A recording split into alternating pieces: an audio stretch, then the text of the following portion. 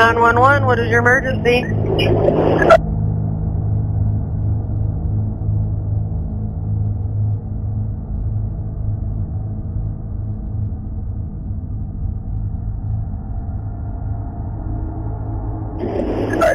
On Highway 81, just north of Terrell, in between Terrell and Ryan, Oklahoma. It's probably about 3 miles north of Terrell.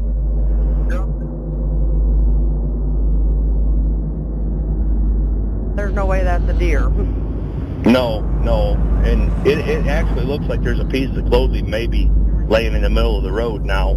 I don't want to get too close. I just... Hear me right now? No, this is another 911 call that's looking at it.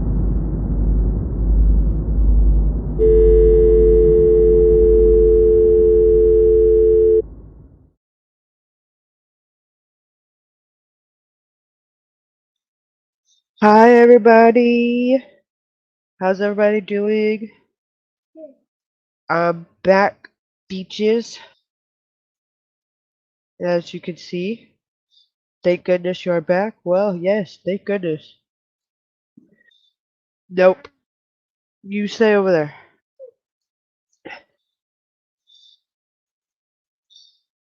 Happy birthday. I didn't know before today that you and my significant other shared a birthday. Well, like I said, your significant other is halfway to being the coolest person ever. Because they share a birthday with me. Yes, that is cool. Hey, Hummingbird. Y'all have to excuse the shut up. Y'all have to excuse the stuffy the snot nose booger face going on. I got a little bit of a sinus thing going on. Happy birthday. Hope you have a great day. Well, thank you, Jennifer. So, couple of things I want to share with y'all. Not going to be a long stream because it's already 10:24 and I'm a little tired. But as y'all can see, I'm camming up because ain't nobody scared of shit around these parts. And if you know, you know. If you don't, it doesn't apply to you. I'm not talking to you. But there's just some little like weird little trolls under a bridge on the other side of YouTube that think that I'm scared to cam up just because I don't cam up. But I ain't scared of shit. So there's that. It rained after we left Chile, so that's why my hair's all wet. Kaylee, have you heard of hold on, how do I say that? Have you heard of Gorilla Publishing? I don't think I have. I could Google it real quick. What is it? I talked to Twin Mama last night. Did you, Joy Perry? What did she have to say? I was hoping she'd go live tonight. I was going to go up on her panel, but I seen she didn't have nothing scheduled. That's why I jumped up here real quick because I promised everybody I would come back whenever I got home because I did like a little short one earlier while I was at Chili's before I went in to eat. However, I don't see Miss Lindy J in here, so I'm not going to share her PowerPoints until she gets here. But I do want to share with you guys the stuff that's been going on with Justin Roy because I support him and his wife, and I do not support the bashing that's been going on of him. You should. It's this guy that goes around Oklahoma and confronts. Oh, hold on. Before we get to Justin Roy, I'm gonna Google that right now. Hold on, Gorilla Publishing. Okay, let's see. We'll share my screen so she's not good enough internet. Oh, bless her heart. Let's see.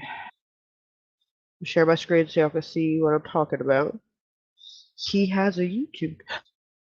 Oh, well, okay, let's see. I'm gonna go to his website. He's got Facebook, he's got Instagram, and it looks like he's got a website. Home for Book. Okay, let me look it up on YouTube real quick. Oops, sorry. YouTube.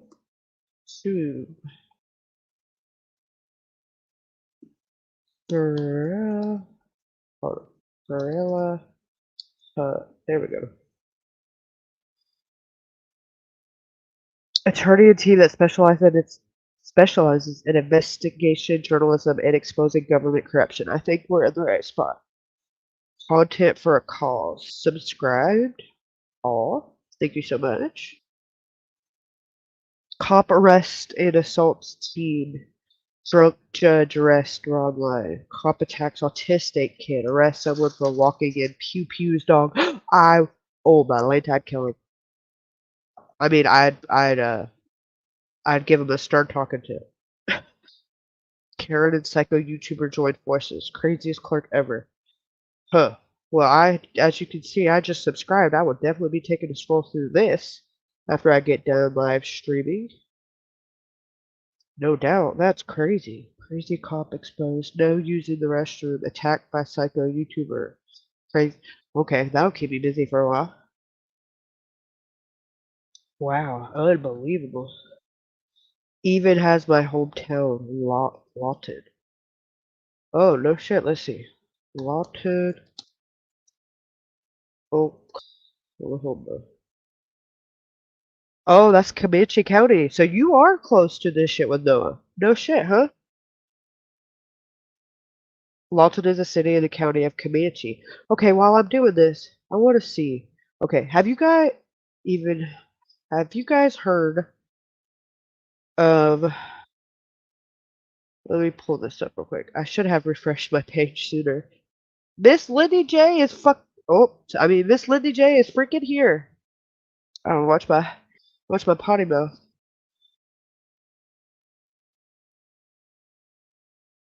Let's see. Okay, hold on 1 sec.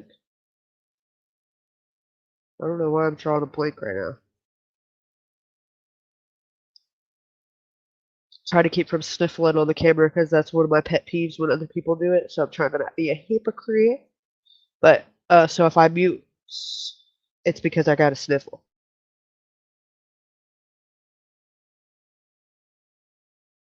All right, I feel better now.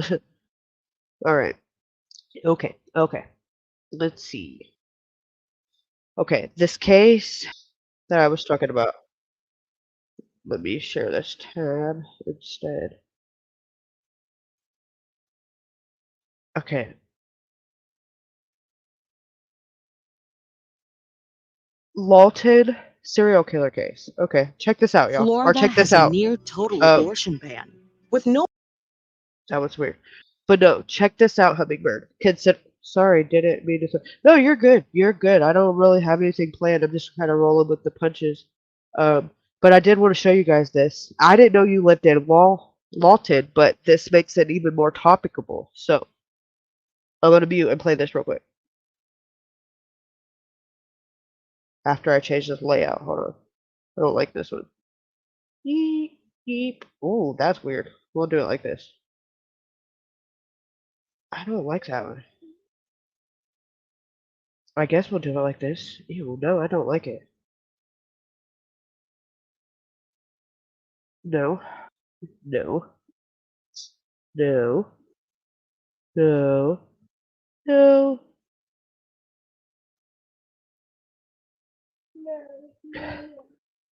Okay, we'll see. Maybe like this.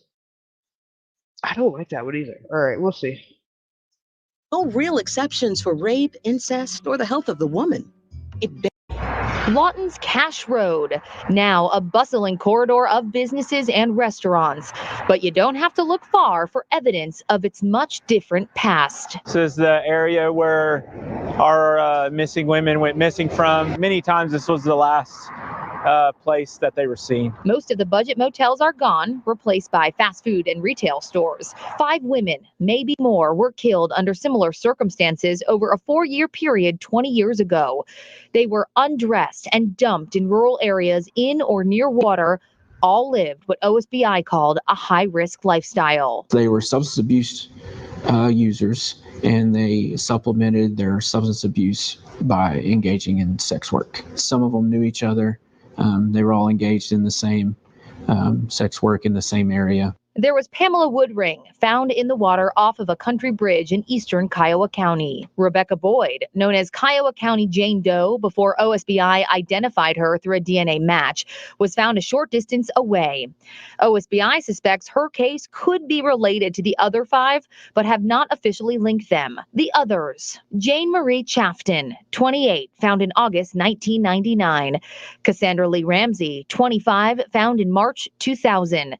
Mandy Ann Raitt, 21, found in 2002. Janice Marie Bono, 29, found in February 2002. OSBI declined to say how the women were killed. Theories of the killer or killers range from a John or cab driver to a drug dealer, but none of them have panned out. I think anything is open right now. We believe it's possible that it could be one person or a set of persons that committed these crimes. He says agents have aggressively worked the cases. They've interviewed hundreds of people, multiple persons of interest. We just haven't got the break that we need. We reached out to family members we could find, but none responded.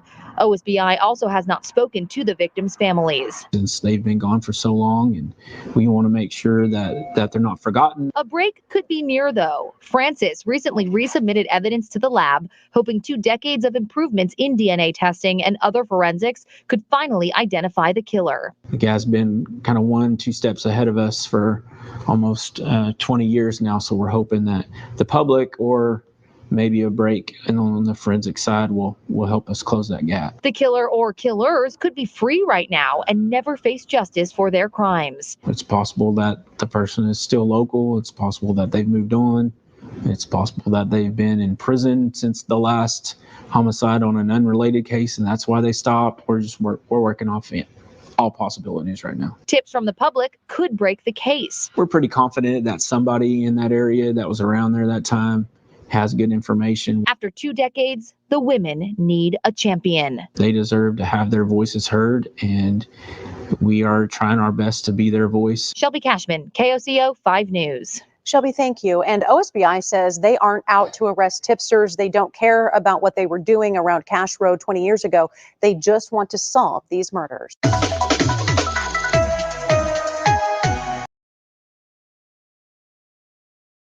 Isn't that crazy? Okay. Real quick. Now, I'm sure if you live in Oklahoma, you've heard of this case. Most people are scared to talk about it. I, however, built a little bit different. I don't scare easy, and when people tell me I probably shouldn't do something, it makes me want to do it more. However, that is probably not the wisest thing to do. However, here we are. I don't care. Anyways, so a little backstory before we watch this. It's called Dying for Answers. Okay. This investigation was conducted not by OSBI or by any official police. This was done by Channel 9 in Oklahoma.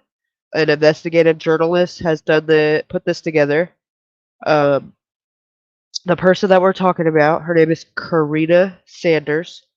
She was born July 17th, 1992, in Oklahoma City, and lost her life due to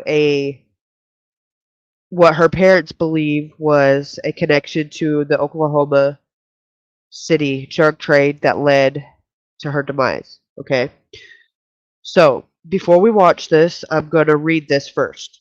Ew. Anyways, that's weird. I don't want to see that.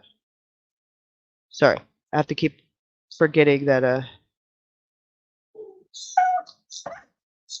Hold on.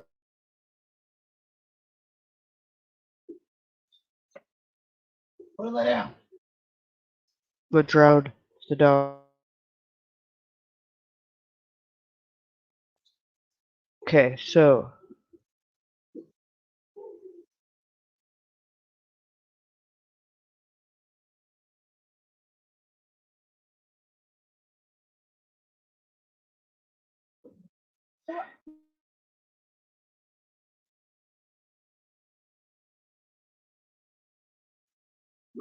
Okay. It's mouthy little ass Chewini. Anyways.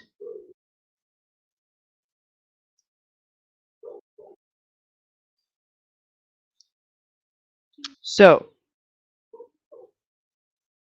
I don't know why this isn't loading correctly. Okay, investigator's notebook. It says someone savagely killed 19-year-old Karina Saunders, and people are literally dying to find out who committed the murder. It says the mystery began October 13th, 2011.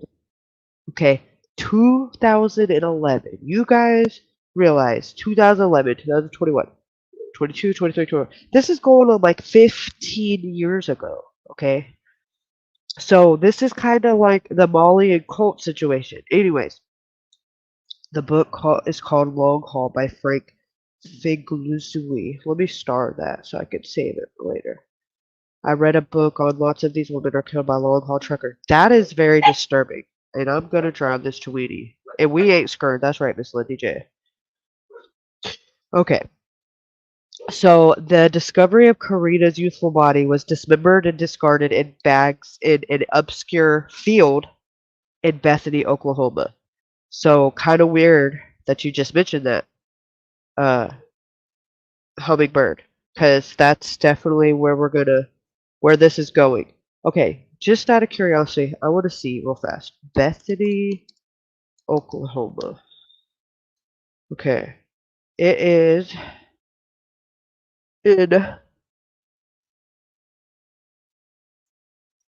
what is okay? What is? Oh, it is a city in Oklahoma County. Okay, so let me see how far this is from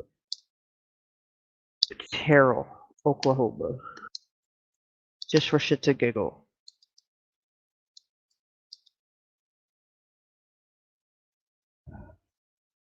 Bethany, Oklahoma to Terrell, Oklahoma, 2 hours and 13 minutes. Not far at all. So you pretty much go down, it says via I-44 and US 81 South. You can either do 2 hours and 29 minutes or 2 hours and 43 minutes. So not far at all. How many miles? Let's see. It is 129.8 miles.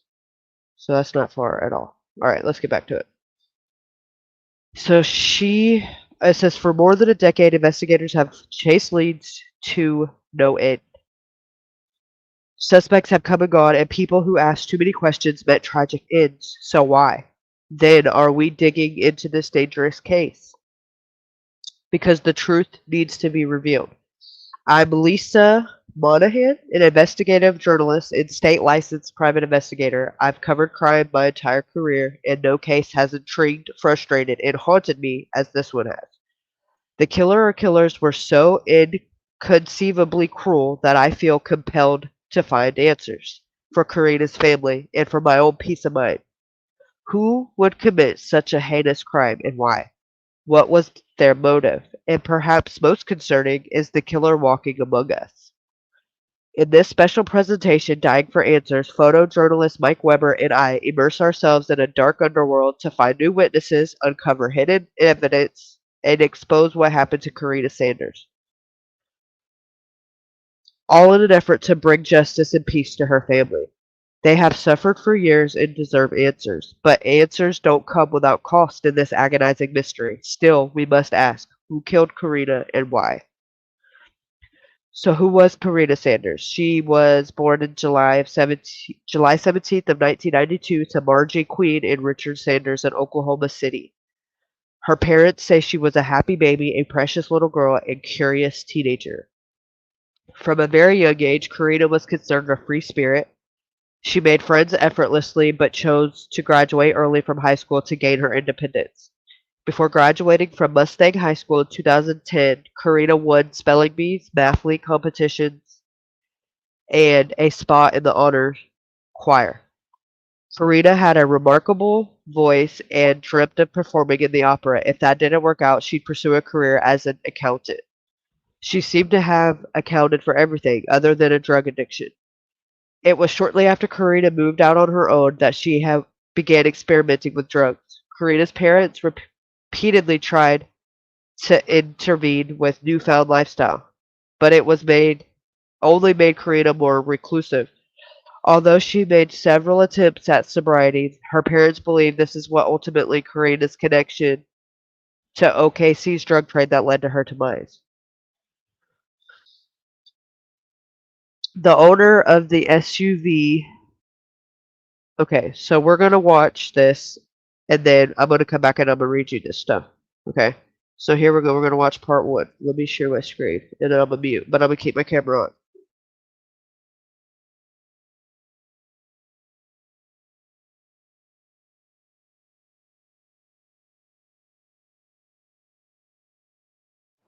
Tonight, a torturous and unsolved murder mystery. A family longs for justice while one of the suspects is looking for redemption.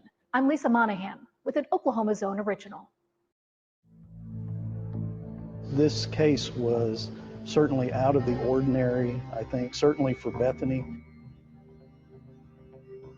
And as it turned out, it's probably unordinary for the metropolitan area. We're talking about a 19-year-old. Can you guys hear that? Let me.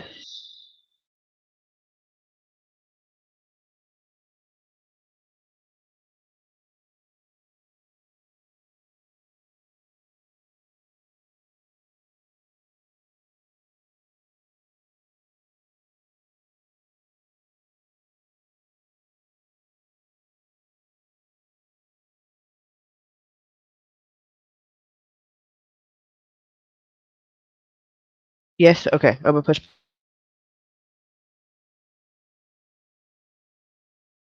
Girl who just had started her life.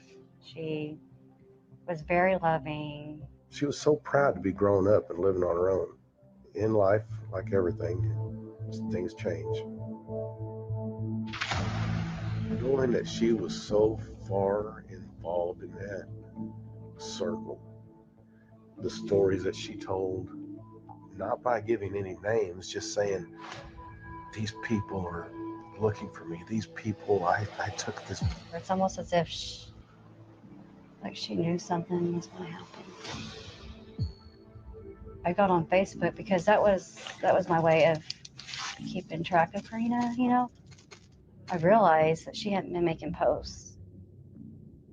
I felt fear that something was terribly wrong. We've got a smell and a large black bag that has been hidden here.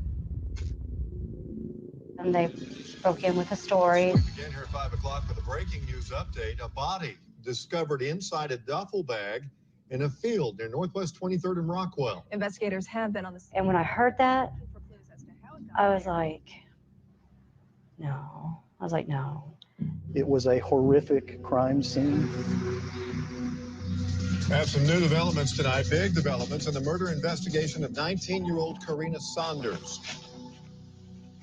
Prosecutors filed first-degree murder charges against Luis Ruiz and Jimmy Massey. Maybe we're seeing justice, you know, and then all of a sudden they're getting charges dropped. It hurt bad knowing that they were going to go free, and we're sitting here still trying to figure out what's going on. Did I want to go and find them? Oh, yeah. Margie, Richard, I know you guys have for a long time wanted an opportunity to sit down with Jimmy Massey and ask him some questions. Well, this is about as close as we're going to get. And believe me, their thoughts ran about being a lot closer. Listen what I tell y'all. Oh, listen, ain't nothing worse than having to sit in front of a daddy of a little girl that was, I don't even have words to describe the things that were done to that girl. The way that she was found dismembered and discarded like trash. This guy, I give him props because you couldn't pay me $1 million to be in charge of that investigation and to have to go sit across from her daddy. But I'll give him that. He's got balls because I wouldn't want to have to do it. And let me just say, shit's about to get heated. So, buckle up, Buttercup. All right, man, these people are really. Put yourself in our shoes. Oh, and you're the accused. Do we want to see you walk free? We don't know you. And you're making an innocent man go through hell.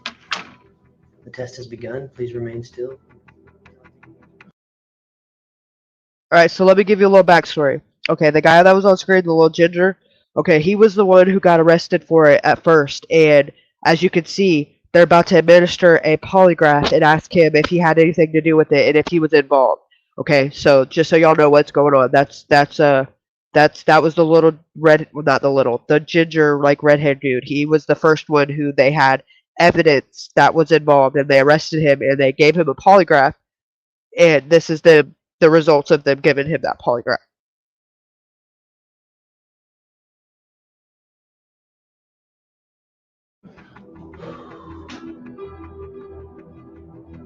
Did you cause the death of Karina Saunders? I just want my life back. Back of my mind, all I could see is his grinning. Spoiler alert, he didn't do it, according to the polygraph. So he's kind of being a little smug because he knows he's not involved. However, he's still kind of douchebaggy in my opinion, because considering the family is going through what they're going through, he could have a little bit more empathy, in my opinion. But that's just my opinion. Picture when he was in his jail uniform and wondering what the hell was he grinning for. I agree. I don't know why he's grinning. It's not cute.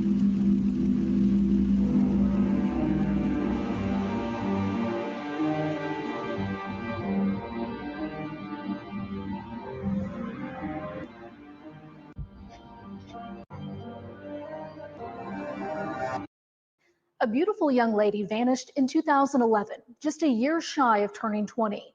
The pure depravity of the murder is disturbing. And for 9 years now, I and countless others have tried to determine what could have motivated someone to dismember and hastily dispose of Karina Saunders. In this special report, we'll take you deep inside this horrific case.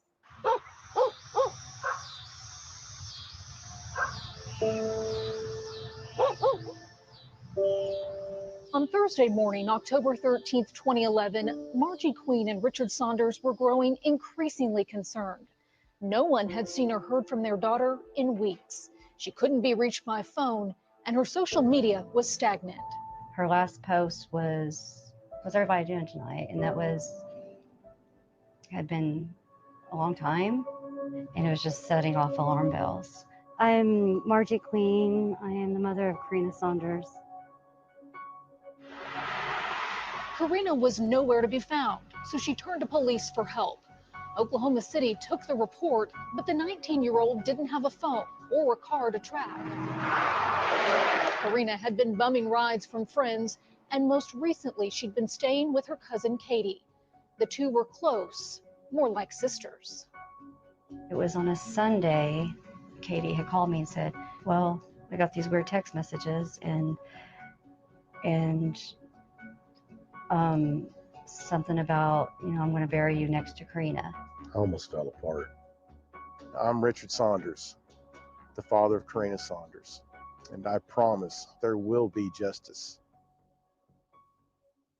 I started calling everybody that I had their number to get a hold of her, anybody I could call.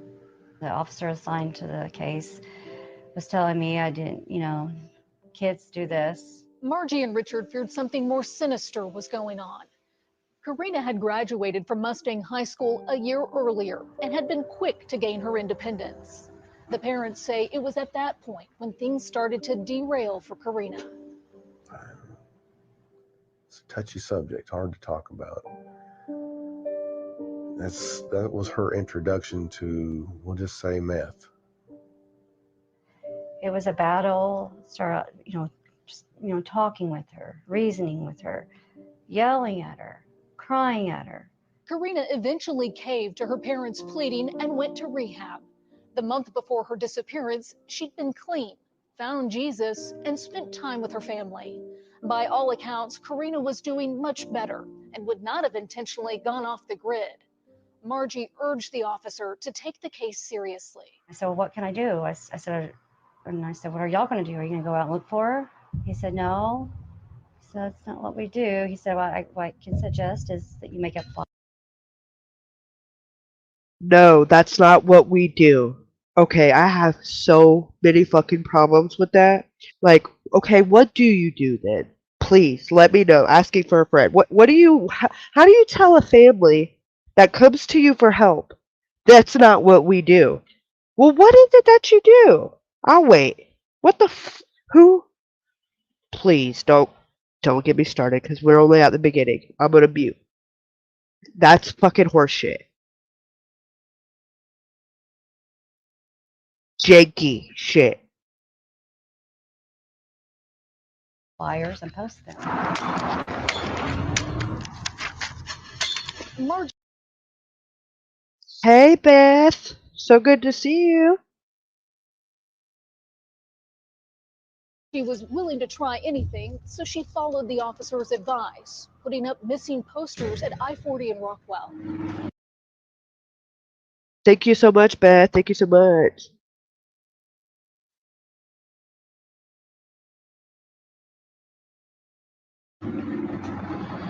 Margie didn't think Karina had simply vanished from that intersection. She had connected the area to one of the many mysterious incidents in the days leading up to her disappearance. Karina's cousin told police she dropped Karina at that Taco Bell on September 28th. There, Karina met up with her acquaintance, Kenny Richards, a man more than twice her age with a sordid past. Karina climbed into his SUV and the two drove out of sight. I went up and down Rockwell. Can I put it on the outside? Okay, thank you. Asking, going into stores, asking if I could put up flyers. And the last place I stopped at was Homeland. I tried not to act like I thought something more was wrong, you know. Well, you guys are all special to me, and I love you more, lady. And hey, Jim Coddington. Excuse my stuffy nose, but so good to see y'all. It's been way too long. I guess because my hope was bigger than the reality.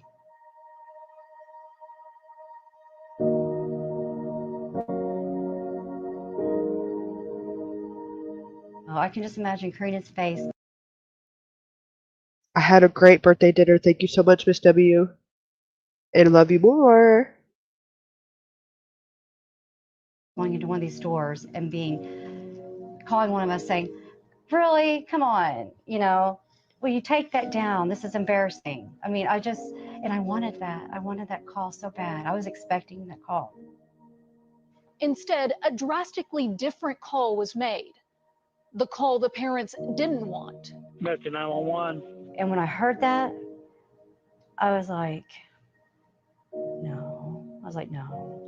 When we come back, the discovery that turned Margie and Richard's world upside down and stunned not only police, but the entire community.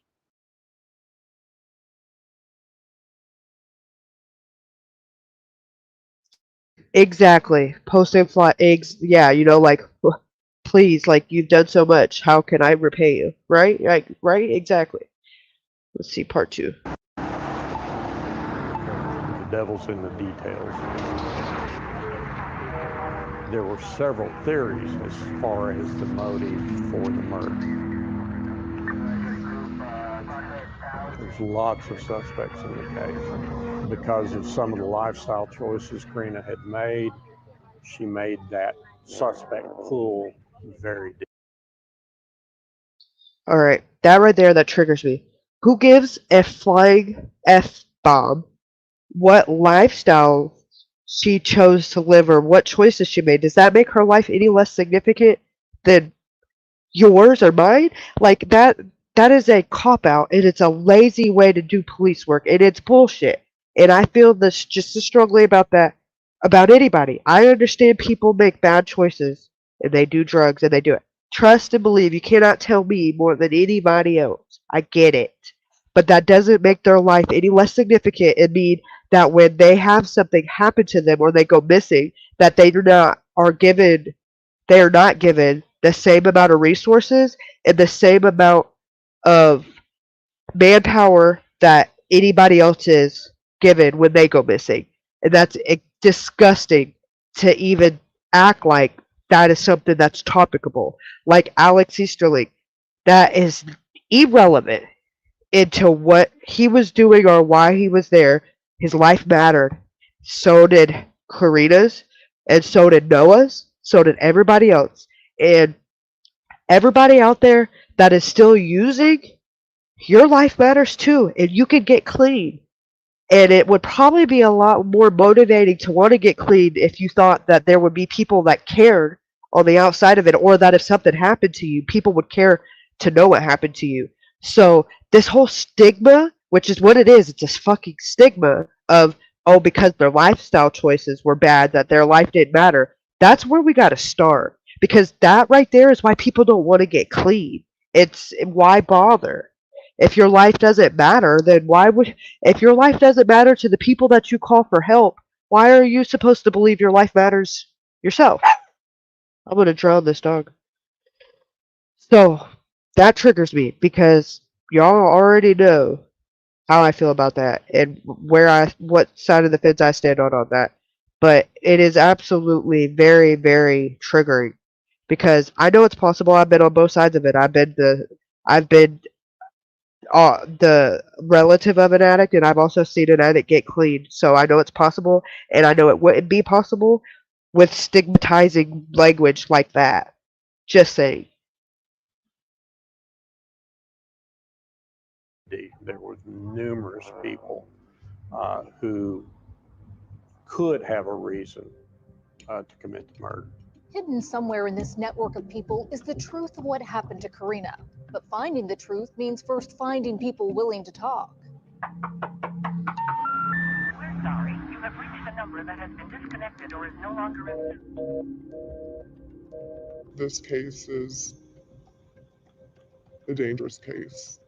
You can never be too safe, especially when dealing with someone who's capable of doing that. We've agreed to hide your identity. Can you tell us what you're most afraid of? These people are running free right now. They could do it again. They're dangerous people. Those people, our confidential source says, are part of a mostly invisible society that operates in the darkest corners of the Oklahoma City metro and follows a strict no snitching code. Does it have you looking over your shoulder? Yeah.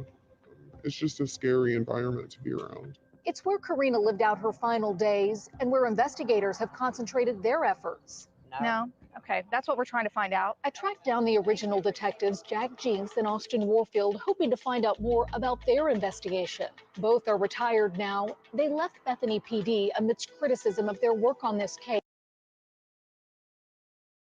Real fucking convenient, eh? Real convenient, huh? They get criticized for their shitty job and their lack of action, and they retire and collect their fucking pension and 401k on behalf of being criticized for being shitty cops. Isn't that something? I'm not done with them. I don't give a fuck how retired they are. I'm not done with them. And despite repeated requests, declined to be interviewed. The investigation is currently in the hands of the OSBI, which took over the case when irregularities were found with the Bethany investigation. Because Karina's case is still active with the Bureau, her file is protected by a state law that prohibits the agency from releasing reports in the investigation. So we set out to launch our own investigation and spent the better part of a year in search of new leads. Covering Karina's murder for 10 years, it wasn't hard to put together a list of the case's key players and places. It would be much harder to turn that list into real leads.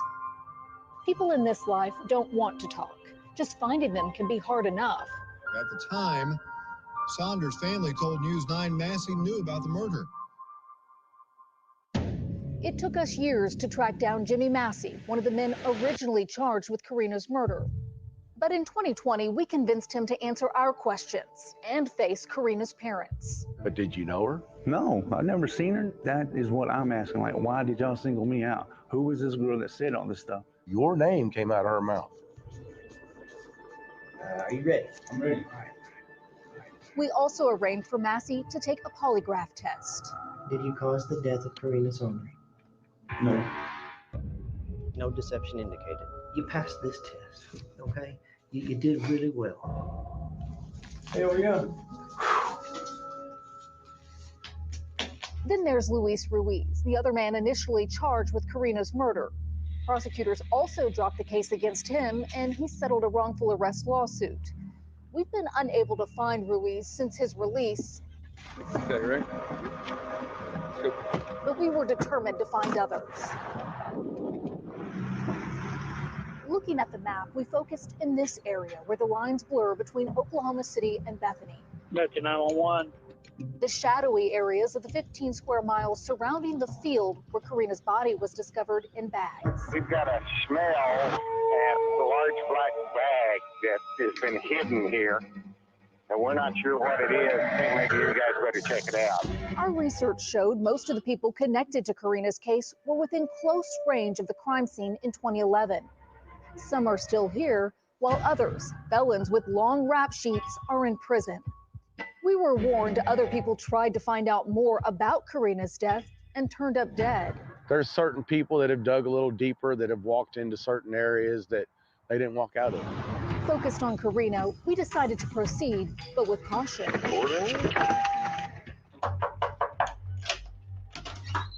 I'm investigating the unsolved murder of Karina Saunders. Wow. Do you have any information you can help me out with? Carrie Strobel is related to a person of interest in this case and says authorities have questioned her through the years. Early on, we went after people like Carrie, who were relatively removed from the situation, hoping they could safely give us information that would get us closer to the truth. Everybody who was involved in this has split. Why? They're all scared. I've been trying to find her. She's on the street. Okay, everybody that's involved, so that implies that you know people that are involved. Like, what kind of fucking questioning is this? Like, who was everybody? Where'd they go? Give me some names. I mean, that implies that you know people are involved and where they went. Like, who the fuck's everybody? And split where? And because they're scared shitless of what? Who? Like, I hate this vague shit. Like, come on, let me ask some questions. Let me at them. Let me at them one time. Is that how they get polygraph reports around here? I guess so. I guess so. Look at her smile. Exactly. They all think they're fucking smug because at this point, you got to think about it. And from their perspective, this happened 15 years ago almost, and they've got away with it. So there's a lot to smile about in that case because she's laughing like, huh, oh, but you're not going to get any closer to justice than anybody else in this case is. That's how it comes off. They got the right one, though. Literally. She's on ice and she's on the street. I've been trying to track her down for some time. Oh, you're the one she's running from. She couldn't. You're the one she's running from. Okay.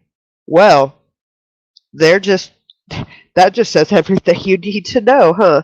Because she just got on that phone and gave her a heads up and said, hey, the bitch you're running from is at my house. Don't come around here. And if you think otherwise, you are sadly mistaken, because that bitch is all, whatever she's selling her out about, she's on just as much, and she's probably player hating because she ain't got none.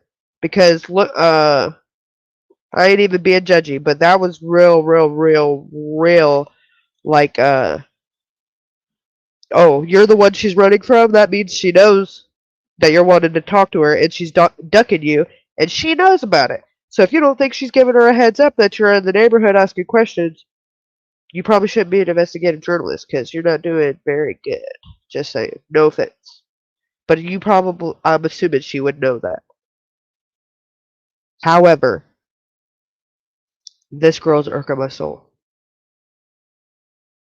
She's just like really, ugh. I don't know. I'm just being judgy. Maybe I should turn my camera off. Couldn't point us to the person we were looking for, but claimed to have information about a possible crime scene, a house where Karina was rumored to have been killed. It was set on fire. The house was set on fire. The house is now abandoned. The house where this happened. The house is all blacked out. All the windows are all blacked out. The windows that are standing are all blacked out. Who owns that house now? I don't know. Carrie says she went by the house a few years after the murder, but couldn't remember the exact address. She tried to take us there. We were on just this street of McArthur, and the off-ramp was directly on this there. Now, Carrie couldn't remember the exact address of the house, but says she went by there a few years after the murder. She tried, to the best of her recollection, to take us there. It will all make this whole story will make so much sense when you see that. Okay. But with the passage of so much time, it was evident that memories had faded. Now, if I go straight, it dead ends. But see, you should be able to see a highway.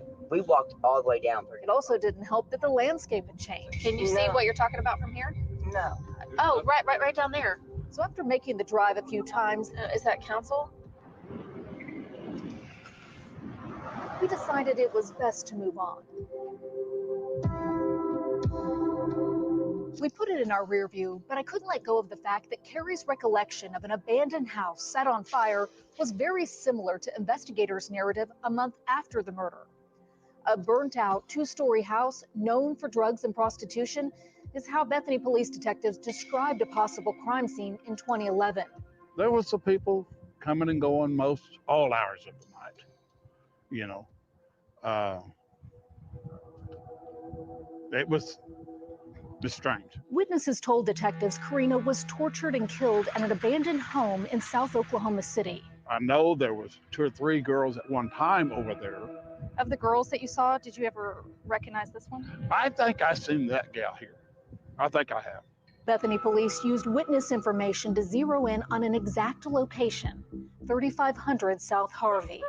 Despite it being a 20-minute drive from where Karina's remains were discovered, it had to be explored, if only to rule it out. Back then, detectives Jinks and Warfield followed the lead and made a shocking discovery. The house, a potential crime scene, was gone. I searched public records but couldn't find anything to suggest authorities had attempted to unearth evidence at that location. Others who have reviewed the case believe the tip was a long shot in the first place. It never made any sense to me that the murder would happen miles and miles in both directions from where the body was recovered, and then that they would transport that body back. So I had to get creative to find out more about this mysterious house and how or if it's relevant. I figured it probably happened. I figure it probably happened right here. Up next, some digging on the internet uncovers a connection between the fate of the house and the fate of Karina Saunders. Is it coincidence or something more?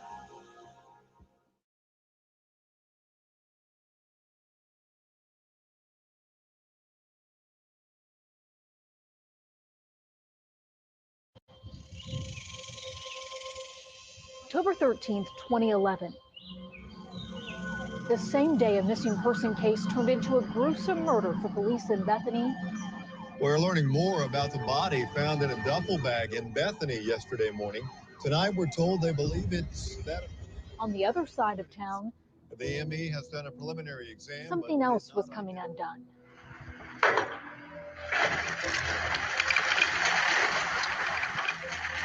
The dilapidated two-story house at 3500 South Harvey was leveled. Detectives didn't know it at the time, but the demolition of that infamous drug house, just as Karina's remains are being discovered, could have destroyed key evidence in the case. Within months of the murder, women loosely associated to Y'all think that's a fucking coincidence? Really? Really? I'm not buying it at all. I ain't gonna give my opinion yet. I'll let it get closer to the end, but I'm just gonna tell y'all that I don't believe in coincidences, especially not in true crime. Sorry, but not sorry. the initial suspects, Luis Ruiz and Jimmy Massey, went to police claiming they'd been kidnapped, blindfolded, and taken to the Harvey drug house where they were forced to watch the torture and killing of Karina Saunders. If true, the timing of the demolition seemed too coincidental to ignore. When I heard about it, I thought, man, it probably happened right there. I started scouring the internet for any connection between Karina and the house. According to online records, an Oklahoma-based property investor purchased it in July 2011 and got rid of it 3 months later. The demolition permit we discovered was submitted to the city October 12th. The approval was date-stamped October 13th, 2011. The house came down that day. I reached out to the investor to ask why he bought the house in the first place. Records show he bought and kept other properties in the area. Why did he get rid of this one? Did something happen? This is Lisa Monahan with News 9 in Oklahoma City calling again about your property at 3500 South Harvey. I've been trying to reach you for a few months now. Countless calls went unanswered. I couldn't help but think he may have also ignored calls about the property back in 2011. I went over there to complain about something, and I knocked on the door, and some gal answered the door, and I looked in there, and there was all kind of. So for those of you that are interested in looking into this, something to write down, which I will be writing down and looking into, who bought that property? I want to know.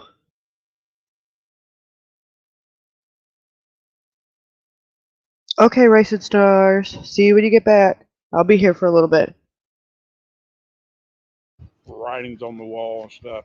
More than just an eyesore, neighbors described the house as a hotbed for drugs, prostitution, and violence. People coming and going all hours of the night. Bob Witt is the landlord at the apartment complex adjacent to the now vacant lot. He's been in the area for nearly 30 years. It wasn't normal.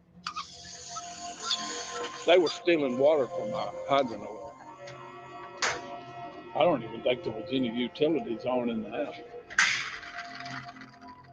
This guy that was living here or whatever, he was shady. I mean, he's the type you need to be careful. Witt had a sneaking suspicion there was more to know about what went on here. I can understand redacting the witness information, but why the suspect? So I decided to check with Oklahoma City Police to see if any major crimes had been reported at that address around the time Karina was killed. If so, those reports could contain information to help us identify this mysterious man we kept hearing about. One particular guy, I've seen him more than anybody. Like, how would you describe him if you could? Wishy-washy. I requested the 911 calls from that location and received a list of about a dozen, all made within a year of the murder. 4 were serious enough for police to make a report. We looked through the reports for even the slightest connection to Karina. Nothing jumped out, but details of the crimes did fit with her lifestyle at that time, and we were able to confirm that convicted felons, sex offenders, drug dealers, and prostitutes were at the house in 2011. We also discovered police seized an array of guns and ammo, methamphetamines, and sex toys from the house before August 2011, before someone set the house on fire. The arson report didn't reveal much. Specific details of the fire were buried in reports that are not available to the public. And Oklahoma City Police heavily redacted the report before turning it over to us. The suspect's name was blacked out. We didn't have much to go on, just a partial description. A man in his early 40s, thin, approximately 5'10", with brown hair and eyes. It wasn't much, but it sounded familiar. He was shady. A big, tall guy or a small guy or? Medium size, probably inch or 2 taller than me, probably slender than me. Oh, he was probably 10, 15 years younger than me. Do you ever see anyone that fit that description around here? Witt thought the sketch closely resembled the person he'd been describing to us, but wasn't certain. That could have been the guy that I seen coming and going. The OSBI released the sketch in 2020 after a witness came forward to report suspicious activity near the grocery store around the time of the murder. I think this person said, oh, wow, I think that maybe I was there long enough or saw something that maybe no one else has reported on yet. And then there it is by itself. If I pick the eyebrows, okay. In this instance, there was a person who was in the area the evening that her body was placed. Special agent and forensic artist Travis Smitty interviewed the witness who remembered seeing a man in the field where Karina's remains were found. We try to put them back into the moment and ask relevant questions that help us focus on the individual more so than the event itself. After the interview, what happens? The way that I like to proceed with these is you start with a basic face shape. Facial tones, mustache. We spend a lot of time focusing on facial features and the actual, the uniqueness of the person themselves. Once we've got the lips right, the nose right, the ears right, the eyebrows right, then we can add on the eyes. And once we've added on the eyes, that's when we really know if we're on the track or not. Eyes are the most important part of a face that really draws people to who are you. Several years after the encounter, the witness still had impeccable recall that allowed them to create this composite sketch. Whatever we end up creating, that is essentially, it's their drawing or their composite. I am just a person that's trying to help them wade through all this multitude of options. Unable to put a name to the sketch or the mystery man at the house on Harvey, we decided to follow up on the landlord's other lead. The graffiti he described on the walls inside the house. I knew I wasn't going in that house because I seen stuff, paint or whatever it was, scribbling on the walls. Couldn't tell you what it was. Although he couldn't tell us, I knew someone who possibly could. I spent probably at least 2 or 3 years documenting what was going on that house. Brian Bates of JohnTV.com was working in the area as an anti-prostitution activist in 2011. Of all the landmarks in the South Robinson area, it was probably the most prolific. It could be known drug dealers, definitely known pimps. We would videotape all the comings and goings, trying to make people nervous there. But honestly, that was one of the residences where none of the standard tricks really worked. Nobody cared. It was so bad, Bates wouldn't go alone to document the fire. The place just gave you the creeps. There were needles strewn about, there were condoms strewn about. It was just not a safe place, and it certainly was not a welcome presence in the neighborhood. I wanted to see for myself what the inside of the house looked like. Okay, let me just say this. Okay, real quick, because this is some weird shit. Okay, if you're the police, okay, and this is something that is happening in a fucking jurisdiction that you are in charge of policing, get your shit together. Hello.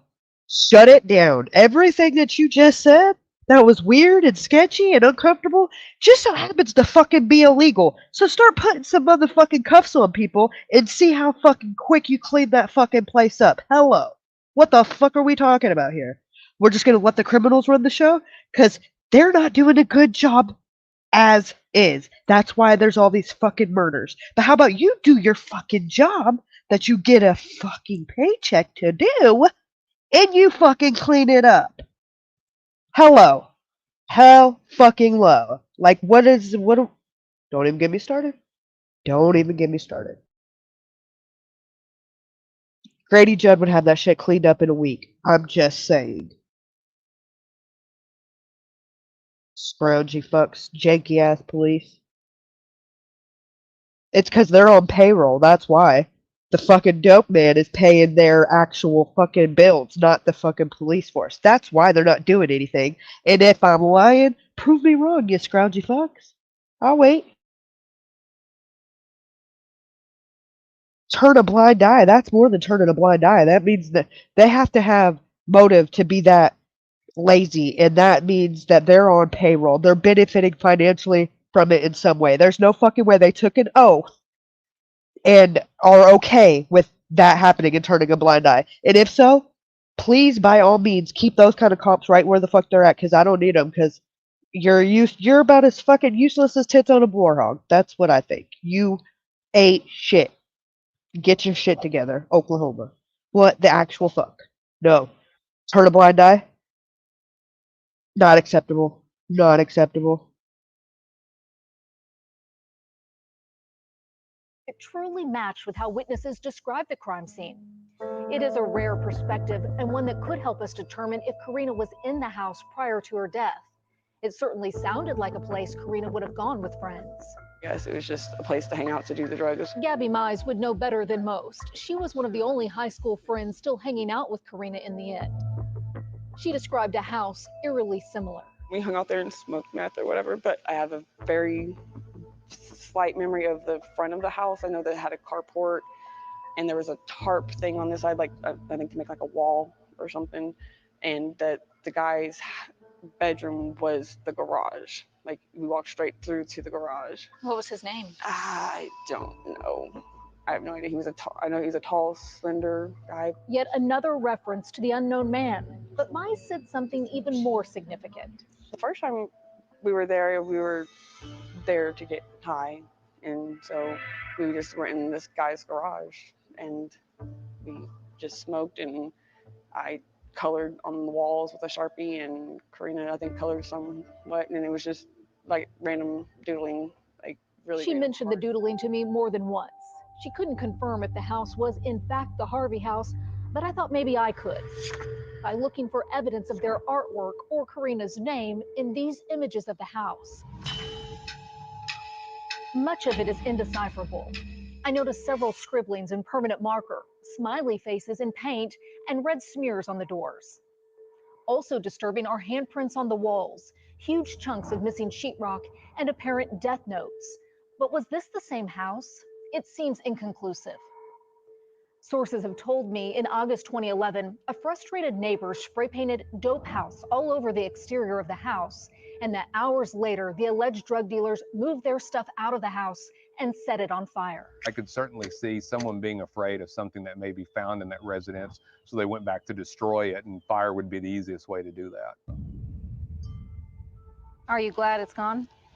Oh, yeah. It's gone, and likely so is any evidence. Was this a miss in the beginning? Eyewitnesses say detectives were here in June 2012, 8 months after the murder, in what was described as a simple ground search. We checked and couldn't find any paperwork to show detectives dug any deeper, raising the question. The house had obviously been destroyed by the time detectives got here, but why not check below the surface? If investigators had dug in on every lead in the beginning, they could have pulled the old pipes to test for blood evidence. And at the very least, they'd have a better understanding of why this area is unsettled now. There's something out there, that mound of stuff that's out there. We tracked down the wrecking company and confirmed the house had a basement prior to the demolition. We can't say for certain what's pushing the ground up, but if a basement still exists, could evidence be buried in it? The only way to find out for sure would be to use ground-penetrating radar to look for an anomaly. 2 different companies denied our request to perform the test. What if Karina's missing body parts are buried underneath? I don't know why somebody hadn't come and checked and seen what that was. Investigators eventually digged somewhere else, though, and uncovered disturbing items hidden below. We'll explore if their discovery also unearths some answers.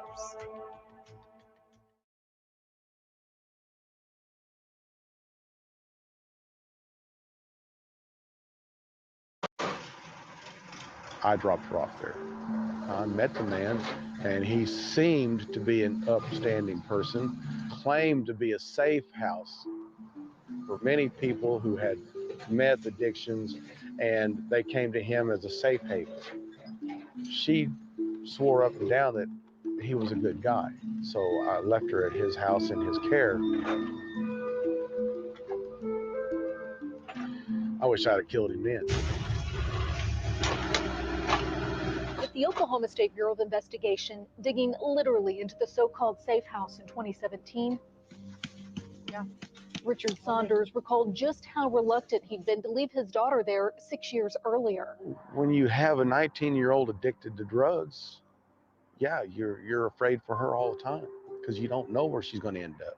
The concerned father tried the direct approach. There was a conversation. It was probably one of those where you should listen to your daddy. Daddy knows best. You shouldn't be doing this. You need to stay away from this type of living. When that didn't work, he tried intimidating those around her, including the man at that house. I told him, anything happens to my little girl, I'll come after you first. And then when I did go back looking, he wasn't there. He's not found Kenny Richards, and neither have we, yet. According to what I was told, that house right there was Kenny's. That's where I've knocked on that door many times. The 54-year-old has been notoriously elusive since Bethany police first questioned him in 2011. He's never been arrested in connection with Karina's murder, but he has quite a rap sheet. I pulled his criminal arrest record to help us track him down. He's been in and out of prison a lot, convicted 12 times in Oklahoma, not for violent offenses, mostly drug crimes. Looking more closely, I noticed Richards had a different address on nearly every arrest report after Karina's death. A check of public records databases indicated Richards moved into the alleged safe house in the mid-90s. He moved out within a year of Karina's murder, and then kept on moving. It certainly made us wonder, what is Kenny Richards running from? Hello. Mr. Richards, Lisa Monahan. Yes. Karina's family is suffering, and I'm hoping that you can help us help them. We'll explore what put Kenny Richards under suspicion and why we're determined more than ever to track him down in just a moment. For now, let's dig in on his backyard as the OSBI did in search for evidence in Karina's case. These types of investigations are challenging. In 2017, armed with a warrant, a team of CSI agents led by Captain Beth Green excavated portions of the property at 504 and 504.5 Oakdale. We're not dealing with the primary scene, and we're not dealing with a fresh scene either. The agents were acting on a tip that was several years old. In 2013, an anonymous email claimed Kenny Richards buried Karina's clothes and missing remains in a metal tank on his property. That information was somehow overlooked by the original detectives and only later discovered by the OSBI in its review of the suspect pool. We were there for the dig. When you are going to conduct a search like this, what do you know about the property going in? How do you prepare yourself for this sort of search? We look at Google Earth images, because the Google Earth images will have oftentimes historic images, and so you can compare those and see if there's any, changes to the terrain. What could changes to the terrain indicate? Sometimes you can see, okay, we used to have a structure here and now it's gone. Other times you can see on Google Earth disturbances in the ground. In this case, Google Earth provided no conclusive evidence the ground had been disturbed. Certainly, there had been plenty of time for someone to dig up and possibly relocate evidence. Hopefully, the excavation would provide some answers.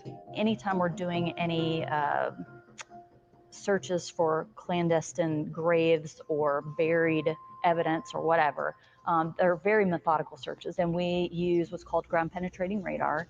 And what we're doing when we use that type of equipment is we're looking for below the surface level abnormalities. The CSI team spent 3 days searching the backyard. This isn't like getting out a backhoe and just, digging a pool and you're just trying to get as much dirt as possible at this with each scoop. There's finesse to make sure that we're scraping, small amounts of dirt at a time. They never uncovered a buried septic tank as the tip suggested, but something similar was uncovered in the front yard. I remember a big tank. I don't think it was a septic tank. It seems like it was just like a trash, maybe an old charcoaler or something like that. Hidden inside it, a woman's shirt, a jacket, and a pair of sandals. Investigators also collected a folding knife during the excavation. They never said if they believe the items are connected to the murder. Further review of the search warrants indicate investigators had hoped to find something else. The same tip suggested a phone containing video of Karina's murder was in Richard's car in 2013, but it has never been found. Now, that doesn't mean that there hadn't previously been evidence there that was removed. That is always a possibility if someone thinks that they're starting to be looked at, that they could. Absolutely, especially when we have years going by. At this point in time, you feel confident there's no evidence buried there? I would say yes. We wouldn't have left the scene if we felt like there were other areas that we needed to search. So you overturned the entire backyard? I can't say that we overturned the entire backyard, but I feel like we did a complete search. There are limits to what Captain Green can tell us, given that this is still an active investigation. But some people close to the case told us the search of the Oakdale house is not complete. If this bitch don't put the shut to the up. No, she didn't. No, they didn't. She's lying. No, the fuck they didn't. They didn't do shit. That's what she meant to say. I call bullshit. No, they didn't. No, she didn't. Oh, of course they. No, bitch. No, you didn't. You did that little ground penetrating radar shit. You see that tank there. You dug the tank up. That's it. You didn't fucking go inch for inch and dig up that entire backyard. Ain't no. I'm calling your motherfucking bluff right now. And if so, what'd you find? I'll wait. No, you didn't. So don't say shit that you didn't do, because you did it. Oh, we felt if the if there was anything else that needed to be investigated, we'd still be there. Well, we aren't here based on your feelings, bitch. We're here because you're supposed to do a thorough investigation based on not your feelings, you know. Evidence, which, if you keep your feelings out of it, probably would have been collected, you scroungy fuck. Fucking janky shit. Complete. And I thought, you know, they don't look like they're digging in the right spot. They have a secret underground there. I wonder why they haven't dug under that house to see what actually is under there. Several people have alluded to a sunken vault or hidden tunnel system. I've heard firsthand from the people that dug it. Supposedly it started out being a well. I never saw it, but Kenny himself told me about it. So he said that if you guys would have been looking hard enough, that you would have either found it or found something. Running down this lead was beyond our capabilities, but the OSBI would have the authority. Is it possible the correct area was not searched? Based on the information that we had at the time and have at this point, I do believe that we did a thorough investigation. I mean, obviously, if anybody has information, we want it. We gave OSBI the information about a possible bunker or tunnel system under the house, but they have not indicated if they intend to do anything with it. In the meantime, I can't help but wonder, is this the place where Karina spent her final hours? Someone is keeping a dark secret. We just need to keep pushing to shed some light on it. What up, Ruben? What's up? What's going on? Man. Sorry. I was out in the shed cleaning and didn't realize that you were on. Yeah, I decided to come back up. I was going to go up on Twin Mamas, but according to Joy Perry, she doesn't have good enough Wi-Fi to come Yeah. up. Yeah. How was dinner? It was good. It was really good. All right. Where'd you go? Where were you at? Chili's. Oh, Chili's, baby back ribs. That's what I'm Yeah, I didn't get none of that.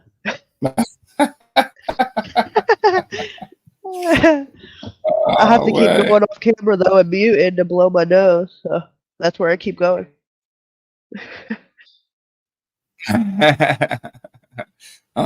So I had Twin Mama had sent me this right here because she was saying that somehow it was possibly related to the one case that she had showed on her show, but this is like way different, you know what I mean? Because this girl's involved in this drug stuff, you know.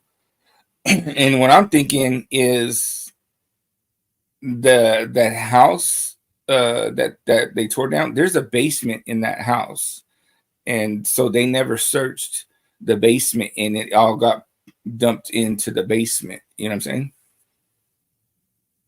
Yeah, and they're supposedly, according to some sources as reliable as they could be, there's supposedly like an underground tunnel under the basement.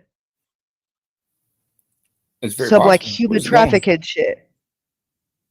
You tell me. That's possible. They've never investigated it. Is there anything around, like say like railroad tracks or anything like that? Yep. Yep. Is it like a railroad yard, like where the train has to actually stop? Hold on, I'll pull up a map real quick. All right.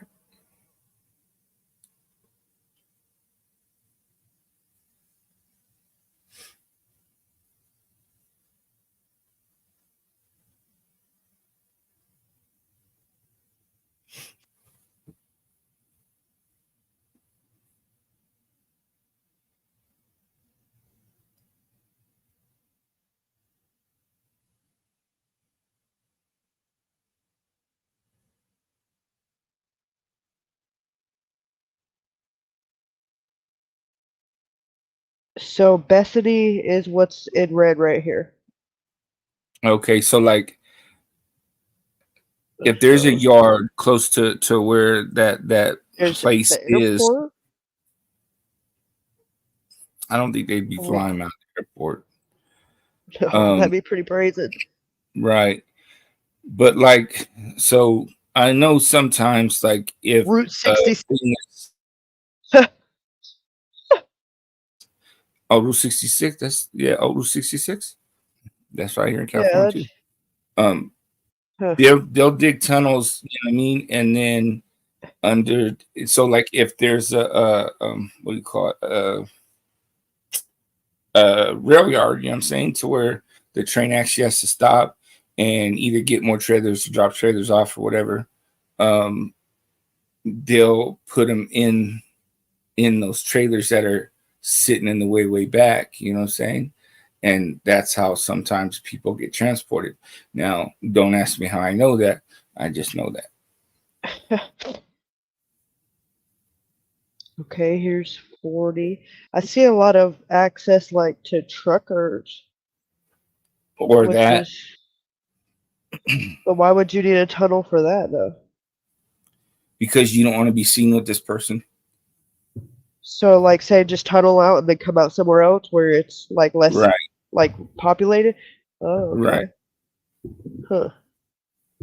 US bicycle route. Right. A lot of it's people that, that, can't be seen with other people, because then it's just more evidence that they can give, Right. Well, I don't. Let's see. But back then, I mean, these tunnels too might been a part of something that, from way back in, I don't know, Civil War type times or some shit like this. There's a lot of tunnels throughout the United States for situations like that.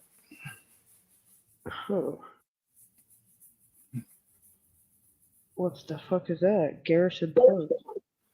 Yeah, or that too, Puff Muffin, they could be tunneling into another structure.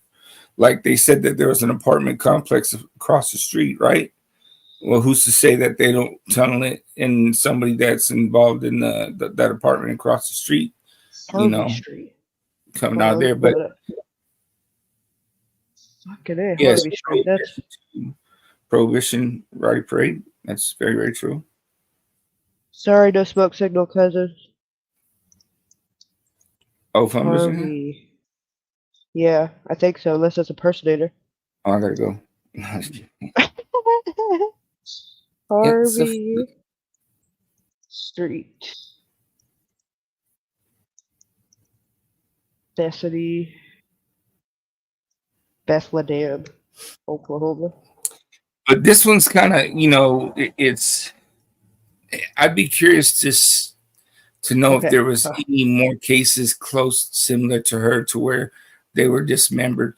And remember that they said somebody was taken to that house and they were forced to watch them torture and kill that girl. Right? Is this where it was burnt down? Right here? Who was the person that they took over to that house to watch torture that Tactical girl? driving school. Who the fuck's tactical driving? What the fuck's that even mean? For like highway patrol or in police. Okay, well now we got we got apartment. Okay, well all of these look like they could have been burnt down. Right. What the fuck is this? School. Apartment complex. Okay, what is this? Southern Oak. Okay, where's Harvey Street? Okay, Harvey Street's right here. Boom, boom, boom. Okay. Yeah. So it would have to be, here's some apartments. All right, let's just take a drive down fucking Harvey Street, shall we? You got to remember too, this is back 15 years ago, so it's probably a lot more populated and everything. Okay, so let me see. I could go back to the date and make it. Okay, we could go back to 2007. Oh, 2011. That's when it happened. Let's go. August of 2011. Well, that's convenient. G. Okay, let's go back. August 2011. Or no, 2017. Let's go to 2011. Right. 4th and Harvey? Yeah, I want to stole all that stuff out of that. Okay, so we're in a school zone too. Not that that matters, but it kind of does. All right. Now we're back at 2024. Stop doing that weird shit, Google. Stay in 2011. You that house was built probably like, if it was. Let's watch it change. 2000. We got 2022. Oh shit! Look, that's pretty dry. All right, so it's 4th. Did they say 4th? So we got to keep going Yeah. because we're at 700. Oh yeah, we're far away. Yeah, let's keep going.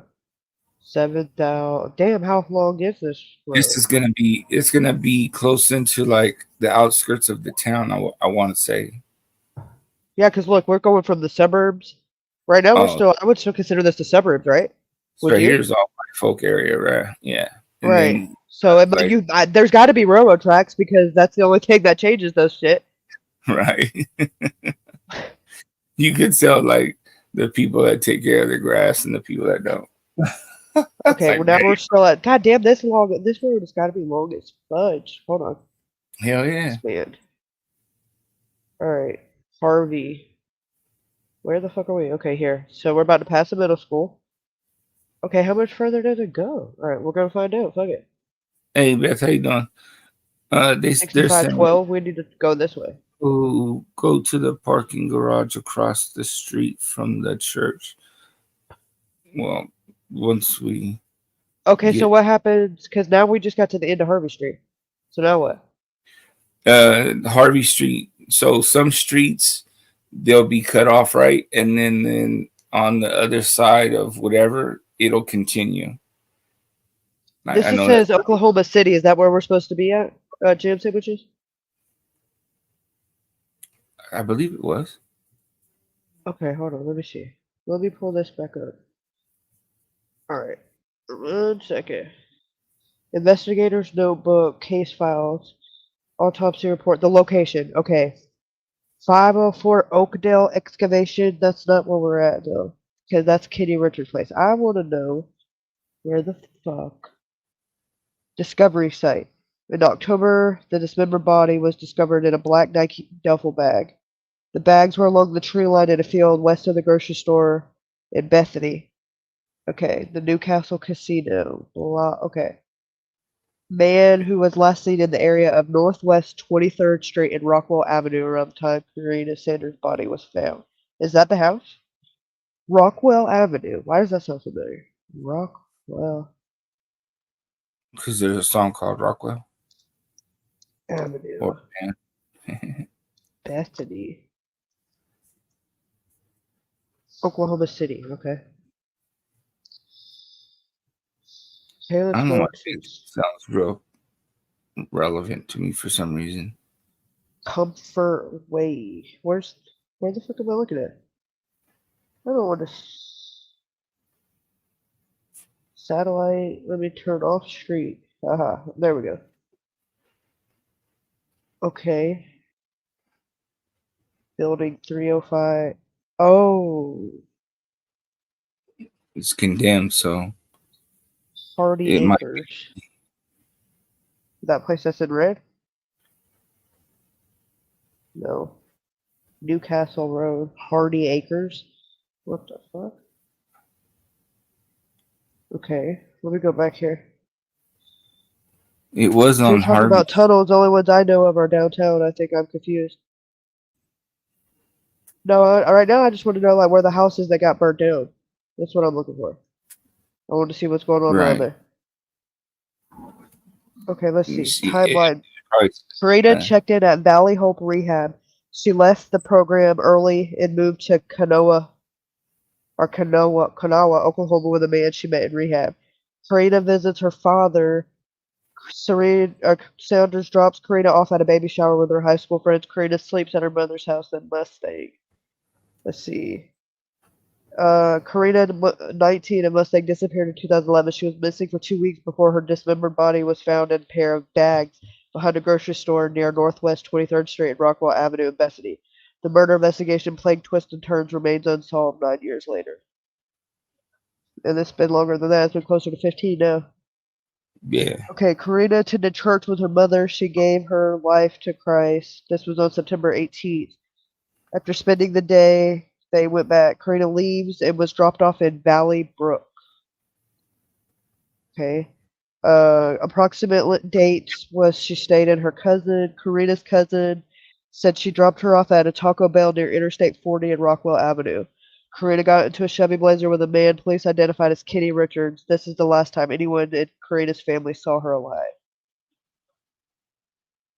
Karina is spotted by a high school friend at the Studio 41 apartments near Northwest 41st Street and MacArthur Boulevard. Karina and Judy Roberts stay at James Donaldson's house. Karina becomes hallucinatory and leaves with Roberts, an unknown Hispanic man, according to the search warrant. Karina is spotted on surveillance cameras at the Newcastle Casino. Investigators say it shows her get into a red four-door Ford pickup and brush guard and lights on the top. Karina's cousin, Catherine, received threatening text messages from Kyle Savage. Savage reportedly knew Karina for 2 years. Investigators indicated he had been messaging Karina for 2 weeks prior to her disappearance. On this day, he messaged her and said that he was going to bury her next to Karina. Yeah. Bloodworth filed a threatening text message report within the Oklahoma Police Department. Her mother filed a missing persons report on October 10th. They called R.C. Reed and said she was okay and hanging out with some people. The threatening texts the cousin received the day prior are referenced, although redacted, in the report. Approximate date of Karina's death unknown. October 13th, the 2 people were feeding feral cats in the field behind the grocery store at Northwest 23rd and Rockwell and stumbled upon 2 bags. They called Bethany police and reported a foul odor. What the fuck? Okay, so I think the apartments we're talking about would be the apartments near 41st Street and MacArthur Boulevard, right? I guess. I think so, yeah. All right, let's see. Jam Sandwiches says Valley Brook is a bad part of town. Jallybrook? Valley Brook Oh, of Oklahoma. I'm assuming she's talking about Oklahoma.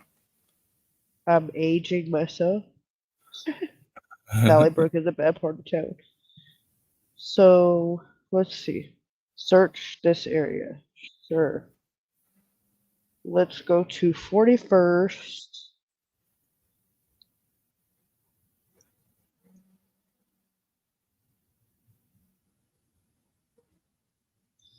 You know what? I want to see Valley Brook. Now I'm curious.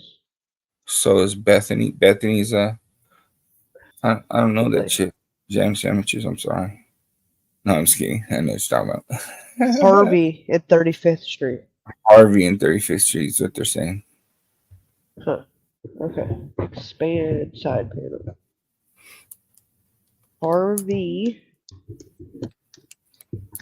and 35th.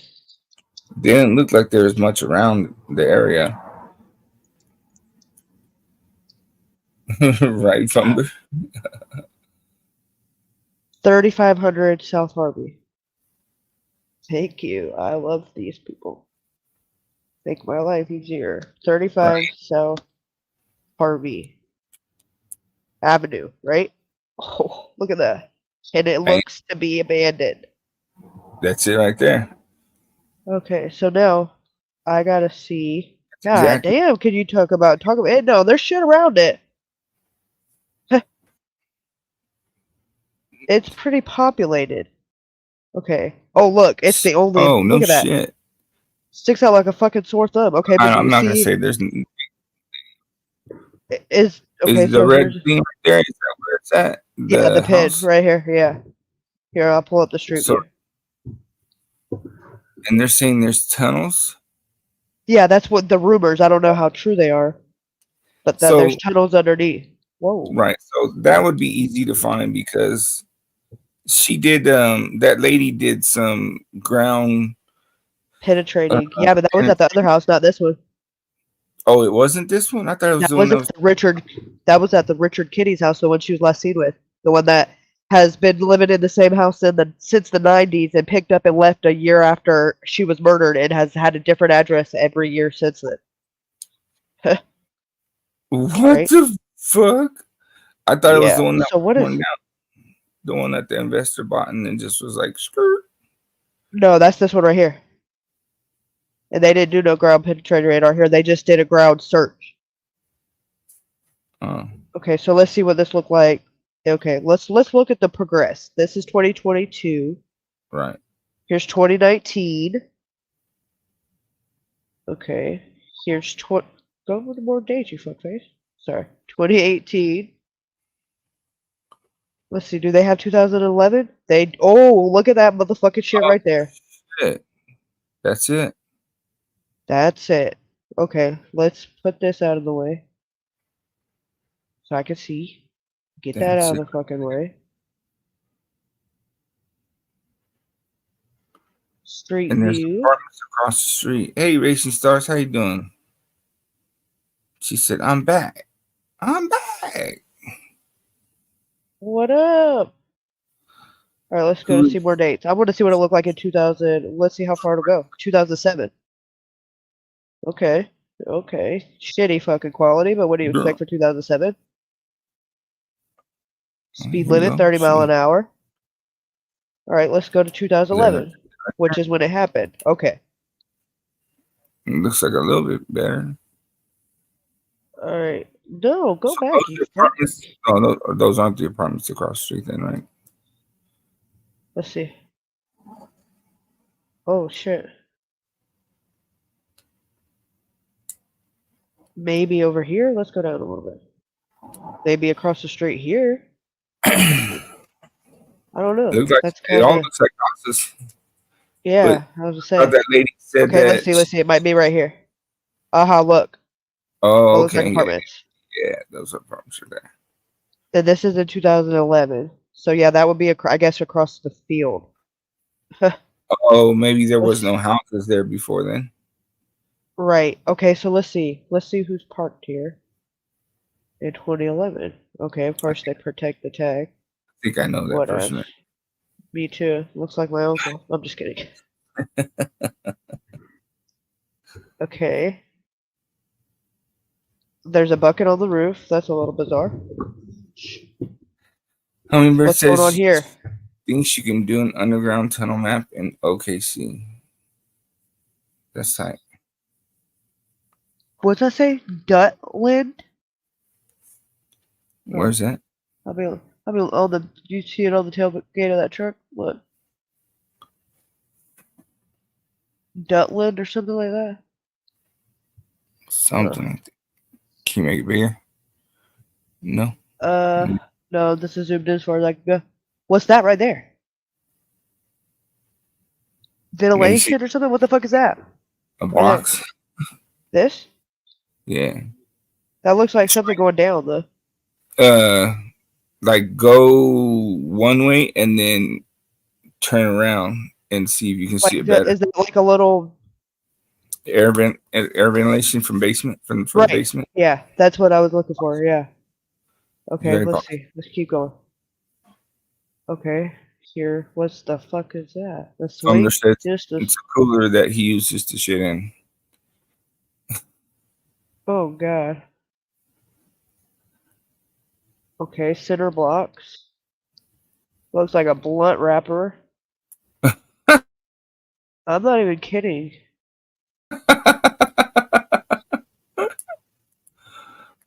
What is that? All right, let's go around to the other side. A well? A well? Huh. I know what that means. Because according to the guy that was talking, they didn't have no utilities. They were stealing water from him. So what the fuck they need a well for? Right. You know? And that's a long way from the apartment to be connecting hoses and shit. Yeah, and I don't see no. I mean, just because we don't see none here, don't mean that it ain't happening. Right. That could be the shit that's underground. That's very true. Think about it, because you'd have to be pretty brazen to have hoses going across, leading right to where you're stealing from. Right, or somebody. Well, I mean, it's not impossible, but somebody could have tapped into the water line. Right. Well, that would be pretty fucking brazen. But hey, stranger things have happened. It don't seem like they're quick on investigating shit like that around here. Right.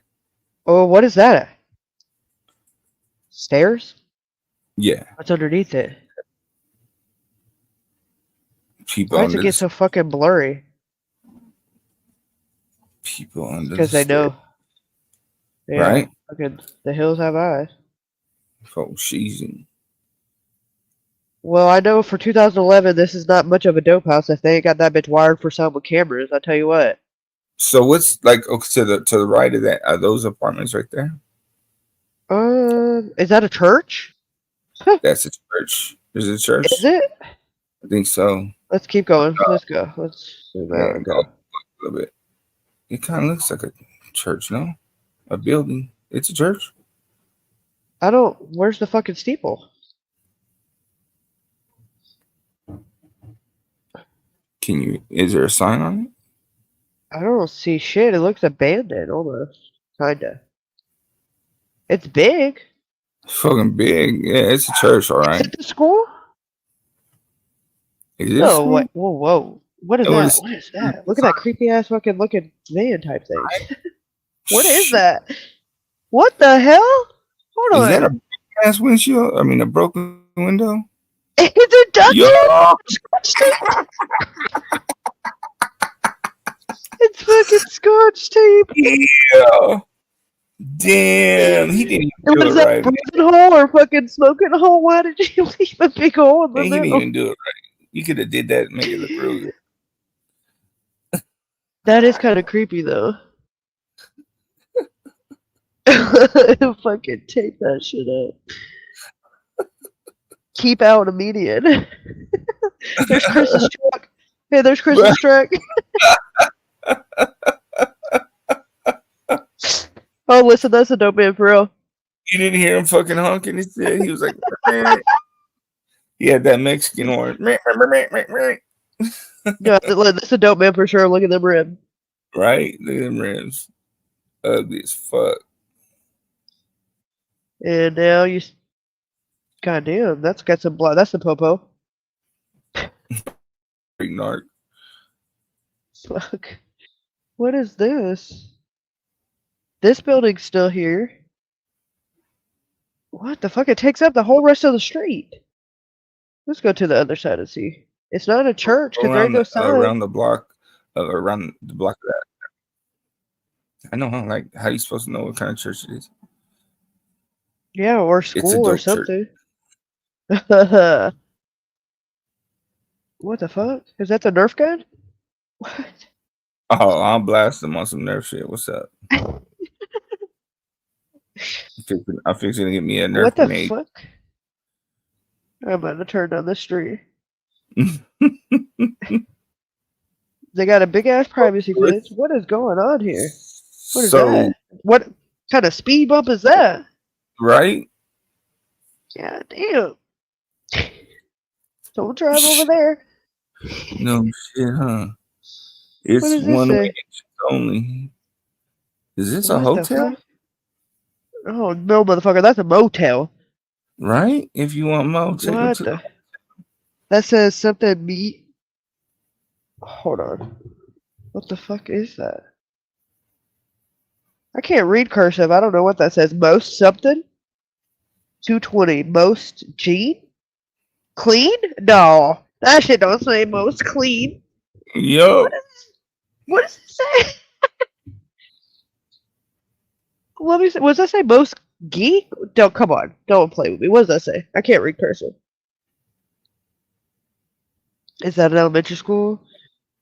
Only certain churches have steeples. Well, if that was offensive, I'm sorry. Then if that was the case, excuse me. Don't listen to me. It was Ruben. Damn, that's some big ass ACs. Hell Or it yeah. looks like a generator. What the It's a fuck? generator. Yeah, it's a generator. They prepared for a fucking what is that? Hold up. What is this? Oh, Okay, look at the that says Mary Jean Apartments. in apartments. That's what God damn, what is this? they wanted to say Mary Jane, but it was already taken, so they had to put Jean and shit. That they just spelled it wrong.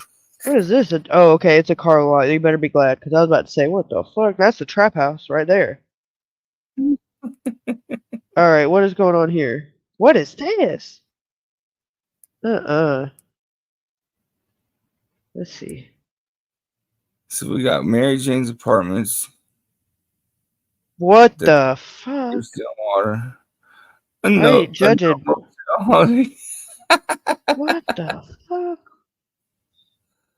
Is this a reindeer? What fucking month is this? February? It's a little past Christmas, but whoa, okay. I ain't Oh, judging. shit. What the fuck? There's the goddamn chest of the molester, man. What the hell? Yeah, I mean, hey, clean your shit up.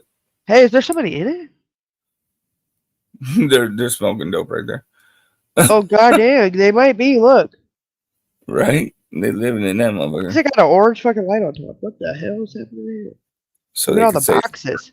it's a work group. I bet. What the fuck? And you're gonna Let's go touch to that. person right by there. Yeah. Let's see what it looked like in 2011. Yeah. So she's and this is what I think Jam Look Sandwich at that just shit. said. That shit clean as fuck. Look at that shit. That shit clean as fuck. What the fuck that happened? Look at that. Even the car lot's nice and neat. It's got a freaking gate. C car wrecker. It's fucking nice as hell. Look at that. What the hell happened? What is that? Radio towers? That's weird. That shit's nice as fuck. What the fuck happened? Well, see, what happens is Meth. Meth is a hell of a drug. I understand. yeah, Methany rolls up into town and shit, and they just started digging up shit right there and just said, fuck it, we're just gonna leave it.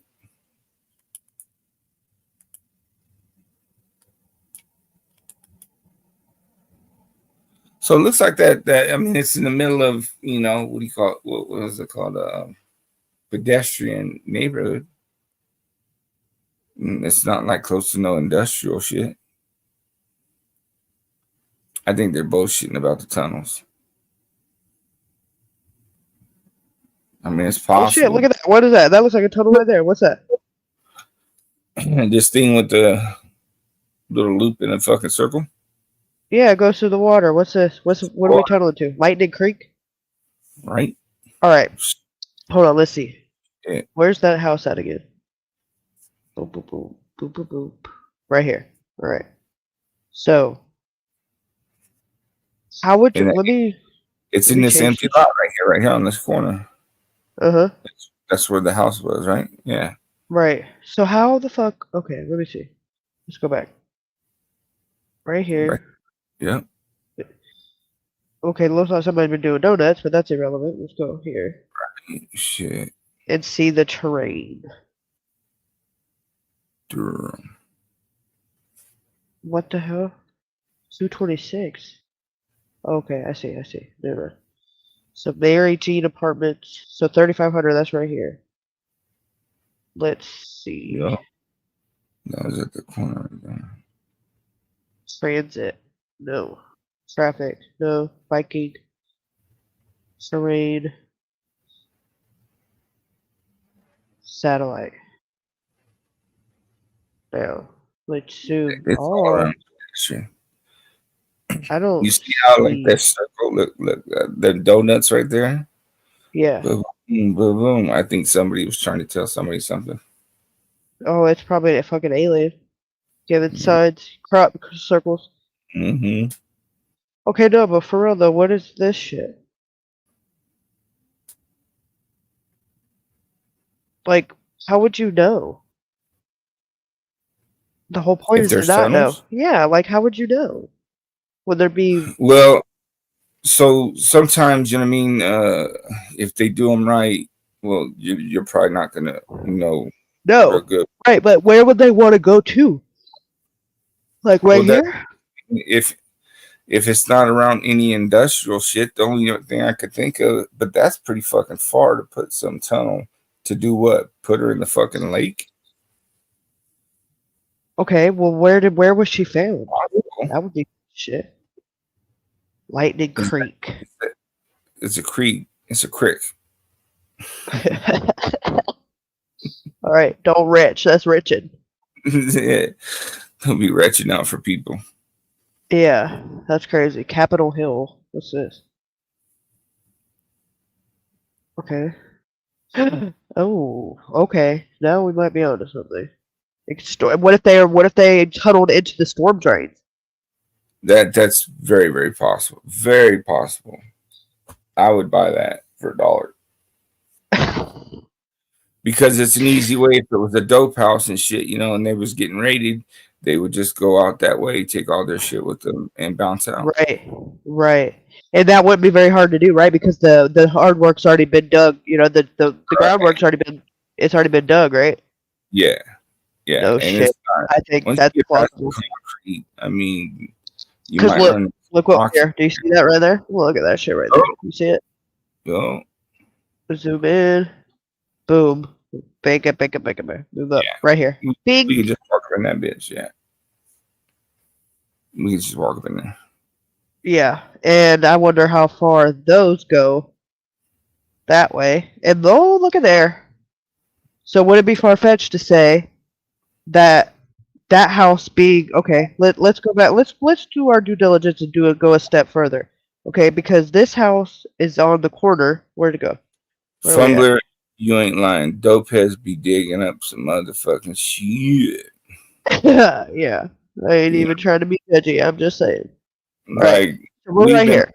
Okay. And they're like, hey, will you dig a tunnel from here to Mexico? And we're like, dude, you know, we're like 300, 400 miles from Mexico, right? You can do it, homie. Yeah, for $20. Come on, I'll get started right now.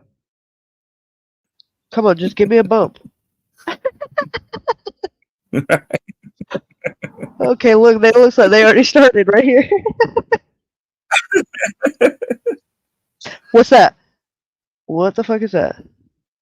Let me turn. What is that right there? Look, is that storm drain? Is that a fucking storm drain? Look at that.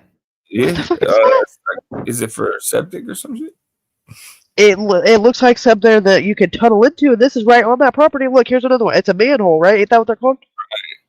Yeah, that's a manhole right there. Okay. And this is right on that property. What is that? They're on sewer? Oh, that's a mound. You see, that's a mound right there. What Boom, is? boom. Oh, Yeah. What is that? But when you played the video earlier, obviously it was bigger. So over time, it's gotten a little bit lower. Right, because this is 2024. So let's look at it last year. So when it first had gotten taken down, it was like a big little hill on top of that shit. I guess. So Let's that look. Let's look at August of 2012. Look. This is what it looked like in 2012, the year after. First of all, what the fuck's that? Like Okay. someone got hula hoop out there or some shit. Yeah, like what the fuck? They're just out here doing donuts? Yo. Okay. What is that? It looks like the same fucking Tracks. Yeah. What the fuck? Telling you, somebody was trying to tell him a sign. Give him a sign. Okay, look, there's more tracks. Look, they burned out from over here. So fuck that shit. Yeah, no shit, huh? What the fuck? Does it look like Hold he on a goes? second. No, it's a That's the shot. fucking shadow on the power lines. You need to get off that poop. Okay, but these are tracks. Look. Okay, look, there's the manhole. These are tracks right here though. Boom, boom, boom. What is that? Is that the Pookie? So if you this is what is this 2012 you said? This is August of 2012. Okay, so then if you went back to 2024 to see if that manhole's still there, if that manhole's Okay, so not this there. is 2011. Yep. What the? Okay, the house is right here. Okay, so now let's go to 2012. Boom, house is gone. Okay. Yep. Now let's progressively watch it keep changing. Okay, here's 2011. Now there's nothing for 2013. Then it goes to 2014. Oh fuck! Look at that mound. Hold up. Yep. Hold up. What happened? What is that? Okay, that's as far as it'll let me zoom. What is that? Why is it there? What the fuck? Okay, let's go further down a little bit. It's like Let's they see. dragged it. They probably drug it. Yeah, Hey, but why is? Snooks, what are you Really? doing in here? Get on your boat. What the hell? Snooks is in chat. Huh. Causing Oh, I'm trouble. like Snooks. I was like, Snooks is on the fucking Google Maps. What the fuck? Like her ass better not be over here. Huh. Okay, let's see. Let's go back Maybe here. Snooks probably knows about some tunnels and shit. She might. It's her neck of the woods too, I'm pretty sure. I was told, allegedly. Alright, let's go to August 11. Okay. Let's go back to the Weird. backside. That's a house that is just like to be a drug house, you know what I mean? It's pretty upkept. I thought the same thing. But who right. knows what the fuck it looked like on the inside? It's not like it's inconvenient. It's like, oh, it's the 2-story on the corner. Right. Okay, let's look. Okay, it looks like it's got a busted window up top, or that's just open. That looks busted for sure. Yeah, that's jagged and everything. Okay, let's keep going. It's got a garage with a car in it. A bucket on the fucking carport roof. That's bizarre. Manhole over here. Alright. Now, this is in 2011. So, let's look and see. Because would this even be... Is this the same lot? Because there's a fence. So is this even owned by the same person? She gotta be. Because there's... You think so? Oh, what's that? Leaves and shit. No, that black thing. What the fuck is that?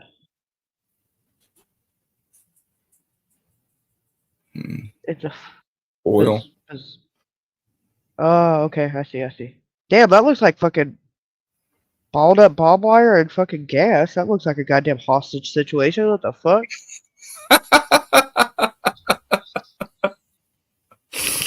Oh, shit. Okay, hold up. Let's keep looking. Let's see what happens in 2012. Alright, the house is gone.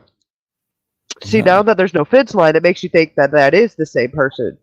Right. Because you can't tell that there's a difference now, because, you know, there's no fence. What is this? Okay, but there's no See, mound nigga, either. fire Where's where tracks the mound was at? thing. The mound is same- like right here. Okay, so let's see. 2014. Boom, mound. Yep. Okay, now let's go to 2019. Why does it go from 2014 to 2019? Anyways, that's bizarre. Okay, 2019. The mound is kind of there. But look at these tire tracks. Now they go this way. Alright, what's going on with this mound? Oh, it's grown. Like, it's there. Like, there's grass and everything else. Okay, let's see 2021. So you think it's something coming up from... What is that? Hold up. What? Okay, we got some serious ruts. What is happening here? What is this? This is bothering me. What is that? What the fuck is that? What is that? Dude, I wish I was in Oklahoma. I'd drive by that shit right now. What is that? What is that? Okay, let's see 2022. Whatever that is still sticking up, but the mound is smaller. Okay. No ruts. No donuts. Okay, what the fuck?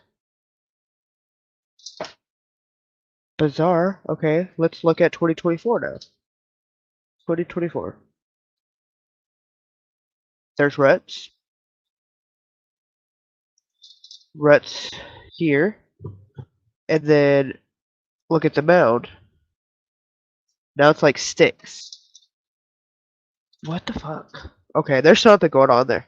I asked the white lady about dope houses. Oklahoma. What'd she say? She said that that's a stupid dope house.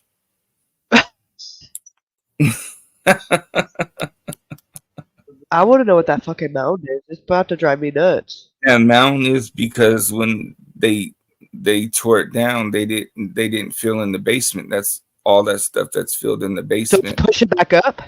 Yeah. Well, No I mean, they shit. filled it in. Yeah, they covered. That's why they were saying they buried evidence that was in the basement. They didn't. Yeah. So it's still there though. They could get it though, right? Yeah, if they Right. dug shit out, yeah. Google said fuck that neighborhood.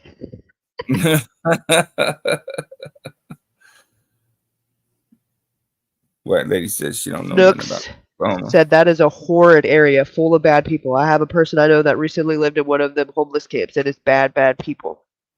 Prairie dog says jam sandwiches. Is that a thing? What is that for real? Yeah. Normally it would cave in, right? Said Snooks. Well, yeah, after a while, you know what I mean, the rain and all that, It's it's been gonna 10 years. down. Yeah, it's gonna settle down. And then with them dumbasses doing the donuts and shit, obviously that way it's gonna push it down. So we might be due for a cave. Ed, you know, caving in soon. No, there ain't gonna be no caving. It's filled in already. So that's why it's pushing up. No, it's so when they demolished it, all they did was push all that shit into the basement.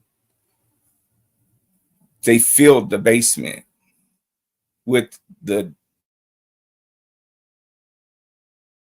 dope house fucking parts. You know what I mean?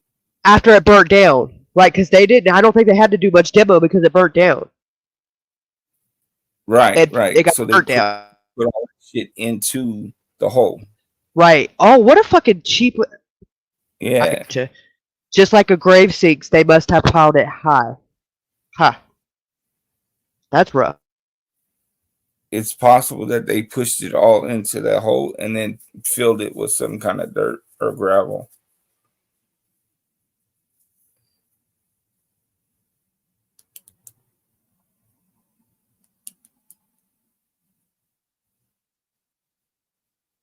Correct. Since they had to have piled it high.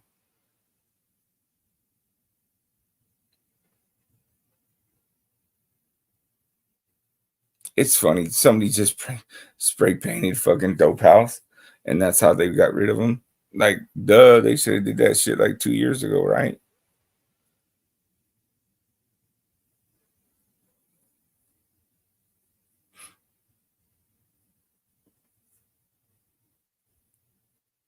But it seems the only thing that's close to that thing is that little creek right there. But who knows? It could have been, if there was any tunnels, maybe it was tunneling to the church.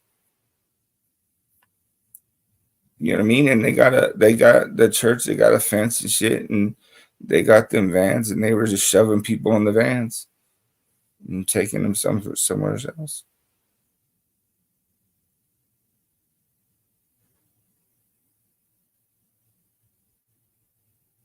Everybody growing up makes mistakes.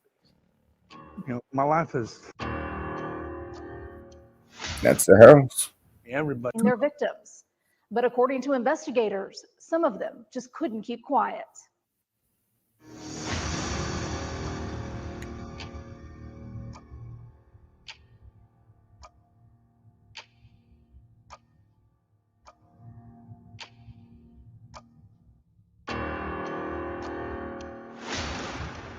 Everybody growing up makes mistakes. You know, my life has been like this. When's enough enough? Just tired of going through it. Do you feel like you've paid the price for the mistakes you made?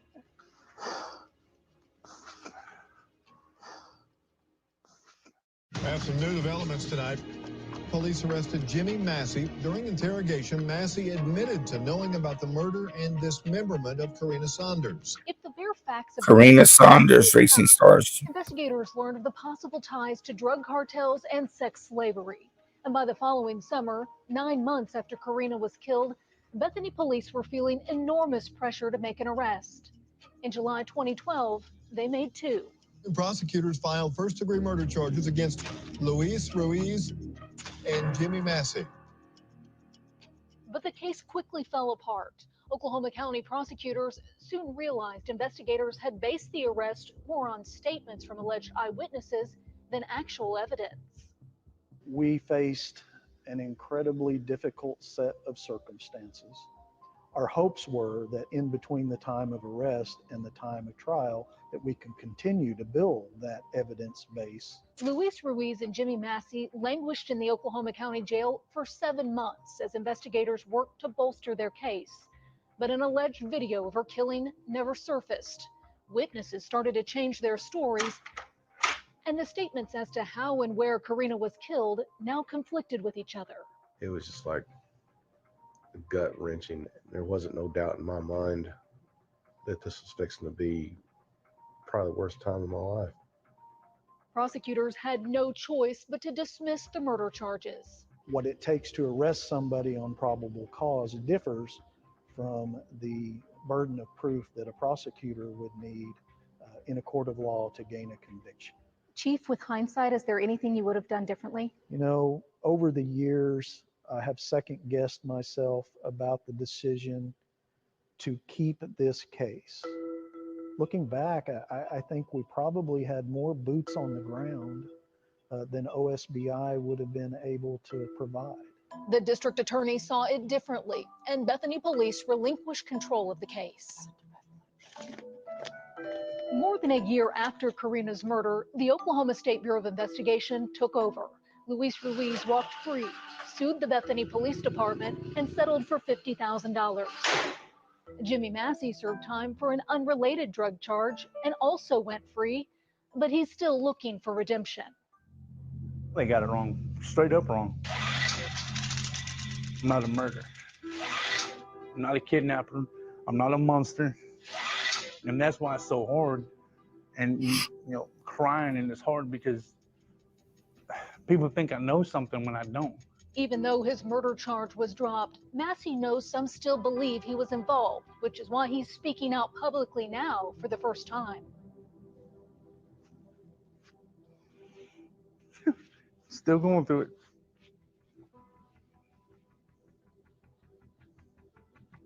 For no reason. Man, I lost marriages, family, jobs, everything. I'm ready for it to be over with. Massey admits he's made some bad choices and says he's most regretful of the drug dealing. He believes Bethany police rushed to judgment because of it. I was the street pusher. I was just let a man on the telephone. They call me country, yeah, because I'm just no country boy. Massey says his drug dealing was don't ask, don't tell. So when detectives presented him with a lineup of women involved in the local drug trade, he didn't recognize any of them, not even Karina. I never sold no drugs to her. I never met her. I never even seen her. I don't even know who she is. How is it possible that you are operating in these drug circles, but you don't know anyone who was participating? I didn't pay attention. Bullshit. My money. Massey says he told police the same story. And even though he Bullshit. admitted to just before the interrogation, he says he definitely didn't confess to anything. I was drunk. I was high. You know, I was partying. You know, no. And then when I came to, like I said, I'm in the Bethany Police Department with M1 on my door. Ask them what that is, and they said murder one. I said, no, it was not. Did you kill Karina Saunders? No, I did not. I did not. I had nothing to do with her death. Did you hurt Karina Saunders? Never heard her because I never met her. Don't even know. You see, And did you kidnap someone? no, never kidnapped. you see, whenever he's like, okay, when she asked the question, did you Karina Saunders? And he's like, no, and he's shaking his head no. I think that he's telling the truth. You know what I'm saying? Because like, if he had something to do with it, he would be saying no, and his head would be like going, yeah. You know what I'm saying? Right. Yeah, I don't know how they got enough to pick him up on a murder one charge just because they said that somebody identified him. Yeah, I don't know where Fast Eddie is, Nick. I've been looking for him all day. Good, go find him. Right. Well, because some people, you know, might have mentioned his name, you know, at a couple drug busts or whatever, because he was in the dope game. It looks like he was probably a cook or some shit like that. Yeah, he said he was a low man on the totem pole, so he was probably literally just nickel and diamond, it just to support his own habit, from the sounds of it, you know. Like just, you know, buying enough to sell enough just so that to keep up with his personal, because people knew his name. Yeah, not really. They do it by country. Not nickel and diamond if people know your name to like Yeah, but I'm saying, but he don't know the people by name. Like he just knows, oh, this Oh, person's good for 20, this I see. person's good for a 10, or this person will do this for 2 10s Well, type deal. You know what I mean? well, yeah, but in saying that though, that he didn't know, you know, for one, you become. It's not like every person you sell to you don't know. You know what I Right. mean?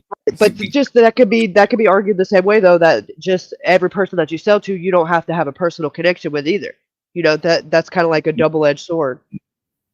That's true, but most of the time, you know what I mean, those who are smart will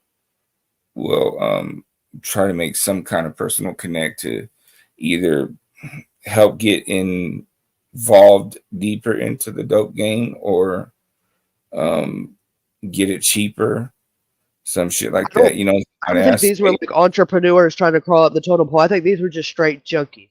No offense to that could anybody be it. listening, but Could be it too. that's I think these are like bottom of the barrel, just straight anything to get their next fixed and wheeling and dealing, stealing shit that ain't theirs to sell it and trade it, you know, that type of shit. Right. That's just my opinion though. I don't know. I wasn't there. Right. Roddy Parade asked, did the fire department make a report afterwards? They inspect the house. No, Roddy Parade, that's the point that the lady was making earlier, that even when they look to see about the person demolishing the Eddie is in the house, the fucking owner. house. So literally he had bought it the one day and fucking tore it down the very next day. And at that same time, around that same time, I believe they was finding the body of the girl. And then rumors was floating around. The exact same day. Yes. Okay, and you have to keep it. No, man. Oh, my bad. There's Fast Eddie. So then you have to factor in the fact that what the fuck is my dog doing? This guy looks pretty believable, but shit, I could be wrong. Okay, well, there's also the factor in that there is reports, but they're all redacted. Okay, and the parts that are redacted are everything that you need to. Exactly. Like, who's to say the city didn't do it? You know what I mean? Right, exactly. That's supposedly why OSBI took over. But knowing what I know about Noah's case, I'm not too fucking confident to put my money on OSBI being on the up and up either. Just saying. Word. Right, and the utilities were called and cut off, and there was the water supposedly being stolen and electricity. Oh, the electricity was stolen. Yeah, like they don't know if they were like running off the generator, but they were saying like there was no legal utilities on, but yet they still had power and water. You know what I mean? Right. So, yeah, where the fuck you been, Eddie? Yeah, it's not hard to tap into somebody's power. Actually, it is very illegal though. So kids, don't try that. Right. It's a felony, guaranteed, no matter what, first offense or not. So, like, the way you cannot get caught is you make an agreement with the person and you pay half that bill. Because honestly, the utilities companies don't care as long as the bill is paid. Once they're not getting their money is when they come out and they're like, yeah, there's some fuck shit going on here. Eddie was on the cruise with Snooks. Go ahead and start that rumor. For real. And I know that because you know I've done a grow house and stuff, and all you got to do is pay your bills on time, and they won't fuck with you. Well, if you could pay your bills on time, then why don't you just pay the power? Oh, because you don't want it in your name? We did, right? Well, yeah. But I'm saying, why would you need it illegally? No, we didn't get it illegal. Like, you know what I'm saying? Like, we got it straight up, and they don't give a fuck as long as you pay your bill. Same thing though is if you're going to steal the power, the reason they're stealing the power is because they're not paying the bill. But if you connect to somebody's power, you know what I'm saying, and you help them pay the bill, ain't nothing going to happen. Snooks, you better have kept your hands to yourself, says Nick.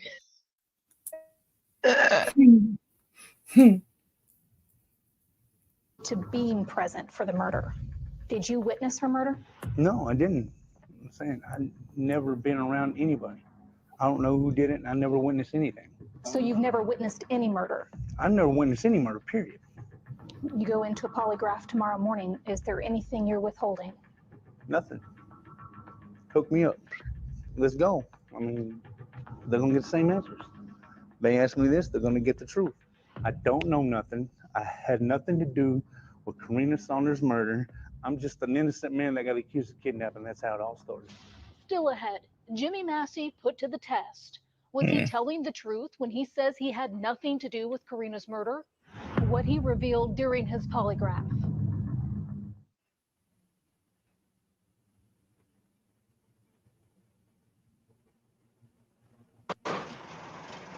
I dropped her off there.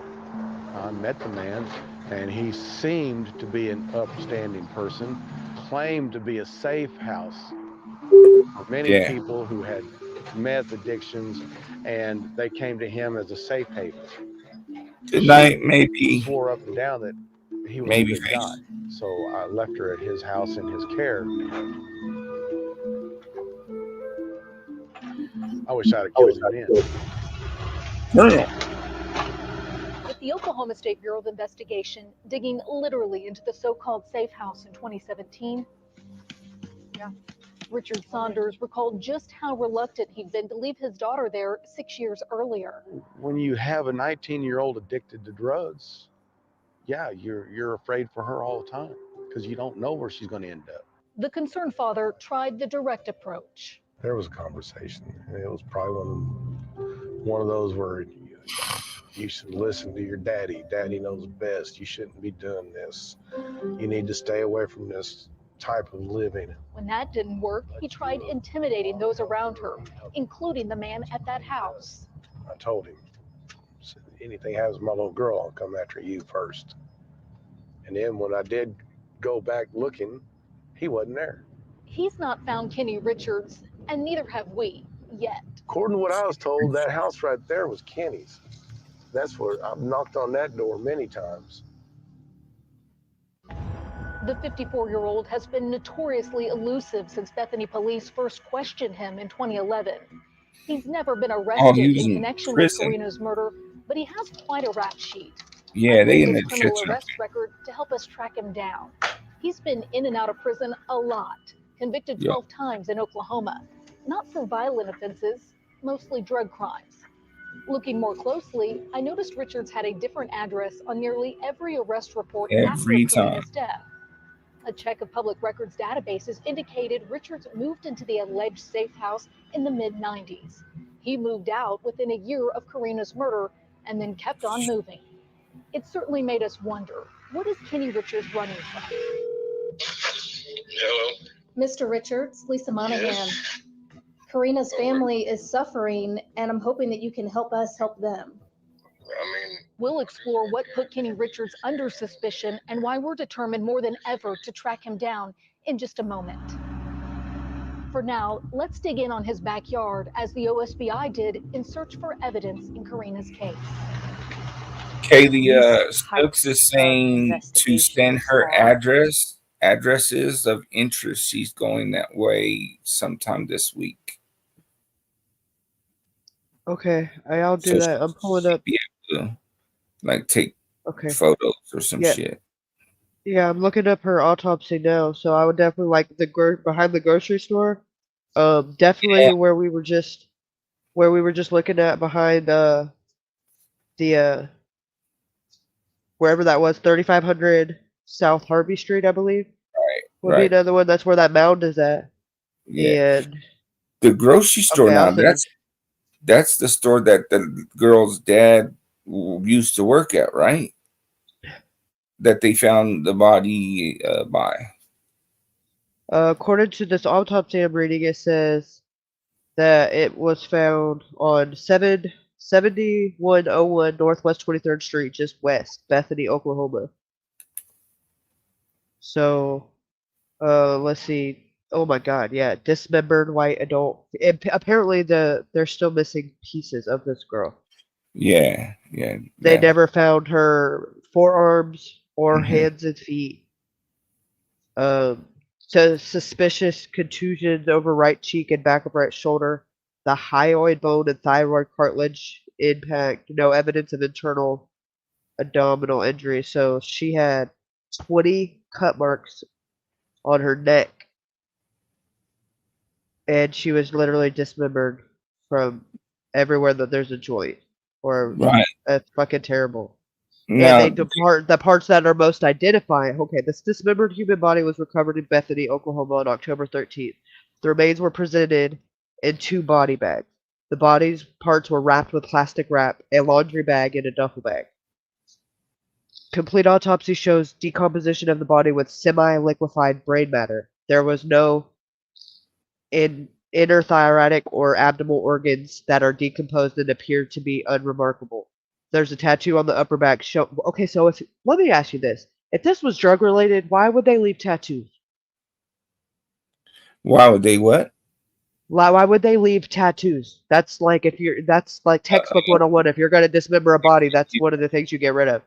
Because it's a what do you call it? Oh, okay, hold on. Let me finish reading. It says there is a tattoo on the upper back showing rectangular cut marks in an attempt made to remove the tattoo. Okay. Sorry. The remains have been identified by dental compressions as Miss Karina Saunders, white female, date of birth. Postmortem toxicology studies from the liver were positive for tramadol. That is unable to what does that say? Quantitative?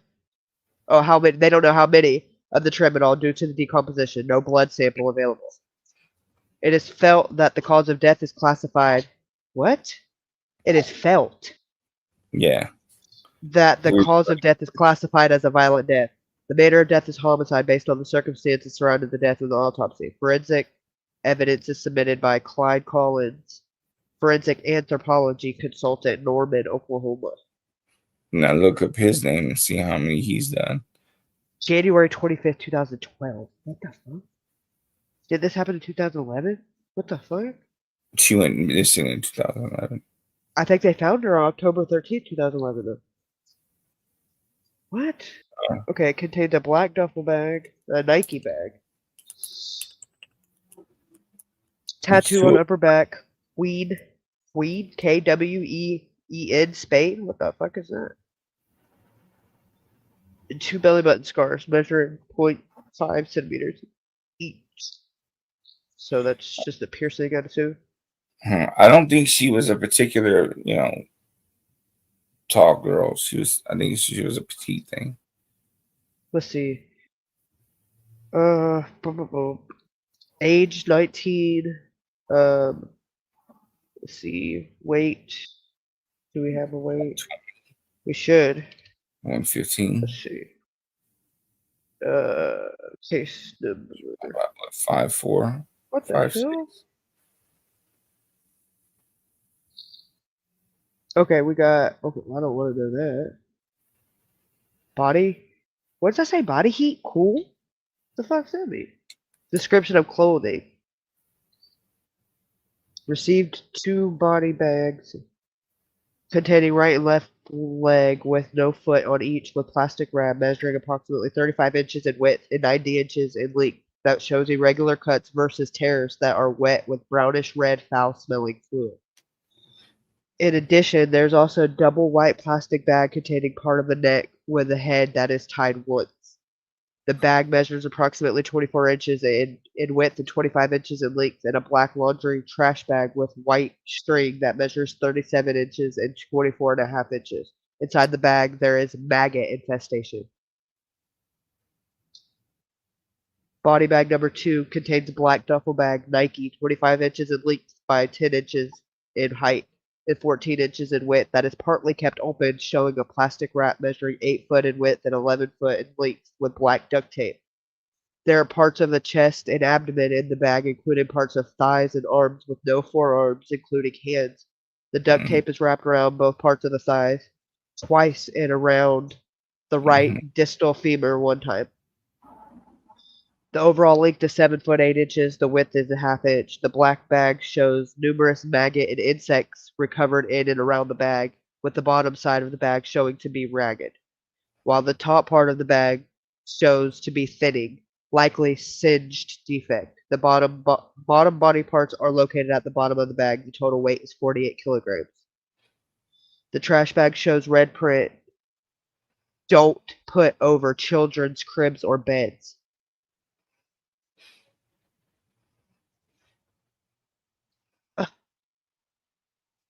Crazy. Medical application not found. Injuries says decapitation at the high neck level, right front ×2, lateral ×5, back ×4 of the neck shows approximately 11 vertical diagonal cut marks at the end margins that are located at approximately 3 inches directly below the right external earlobe. So I think that means they were cutting, you know. Yeah. Yeah. Sawing at her. Yeah. The lengths of the cuts are between 1.2 and 5 centimeters. The left side of the neck shows likewise approximately 9 separate elongated cuts and located approximately 2.5 inches directly below the left external earlobe. Over the submentum, the cut is located approximately 2 3/4 inches from the chin. Oh, wow. The overall face and head are decomposed with skin slippage somewhat greenish brown. There's somewhat bluish purple discoloration at the lateral angle of the right eye region that measures approximately 3.5 by 3.5 centimeters. Base of the neck shows disarticulation of the cervical spine at the level of number C6 and horizontal transection of the trachea with surrounding soft tissue that is likewise brownish gray decomposed. The chest is decomposed. The chest is decomposed and shows a large defect of the left breast that measures 20.5 by 21 centimeters, having sharp margins exposing the chest muscularization tissue that is partly blackened and reddish. So they tried to cut one of her boobs off? Yeah. What the hell? Like That's a little. it's overkill, right? This is what Yeah. I think. I think it was some kind of like ritual type shit.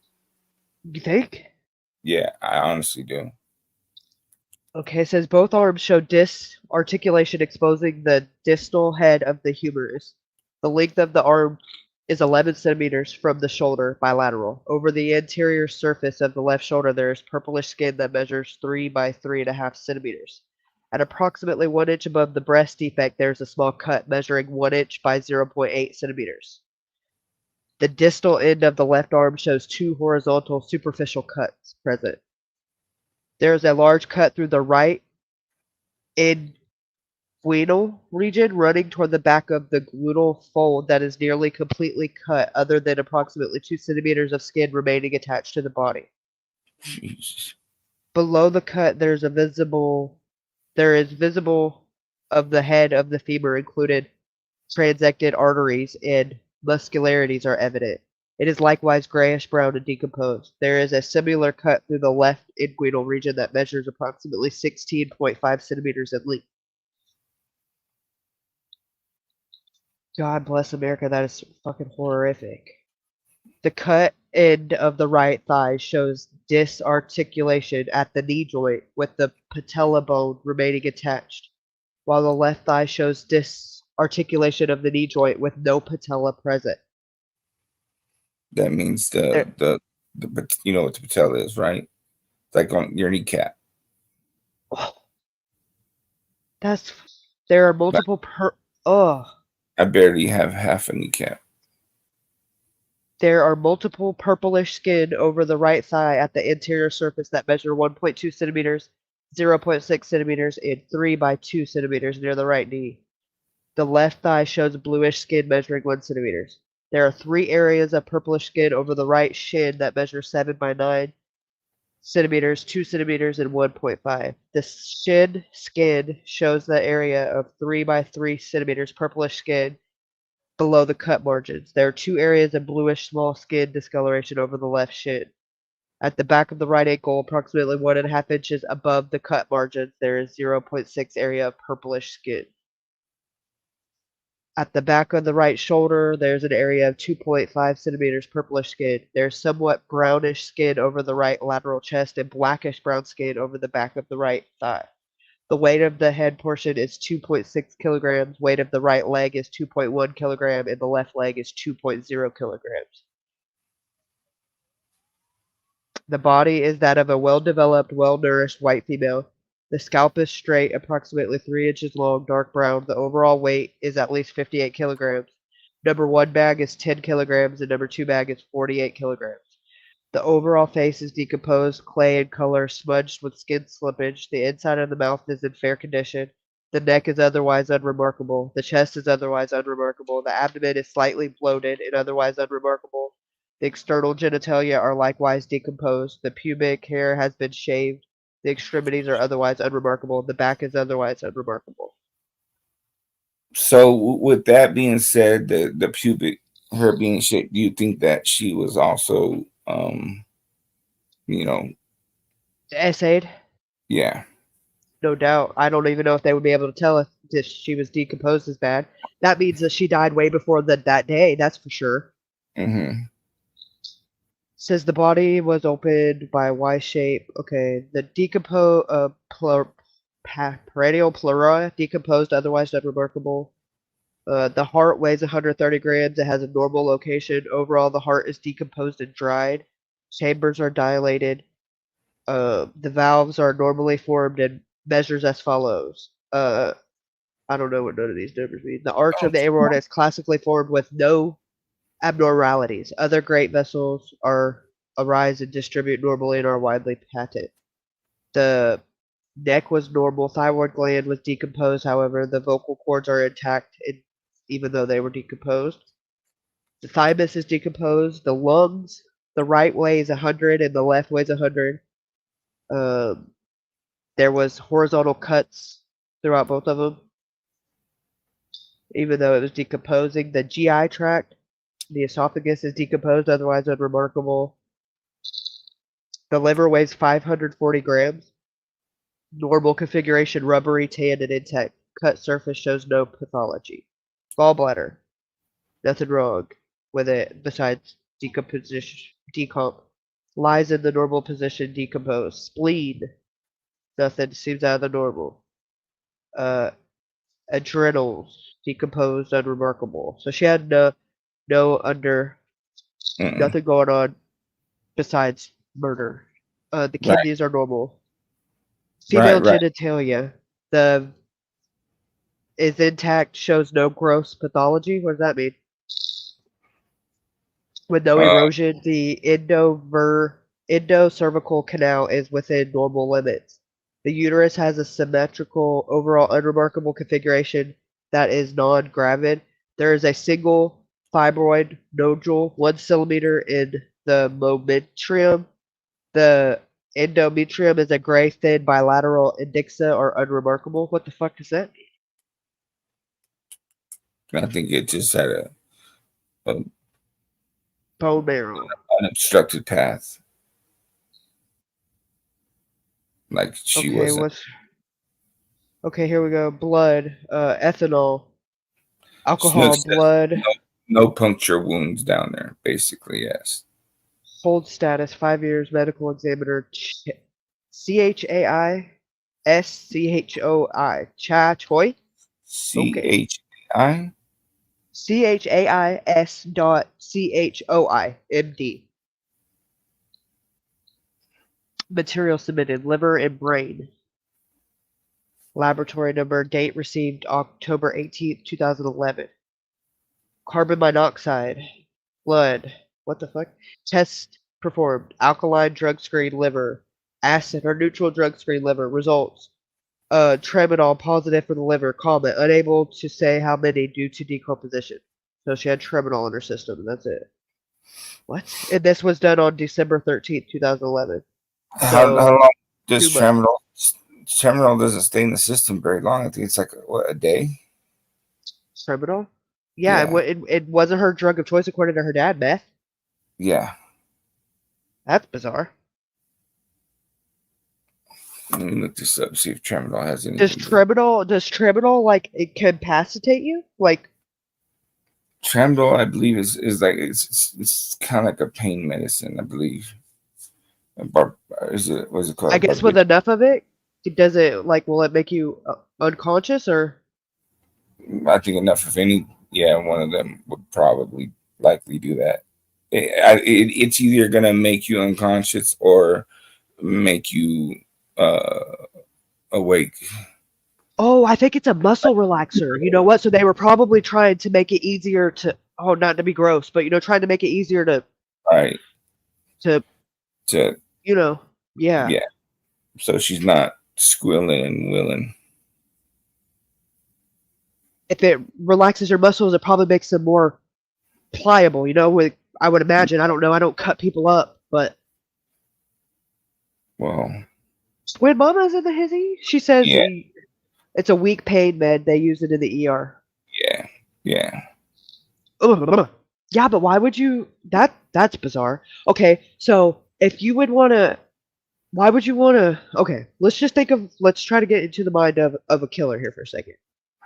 Okay, if you're torturing her, which is what you're doing at this point, unless all this is done post-mortem, okay, why would you want her to not feel the pain unless there's some kind of personal connection and you have some kind of empathy, and even for a psychopath, like that you don't want her to suffer, Well, probably necessarily that these could be. Well, like I said, for one, I think it's a ritual type thing, and with the just ritual, to shut her up.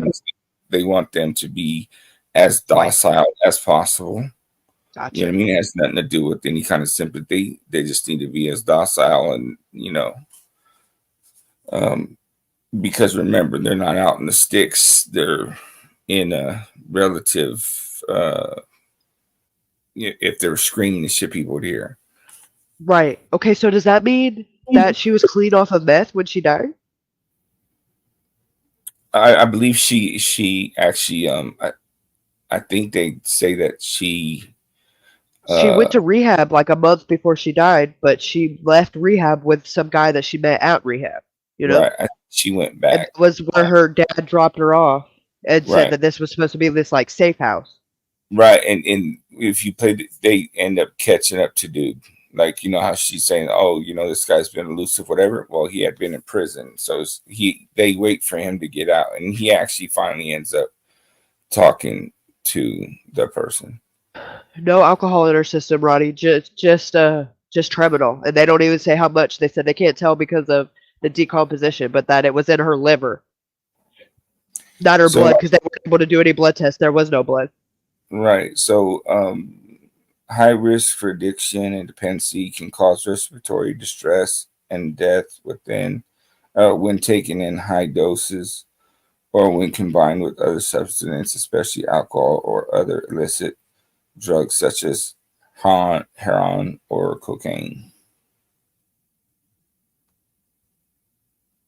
So you're saying it's kind of like, okay, when you're on heroin and they give you Suboxone or like methadone or whatever to try to, I get like to lessen the withdrawals or whatever? What do you mean? Like, what is it? It's something. It makes it worse, or?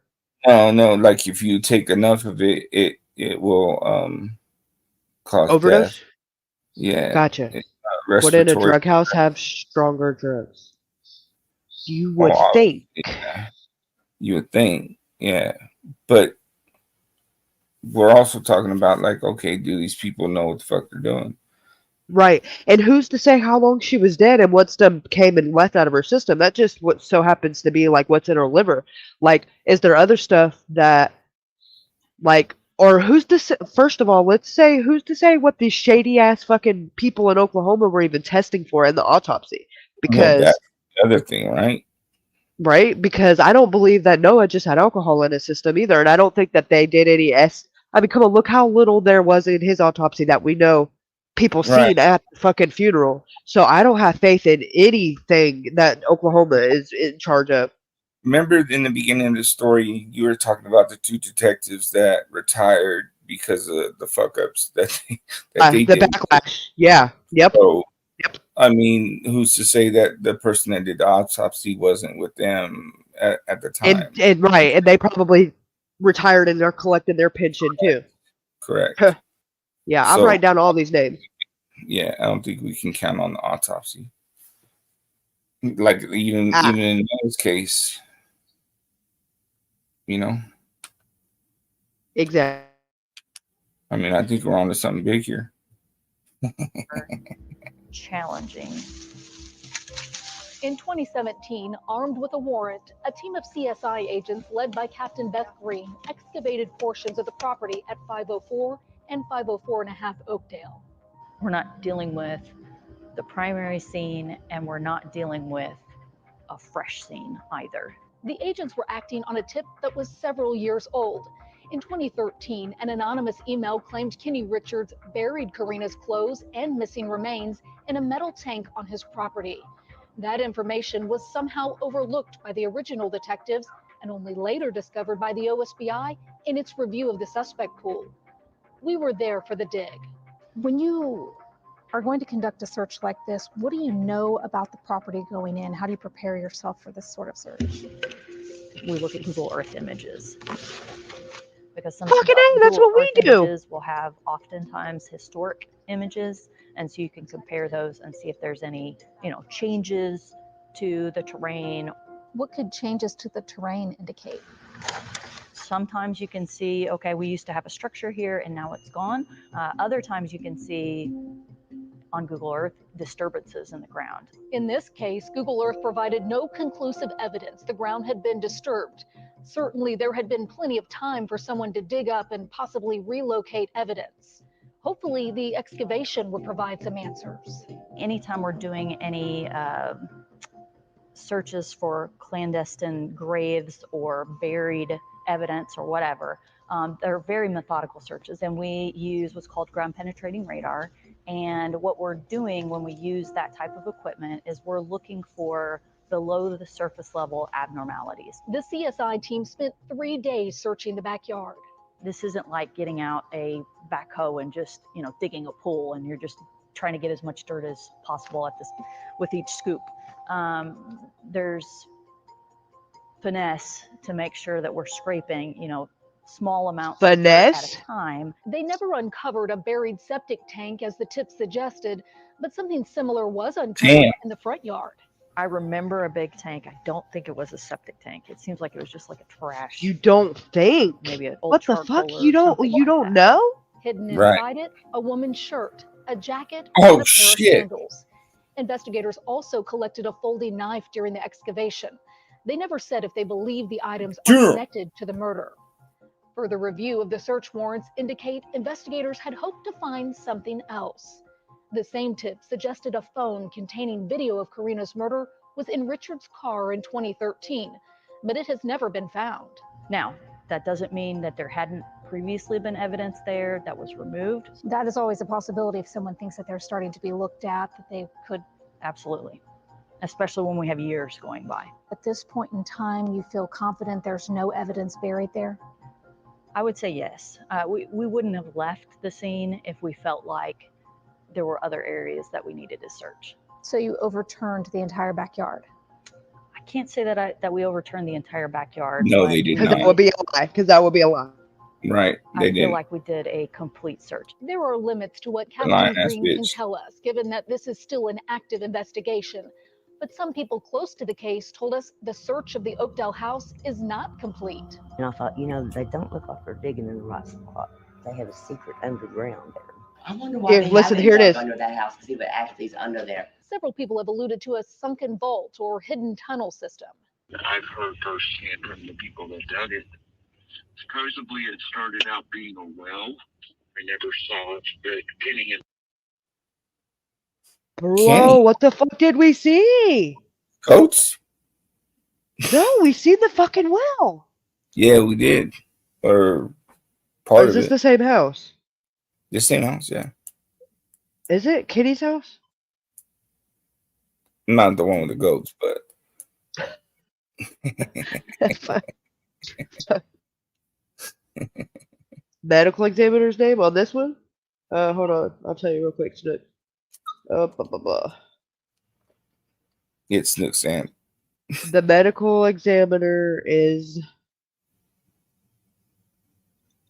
signed as hold on at CHAI space S space CHOI at 901 North Stonewall, Oklahoma City, Oklahoma. Medical examiner Ty Choi, I guess. Office of the Chief Medical Examiner, Stonewall. How did you know Roddy The Parade? what? Roddy Parade knew it before you said it. She was like, I Tai Choi. Because I just said this 5 minutes ago. So I'm just kidding. But they said present at the autopsy was Sharon Cadel, Cadel, Bethany Police Department, and Dr. Snow. Are you sure it wasn't sharing your biz? I don't know, maybe.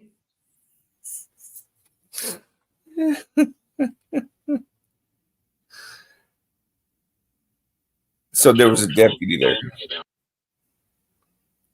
Yeah, the deputy's name was Sharon Sharon, Bethany Police Department. And then there's an apostrophe with Dr. Snow. And then it says authority for autopsy CHAIS period CHOI comma M period D. Here, I'll show you. Right here. Hold on. Let me zoom in. Let me do right here. this. Let me move over. Right here. Present and then authority for autopsy. Screen dash that, Jim. Yeah, let me make it big. There you go. Got it. All right. Oh, back here. So he said that if you all would have been looking hard enough, that you would have either found it or found it. This lead was beyond our capabilities, but the OSBI would have the authority. Is it possible the correct area was not searched? Based on the information that we had at the time and have at this point, I do believe that we did a thorough investigation. I mean, obviously, if anybody has information, we want it. We gave OSBI the information about a possible bunker or tunnel system under the house, but they have not indicated if they intend to do anything with it. In the meantime, I can't help but wonder, is this the place where Karina spent her final hours? Someone is keeping a dark secret. We just need to keep pushing to shed some light on it. We need to delve into Karina's life in the weeks just before her murder. What was she doing? She started hanging out with people. They were very much a bad influence on her. Her closest friends say she'd become distant. She didn't seem to be in a great place, but she, there's nothing I could do. I just told her, be careful. Karina had graduated from Mustang High School a year before them and quickly went out on her own.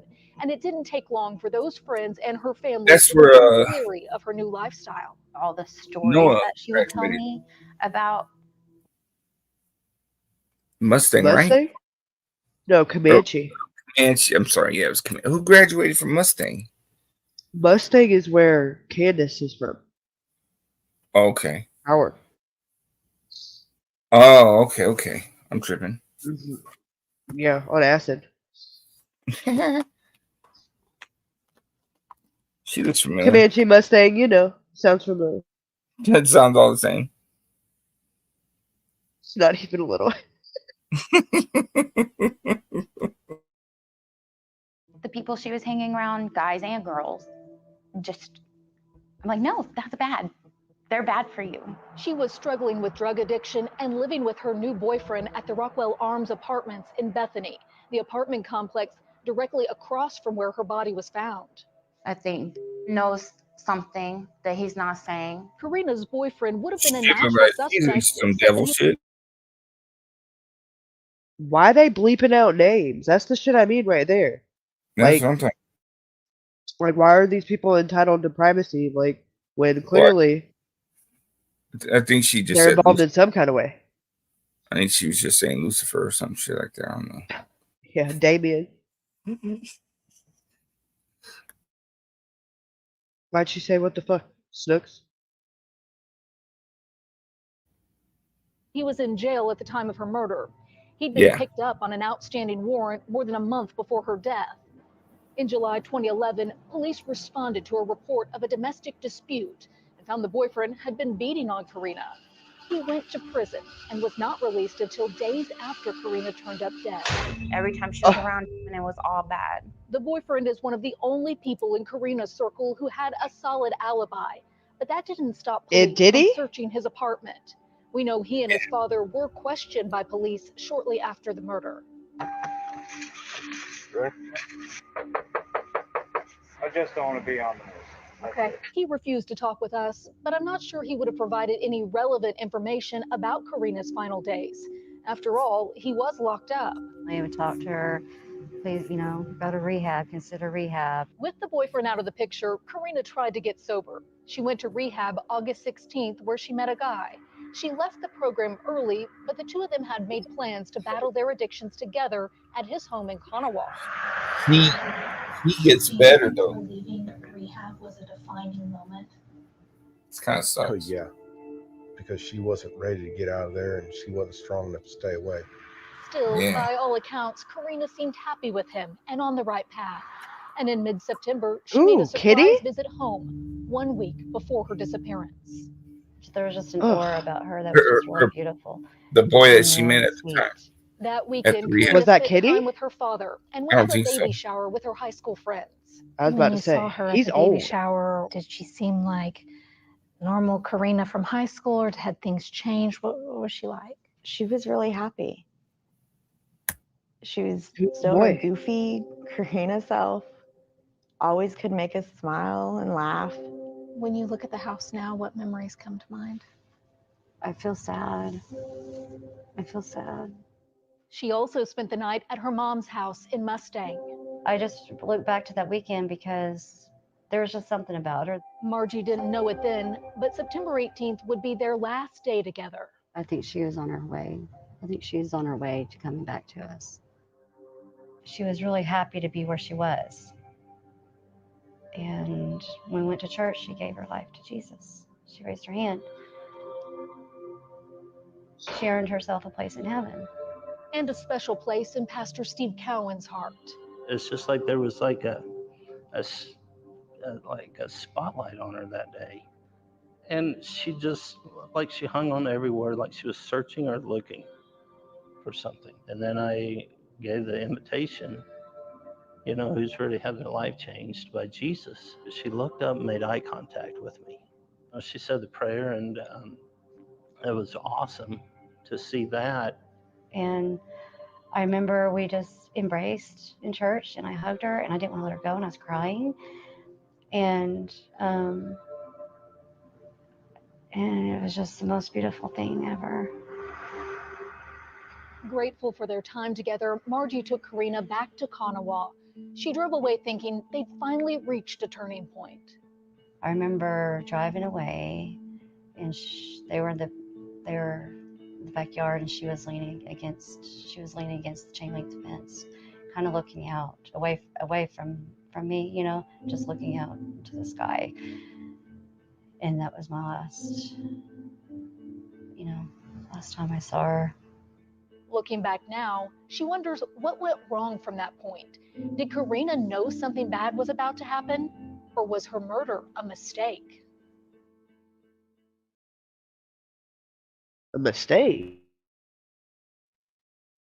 I think at some point that they think she got murdered for somebody else's fuck up. To better understand Karina's final So weeks, we started from scratch. Mistaken identity. Oh shit. That's bad. Building a timeline of her movements. We found Karina took some drastic measures to stay sober. She sought salvation, even tried to physically remove herself from the temptations of the city by moving to Kanawha. It didn't work.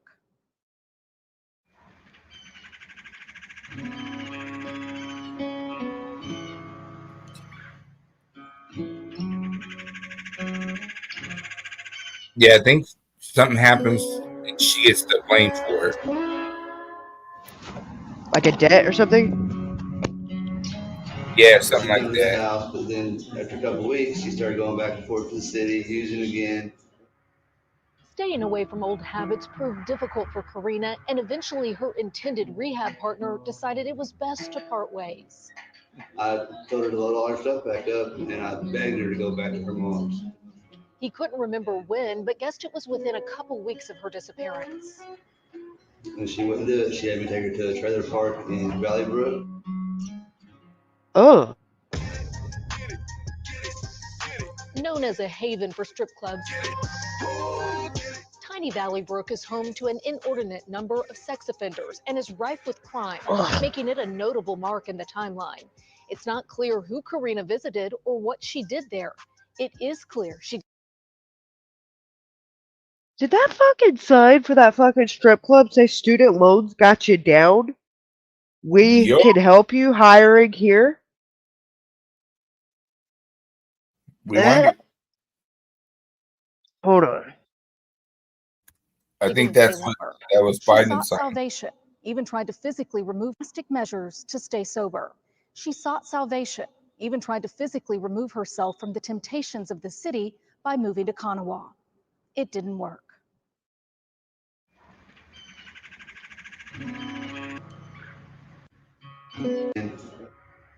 Staying away from I told her to load all her stuff back up, and I begged her to go back to her mom's.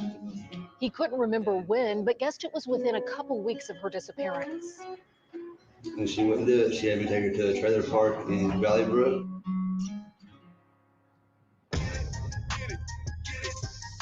Known as a haven for strip clubs, Tiny Valley Brook is home to an inordinate number of sex offenders and is rife with crime, making it a notable mark in the timeline.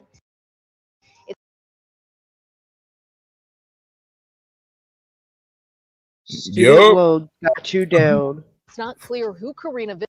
Yup. Now hiring. Now hiring. Unfucking believable. That was Biden's plan right there to pay back the student loans. Ugh. Ugh. Oh Lord, Valley Brook is bad, says Twin Mama. Snook says yes. And Beth Hammond says this is some shoddy, uncaring, unprofessional law enforcement work. Yes, I agree.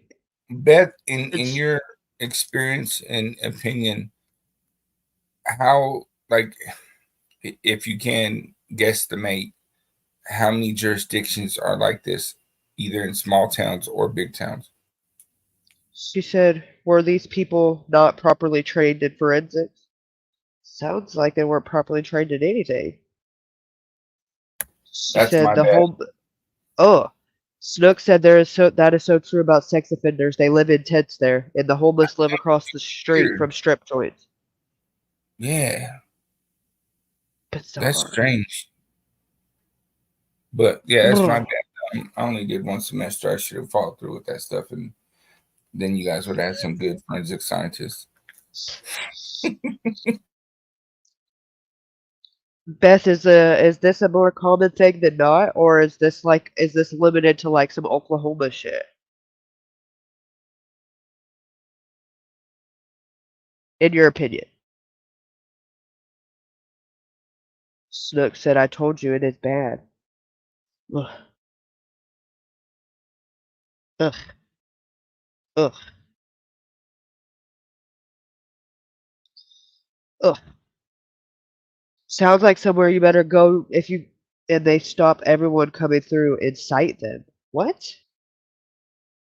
Yeah, For what? for money. Like the Popo?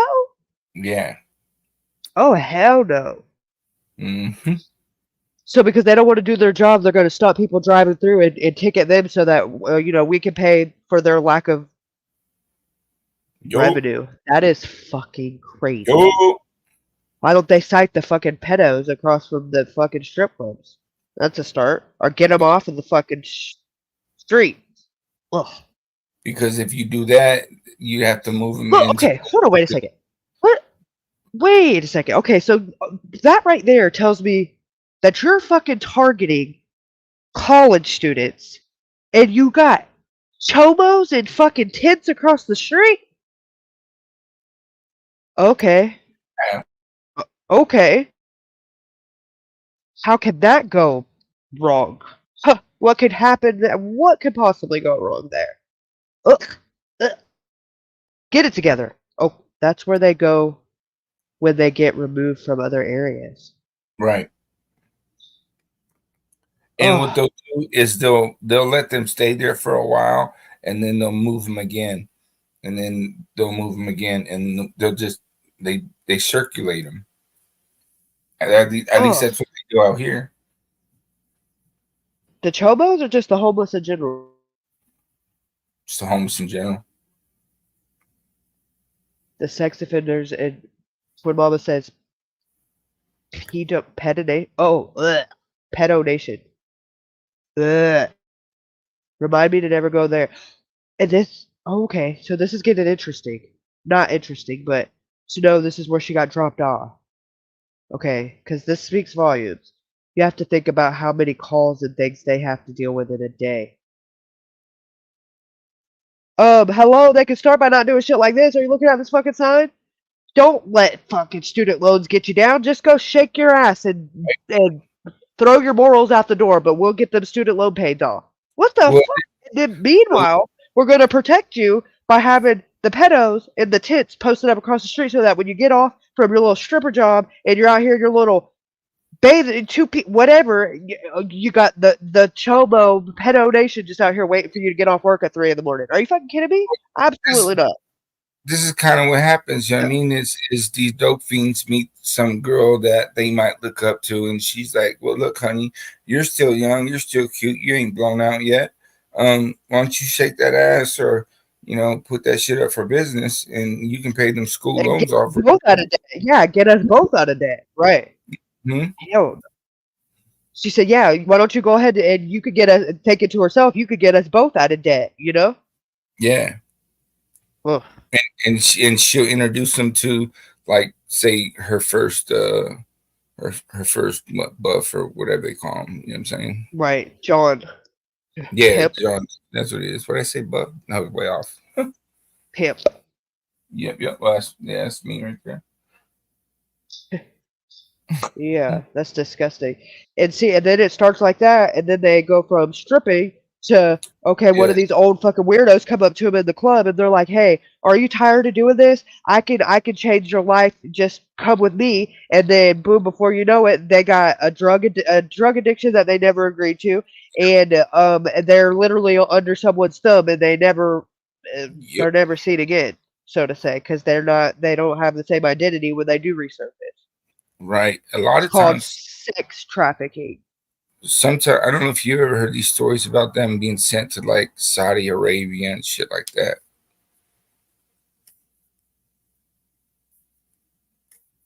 Snook says, "Trust me, it's more homeless women strung out on drugs dancing and not college girls." Well, that sign says that's not what that's not what their advertising market is going for. I Have you don't see ever no homeless fucking old bags with student debt. And have that's you ever definitely a young girl in that picture. have you ever spoken with people from a homeless encampment? Yeah, I have family that used to live in there. So Well, like, actually, I have family members that are homeless right now, but I don't know if they're in an encampment. They're probably just somewhere in the fucking trailer park. right. So a lot of these homeless encampments, I mean, like, if you can get in there, first of all, you can't just walk in there without knowing somebody, but if you can get We there, don't that's have them like y'all do there. pretty, We don't have tent cities or stuff like that. Like I've seen that stuff on TV. I've never seen anything like that in real life. Like no. Like Grady, if they're somewhere where there's like say 10 or so tents and people are piling up, he'll go in the next week he'll be in there with the police and they'll be like tearing the fucking trees down and excavating it and there'll be no more woods for them to hide out at. Like I'm not even being funny. I'm fucking for real. Like we don't have homeless problems like that. Like there's not. I can't even tell you like when there's no homeless people under bridges. Like I'm not saying there's none in Florida, but I'm telling you like there's not in Polk County. Like and not like more than maybe one at a time, and they keep moving. Like they're not sleeping in the same spot 2 nights in a row. Right. No, That's because out here. Yeah, you got the there was like a little encampment like right here, like kind of on the highway, like because there's like a big sign there, and I guess there's electricity on the sign where like you can plug your phones and stuff in. I shit you not, I was like, oh look, one day we were driving by, I was like, I see phone lights back there. It's like, is there people living back there? I shit you not, like 2 weeks later, there was no more fucking woods. Grady done have put posted fucking signs up there, went out there and excavated it. Now it's just fucking raw land. Like he's not playing. That's crazy. Well, you know what? I mean, he's got the backing probably of the county and the people to do that. You know what I'm saying? Whereas, like out here, you know, Right. Well, we don't have any strip clubs, no casinos, no nothing. Like we don't have anything like that. Like you can't even buy liquor. Because it's considered a Christian county. So you have to go to the next county over to gamble. You have to go to the next. Huh? Why are you doing the air quotes? Like you ain't gotta. Because you can do scratch offs and stuff, but you can't like go in a casino and gamble. But literally, as soon as you get over the county line, both of them, there's casinos and strip clubs for fucking miles. There's no strip clubs in Polk County. And they got crime right there. Oh yeah, absolutely. It's disgusting. Right. I wouldn't fucking drive through there with my windows down. Like they probably catch something that Ajax won't take off. But they you can't buy liquor in Polk County on Sundays either. You have to go to the next county. Like you can't and you can't buy beer. Like you can buy beer on Sunday, but not until after 2 p.m. And they stop selling liquor everywhere at 2 a.m. You can't buy beer or liquor after 2 a.m. And on Sunday you can't buy liquor in Polk County at all. You have to go to the next county over. Like if you want whiskey or something that's not beer, you're not getting it in Polk County, not on Sundays. It's called a dry state or dry whatever. Dry county? I guess. Yeah, like he calls it a Christian county. Not in my county. True that. I guess it creates for less bullshit because we don't have like, and the bars we have, like it's when you watch the news and you see all the shit going on everywhere else, to me it's like semi-dry. Like people just yeah, we just go, or it's not. I mean, if you're willing to drive to the next county, it's not like it's illegal to bring it back. You just can't buy it here. Right. Dry is like no liquor. Oh yeah, you can. You just not on God's day. You gonna go to church and do what you're supposed to do around here on Sunday. Oh, that's why he be talking about that sometimes. I didn't see not on God's day. Stop it, Snooks. Oh yeah. She likes using that word that you don't like. I hate that word. So does Danielle. We're normal people. It disgusts us like normal. But yeah, that's what happens with these girls. You know, they meet these older broads that have been in this business for a little bit, and it's like you can make some money, girl. Pay off them student loans. You just got to shake your tail feather. Oh, you got a dope bill? I got a man for the job. Yeah. He'll clear up all your bill and give you a whole and you'll have a whole nother face value on the front. Don't fall for it. Damn, Twin Mama is totally wet. What? We have a juice. Snook says now we have a juicy county. What the fuck? No, it's totally wet. My brother told me about that in South Carolina when he went there. It's like that in South Carolina? Probably certain parts. I'm not fucking saying that word, Twin Mama, so you should knock it off.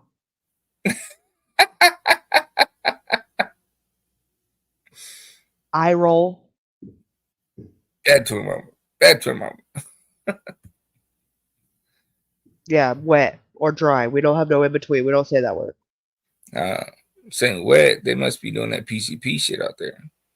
A little gushing wet here. I can't. It's getting weird. Visited or what she did there. It is clear she didn't stay long. I believe that there was somebody threatening her. I believe that somebody was scaring her and trying to manipulate her. By Look at that mid-September, lady's Karina was at her name. cousin Catherine Bloodworth's house. She's always Her name was Bloodworth. Tell me that she ain't no fucking bride of Satan right there. She's one of the good ones.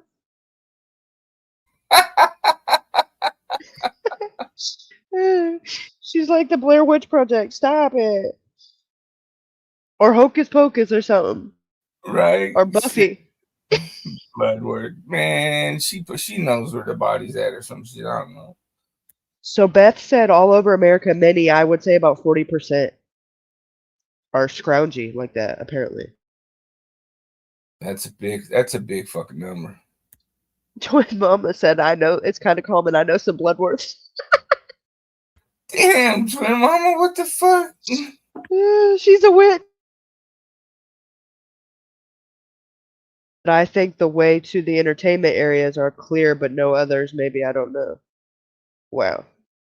Wow, we used to drive to Arkansas to get beer after hours. I said Arkansas.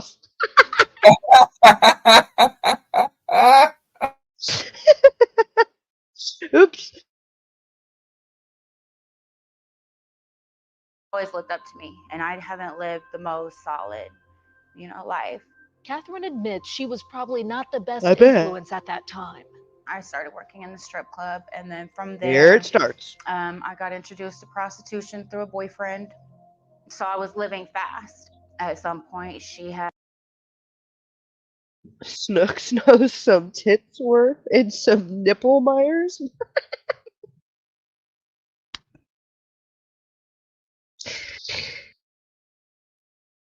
Very, very prestigious names. Fucking Snooks, man. Nipple Myers. What's next? Ass hats? Only in Oklahoma. That is some Oklahoma shit. asked me for help and wanted to do some of the things that I was doing during that time, and of course I said no. Instead, she offered Karina a safe place to stay, under one condition: no drugs around her kids. I didn't even know who was picking her up in the middle of the night from my home. I didn't know how she was getting back and forth. She would just come and go, come and go. Within a week, Catherine says she found drugs in Karina's purse and made a tough decision. This was our deal. Like, you wouldn't have anything at my house. Call someone, call one of your friends, I'm dropping you off. With no phone, no car, and now no place to stay, Karina turned to Facebook, posting, I told her to load all her stuff back up, and I begged her to go back to her mom's. He couldn't remember when, but guessed it was within a couple weeks of her disappearance. Just with, Week, Catherine says she found drugs in Karina's purse and made a tough decision. This was our deal. Like, you wouldn't have anything at my house. Call someone, call one of your friends, I'm dropping you off. With no phone, no car, and now no place to stay, Karina turned to Facebook, posting, "What's everyone doing tonight?" It apparently worked, because that night, September 28th, Karina asked to be dropped off at the Taco Bell near I-40 in Rockwell to meet a friend. That's when I saw it was an old man, and I was just like, who's that? She said, that's my sugar dope daddy. If you don't help me, then this guy will, type of deal. Out of anger, I just didn't help her out of anger, and I knew I was supposed to.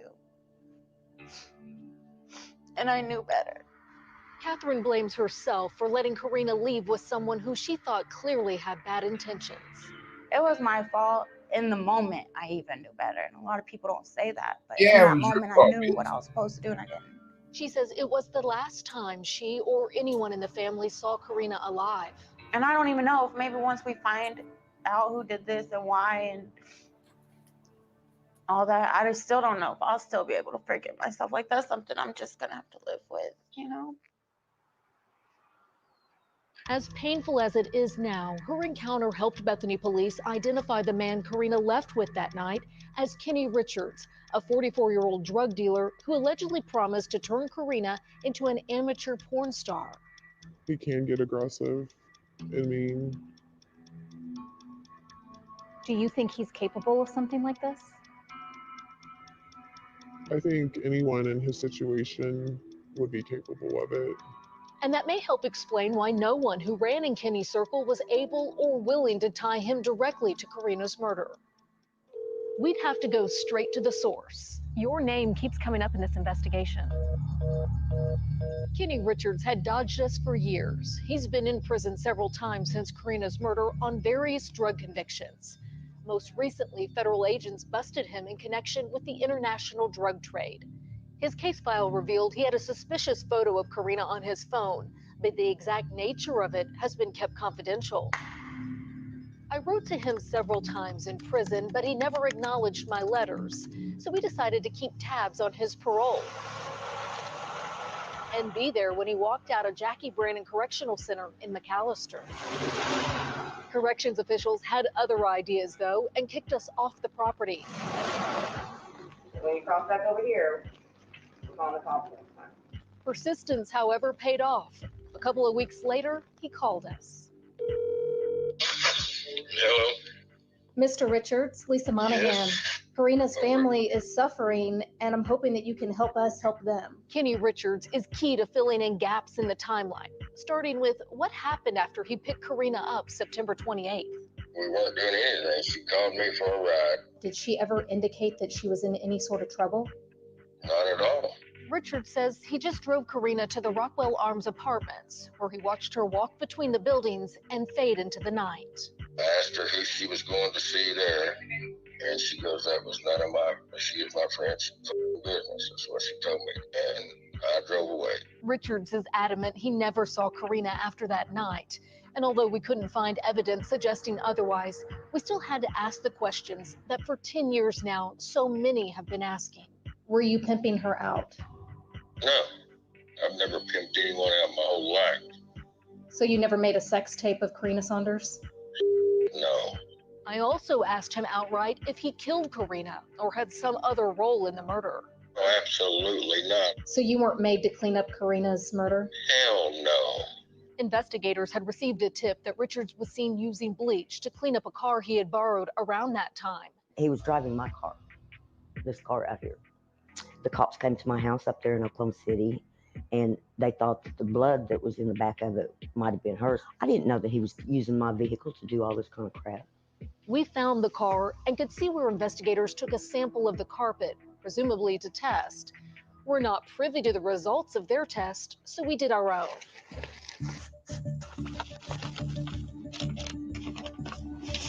For there to be that size of a marking, that's not someone that just like cut their hand putting something in the back of this vehicle. And so you can see the big swipes. I just thought that it was over by now. You know, it's been so long. On site, we had presumptive positive for human blood and shipped 2 samples to a private forensic lab. Both came back negative. Then there's women's clothing that the OSBI found buried in a metal bin on his property in 2017. I've raised 3 girls in that house. I'm sure they're going to find the stuff they found, but just none of that stuff had to do with Karina. If not Karina, how about Brittany Grisso, a stripper found dead at Richards' home about 5 months later? They say she shot herself.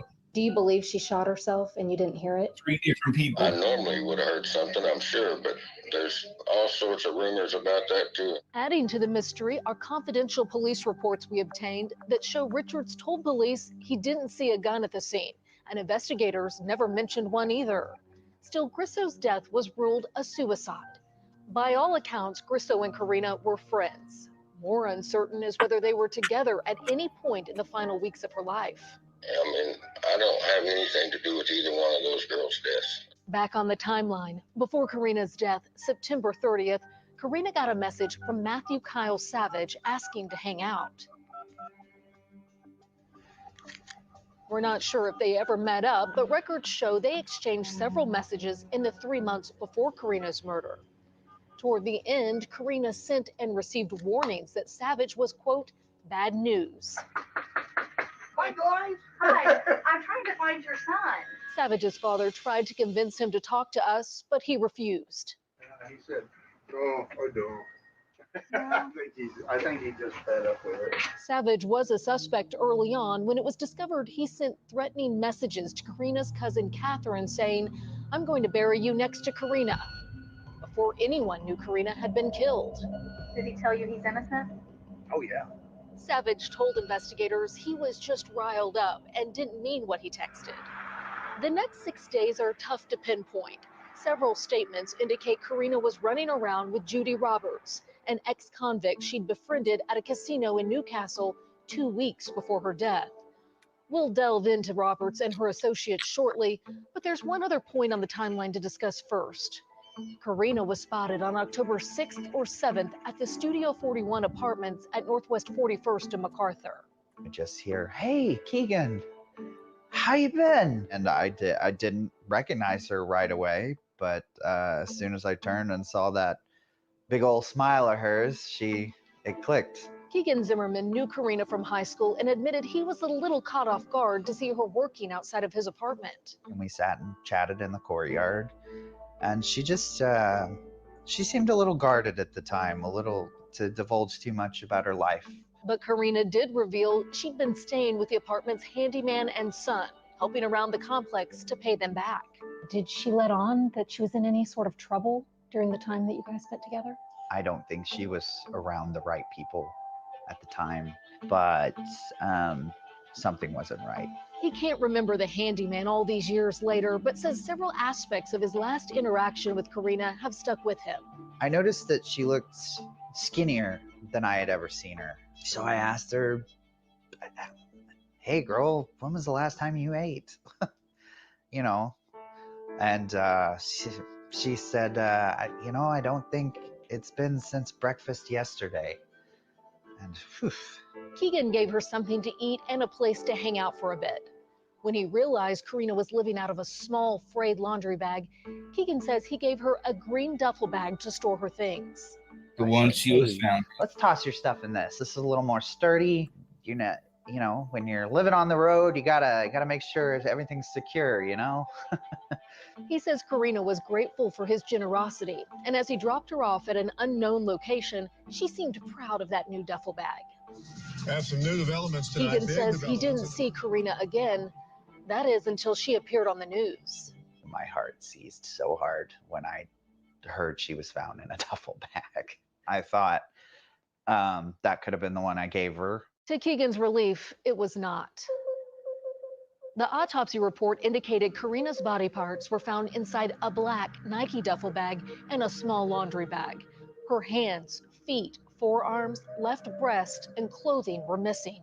I remember distinctly her remains coming into the office. The medical examiner found residue of duct tape around her thighs and suspicious bruises on her right cheek and right shoulder. The evidence led investigators to believe Karina may have been tortured before her death. With this case, the body told us a lot. The medical examiner couldn't determine if Karina was alive during the dismemberment, but it was clear the killer made attempts to conceal her identity. The autopsy revealed cut marks around a distinctive tattoo on Karina's back that indicated the perpetrator tried to remove it and cut her long hair to 3 inches. This plays into the mistaken identity theory. Was it an attempt to make Karina look like someone else? What part of it haunts you the most? The fact that I could have been her. We tracked down the last person to see Karina alive. She vanished from the Newcastle casino October 8th. Did someone send her into a dangerous situation to save themselves? We ask her the tough questions next. See, this is what I'm talking about right here.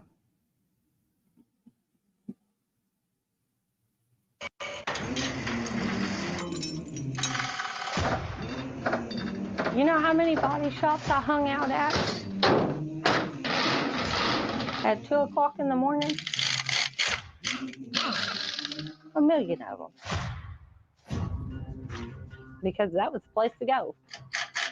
If they were chopping them cars up or if they were slinging anything, then you knew where to get it. A place to get drugs. But a decade later, we're hoping this body shop can provide something else. Information. We're investigating Karina Saunders' murder. Do you have a spot where we can talk? She was just 15 back then, running around with her mom in search of their next high. I've seen things, and that's all that I needed to see. She says she's clean now and doing legitimate work on cars, But because of her past and because she's the last person to see Karina alive, she didn't want to show her face. I live a life of being scared every day. What part of it haunts you the most? The fact that I could have been her. With the way that my mother was dragging me around, she was dragging me into drug houses and places and people who were murderers and who were doing it for fun. She believes her mother, Judy Roberts, a 38-time convicted felon, did the same with Karina, dragging her into dangerous situations in the final weeks of her life. The admitted con artist and drug runner is in prison now, but was connected to multiple drug rings, seemingly willing to work anywhere she could get in on the take. Newcastle was the spot at the time, so that's where we always were. Newcastle is also where Roberts befriended Karina within 2 weeks of her death. They were almost inseparable, which is why investigators were interested in Roberts' whereabouts the night Karina vanished. I honestly felt the less that I knew, the better off I was. Roberts' daughter claims her first involvement with Karina was when her mother dropped Karina off with her at a house in Newcastle. My mother said that she was going to go and get some more dope and left. Hours later, Roberts' daughter says she took Karina to the Newcastle casino. She remembers dropping her off shortly after midnight on October 8th. We pulled up into the parking lot and she got out. And when she got out, she was heading for the door and then bolted to the left down the aisle there in the parking lot. And that was the last that I had seen her. There was a car that was sitting over there that was full of girls that were hollering, "Don't get in the truck with them." But by that point, I didn't care. Roberts' daughter actually gave investigators a slightly different account of what happened, telling them her mother was with them and that Judy Roberts, quote, ran right into the casino while Karina climbed into a red truck with a group of men. In 2016, the OSBI released a picture of a similar looking truck. The photograph actually depicts very clearly the pickup we're looking for. Investigators announced surveillance cameras at the casino captured Karina getting into a red four-door Ford pickup. A photo of the actual truck and surveillance video of the alleged incident have never been released to the public. The OSBI's description of the truck's occupants was also vague. Some of the men inside this red pickup, there were several we believe, one of them, at least one, had tattoo sleeves on both arms. The men were never identified. They, the truck, and the witnesses in the casino parking lot remain a mystery to this day. Certainly a release of authentic images would have helped identify the truck and perhaps even the people Karina left with, if she was in fact at the casino that night. Did security cameras capture Karina in the parking lot of the casino, or is her last known whereabouts based on witness statements? We asked to review the video to verify Karina was at the casino that evening, but the OSBI denied our request because its investigative files are confidential.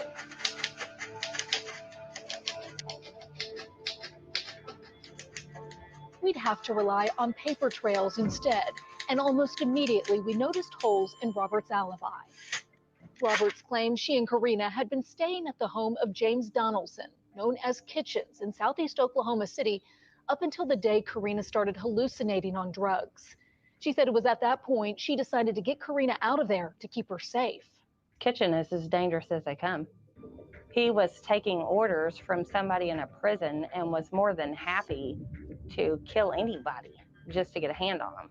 We were unable to reach Donaldson, aka Kitchens, but he denied any involvement when he spoke to investigators, and he told a very different story than Roberts. A week before Karina's disappearance, he said Roberts told him she owed drug dealers money and they were threatening her and her daughter. Roberts had supposedly stolen a carload of meth. The dealer had called to discuss her debt, and that soon after, Karina began hallucinating. Kitchen said he asked what Roberts gave Karina, and she told him not to worry about it. He said the two left his house with an unknown Mexican male. Days later, he said Roberts called him crying, yelling, and was not understandable. Within a day or two, Karina's body was discovered. Under interrogation, Roberts claimed drug dealers put a price on her head because she refused to run drugs between Oklahoma and California. She feared they killed Karina when their actual intent was to kill her daughter. Both were young women with dark hair who were often spotted with Roberts. In this photo shared to social media in 2011, Roberts' daughter had what she describes as short hair. Back then I had black and red hair. You could tell a difference. My hair was short and cut like a bob. spiky hair in the back and kind of longish hair in the front. She didn't give us the specific length of her hair, but indicated Karina had long hair the last time she saw her. According to the autopsy, Karina's hair was only 3 inches when her body was discovered. I think she was misplaced for somebody else. The mistaken identity theory is common among Robert's past associates, including this informant whose identity we agreed to hide. If I'm seen in this state by anybody, then I'm going to get killed. And why would someone want to kill you? Because I know too much. I have too much information. Well, I heard it from Judy herself. Judy spent a bunch of drug money at the casino, and then she couldn't get the money back, and she was getting in trouble. I think Karina just kind of walked into it, and she had no idea what she was getting into. The informant claims Roberts convinced Karina to make the drug run in her place to pay off the debt. She was going to go with whatever guy picked her up to go take a drug run to California and come back. And then she was going to get paid for it. That was really the beginning of her end. It's not known where Karina went after leaving the casino October 8th, but 2 days later, October 10th, she called her friend R.C. Reed from a blocked number to say she was fine and hanging out with some people. When he asked who, she hung up. No one ever heard from Karina again. She was reported missing that day. Trying to figure out who she was with October 10th, we followed a lead behind prison walls. The inmate received nothing in exchange for information. She was being made as an example, but I think it had more to do with the drugs and the cartel, money, all of it wrapped together. The inmate told us drug gangs were involved in making Karina pay off the debt. He claims his relative was forced to deliver her. And the last word she was saying when she dropped her off that night was to tell her mother that she was sorry. The inmate stopped short of saying anything else that could help push the investigation forward. He was afraid of turning up dead, as others have. Francisco Gomez, aka Pancho, was named in a 2011 drug bust connected to Karina's death. Do you have anything to do with the killing of Karina Saunders? Nothing to do with nothing, man. No drugs, no murder, no nothing. Search warrants revealed Gomez had bragged about his role in the killing and claimed to have a video of it. He died in prison of a meth overdose. If you look at the timelines, you'll see that it's just like, why are they dying out of nowhere? Sarah Saunders kept track of all mysterious deaths connected to her sister's case until 2015, when Karina's high school friend Gavin Bolschweiler disappeared while looking into her murder. It just haunted him, and he wanted to find out who did that to her. He couldn't let it go. Gavin's mom, Corinne, says her son refused to give up, risking his own life to find evidence in her murder. He would go to places and knew people, and he knew bad places around Oklahoma City where things happen. Gavin was running in those circles in the weeks before his disappearance. While she's not sure what he uncovered, Corinne believes it was enough to get him killed. He was murdered. When they found it, they smelled him. They smelled the smell of death. And that's why they thought initially it was an animal or something. And then when they investigated, they said, oh no, this is a person, we need to call somebody. The medical examiner couldn't say for sure how Gavin died, but the autopsy found evidence of blunt force trauma. He was laying this way. His scalp was probably right about here. 6 weeks before the gruesome discovery, Corinne began retracing Gavin's steps, just the same as he'd done with Karina's. This is where his body was found. This is the door they wrote stuff on. At one time it said, nothing you say is worth losing your life over. Oh, talk to me. If I could just reach out and touch him.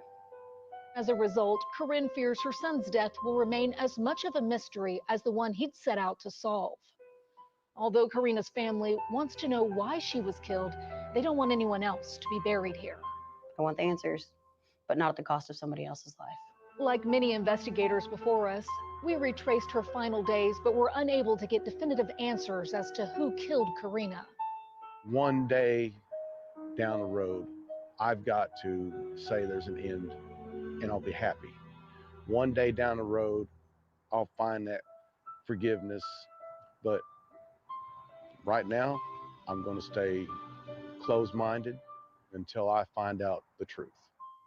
10 years after her murder, Karina's family is hopeful our efforts will breathe new life into the investigation. I still strive to maintain that hope. When I see a butterfly, I think of Karina and God's strength.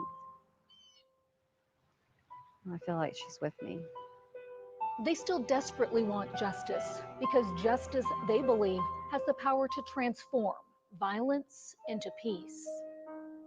I'll find out one day, whether it's here or in heaven.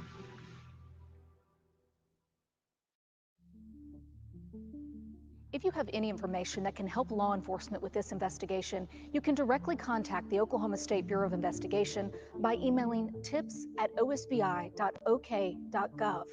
You can remain anonymous.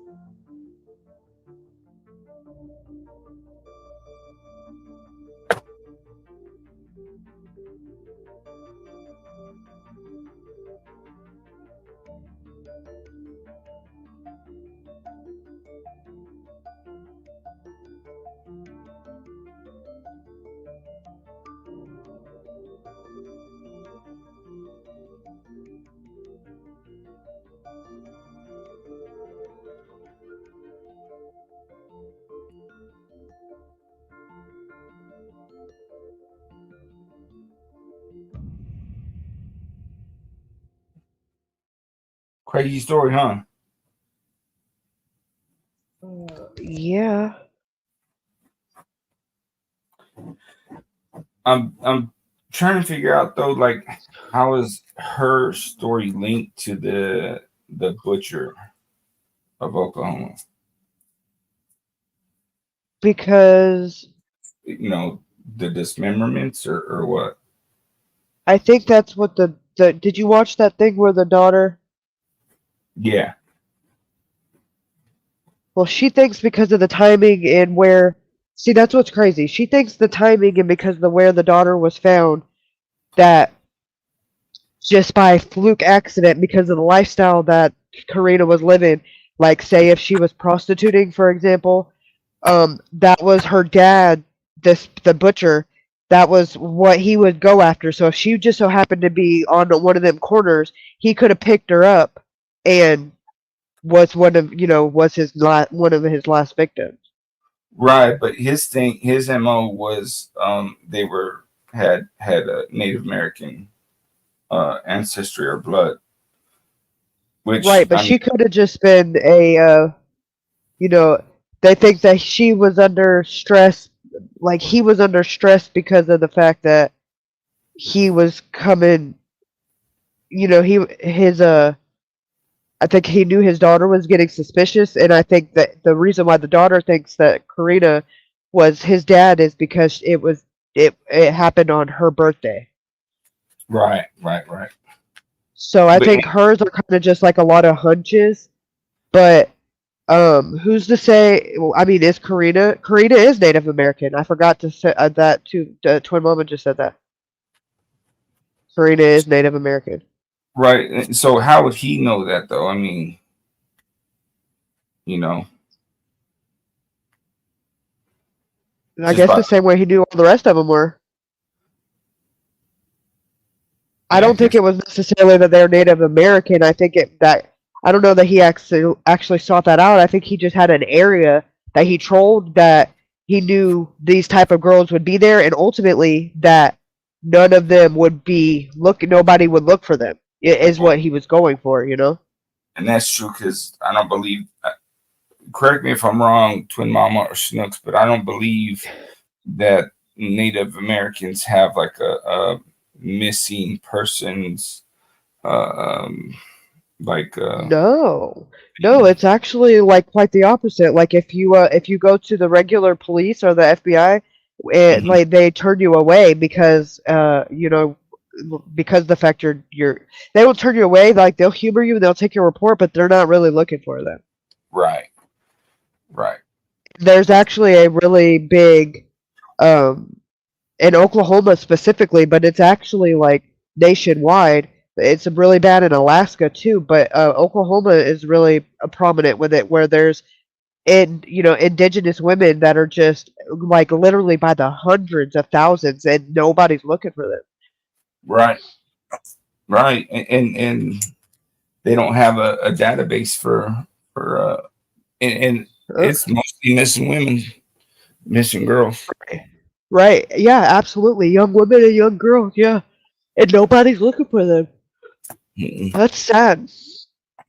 That's what Mexico, what happened with Mexico, they had it like that, where they weren't having like any kind of database for missing women, and now they call it femicide. So if there's anything like a murder with a woman or something like that, they call it femicide.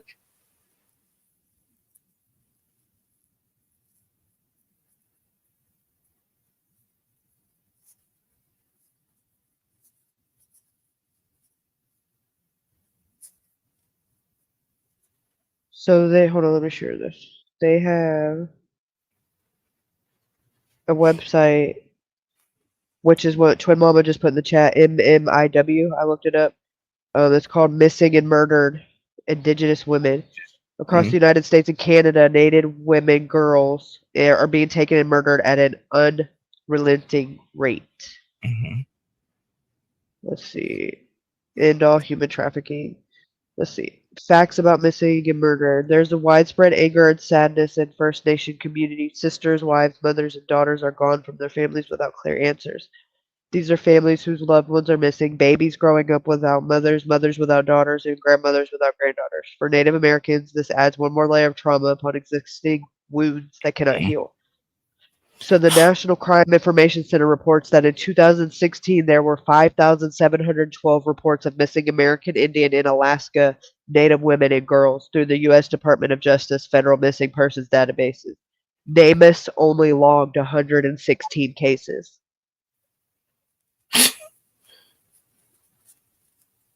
Damn. No, I mean, this has been going on forever, though. Yeah, it says many Native Americans do not live on tribal lands or reservations. Only 22%, and many frequent a lifestyle of transience between tribal and state lands. The presence of variety of crucial issues involving reporting policies, jurisdictional complications, and communication or coordination problems between agencies. Wow. So many urban Indians, people living in cities, fall into a pipeline of vulnerability. People of color, people experiencing poverty, and people coming out of foster care. People lacking resources or family, people isolated emotionally, physically, or psychologically. The director of this place, poverty remains one of the most challenging aspects of the contemporary urban Indian life. While I do recognize that a sizable chunk of our population is solidly middle class, every Native person I know either has experienced poverty or has a family member who is housing, and homelessness remains the top of the list of challenges. Says Urban Indian Health Institute compiled a survey of 71 U.S. cities in 2016. The numbers speak for themselves.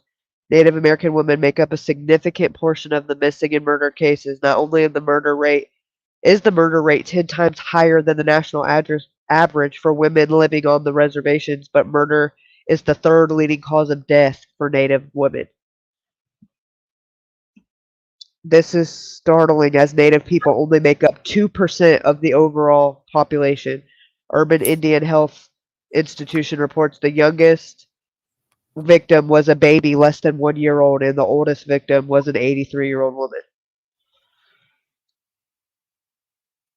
280 cases were murdered.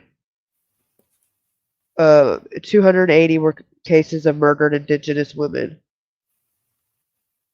128 were cases of missing Indigenous women. 506 were identified across 71 selected urban cities. 29, the median ages. 98 were cases with an unknown status. 280. That's fucking believable. Get your toolkit. National May 5th, Wear Red, National Day of Awareness for Missing and Murdered Indigenous Women and Girls. No more stolen sisters. So there are two, February 14th and May 5th. February 14th is National Day of Action and Awareness. On this day, the activist groups organize women's memorial marches around the country to protest disparity, racism, inequality, and violence against Native Americans. The largest march takes place in Vancouver, BC, and has become a central point in the fight against MMIW. May 5th is the official day and the most widely celebrated across the US and Canada. Every year, individuals wear red and attend marches, rallies, bike rides, fundraisers, and more to raise awareness and fight against the injustices that happen to Native American families. Because it's not just women who go missing. While women and girls are the primary victims, they are not alone. People of all ages are victims of these horrific crimes, including men, boys, and infants, and the elderly. 82% of indigenous men are victims of violence in their lifetime, and Native children are more likely to experience trauma and abuse than their non-Native peers.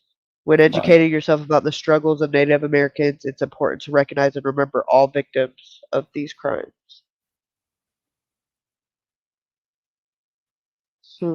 Due to the lack of tribal jurisdiction beyond reservation borders, urban Indians receive less than adequate assistance when a loved one goes missing. America has a written stereotypical narrative for its first people. They are lazy drug addicts and alcoholics who rely on the government to survive.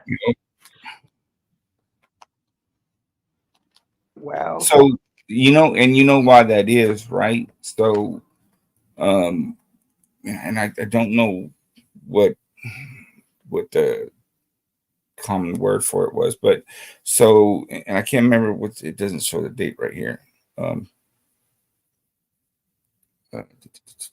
Oh, maybe September 5th, 2022. So there's this documentary that was going around about these Native American people that had been taken from their parents when they were kids, and they were sent to these like Catholic and these Christian schools or whatever, right? And concentration camps, more like in Canada, they would go and they would take the children's and then put them in these schools, and sometimes it's far away from the family, and then they would literally try to beat the Native American out of them. You know what I mean? So they weren't allowed to talk their native language, dress their native way. They couldn't barely talk to their own family members if they had family members there. And at the end of this thing, you know what I mean, it was reported that there was a mass grave site, and people had been reporting this for a long time. And finally somebody said, you know what, fuck it.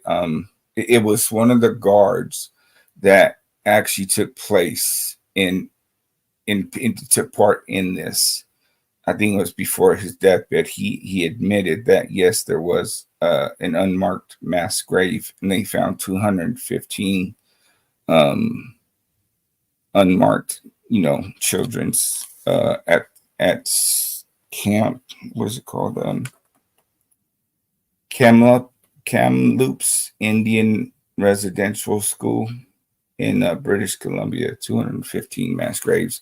So from that story, and after them finding that, because those stories are pretty much prevalent wherever they had these schools set up, and Canada actually learned it from the United States. So I'm pretty sure there's mass graves in the United States of these things, but supposedly they were going to start looking into more of these schools to find, these mass graves.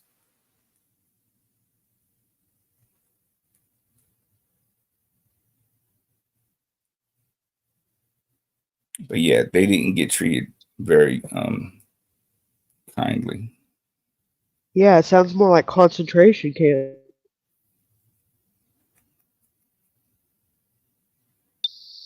Sounds just about as educational as those places were. Right? I mean, and you got punished if you said something in your native language, or even made like some kind of toy or whatever. And then what would happen too is the family, they would eventually get close to that area, right, of the school so they can see their children's. Well, then they started taking them across the United States. So, and then they would separate, you know, if they had 2 or more kids, so that the family could only go to like 1 kid if they did find them, you know, or close to them. You know what I mean? They still weren't allowed to have any contact with them. That's some fucking China shit right there. You know what I mean? So it sucks. So I mean, China is literally doing that right now. They're called religion reformication camps. And if you go in there and you don't come out unless you're a Buddhist. If not, you don't come back out of there. They take you from your family, separate Yes. you, and they pretty much like, I don't know what they do to you there. I've never been to one, but you don't come out of there unless you're a Buddhist. Like that's what you identify as, and if not, you don't come out. Right, and you know, they have the parents, you know, I mean, can't do. I mean, I'm pretty sure they might be able to do something these days. It's actually still going on today, or at least some of these schools are still open to this day, which is strange.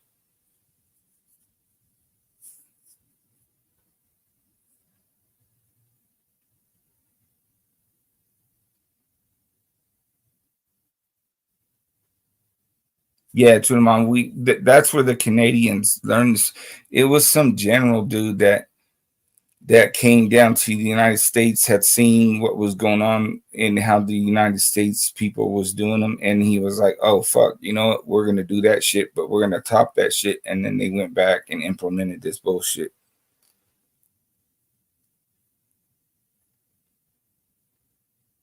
But I don't know. I really haven't looked into the United States as anybody looked into that.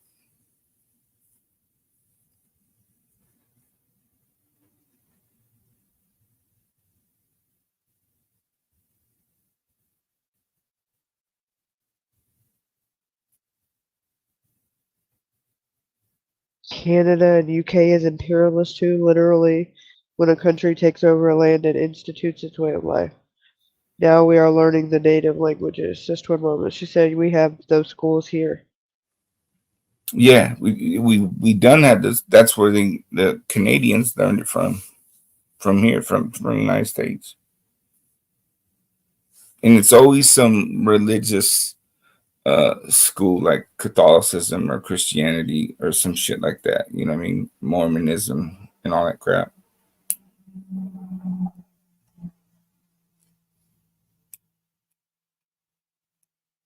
Twin Mama says they used the Navajo language during wartime to pass codes because the language is so difficult. Right. And the Japanese couldn't figure it out and shit like that. But these are also rarities too, you know what I mean? Like you would think that they would allow more Native Americans to enlist, and even when they did, they were still treated like shit.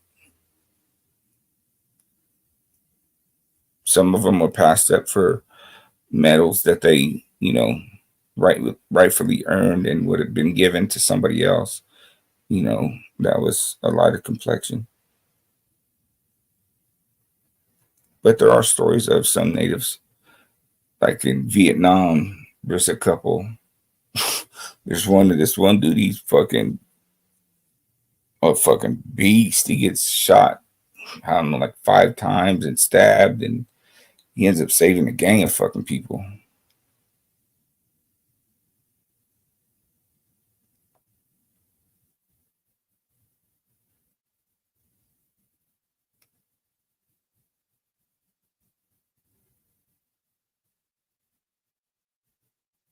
When we invaded Spaniards. England and Spaniards. Yeah, she said, if you go up a little bit, she said, we invaded, as in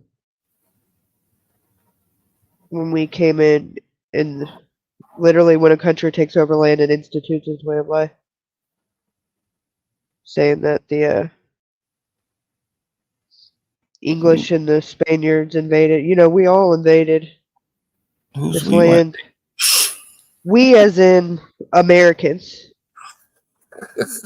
are just humans, you know, everybody. I mean, hell, we all, if we want to get down to brass tacks, we all invaded it on the Indians. It ain't like there wasn't somebody here when we got here. That Lewis and Clark shit's fucking horseshit. There was people here when he got here. Yo, just ask the what do they call it? The Vikings and stuff. You know, what I mean, they would come and they would raid, you know, Native American stuff and take shit with them, but then they would leave. You know, they were actually the first to find America. Christopher Columbus was a dickhead. He don't know shit.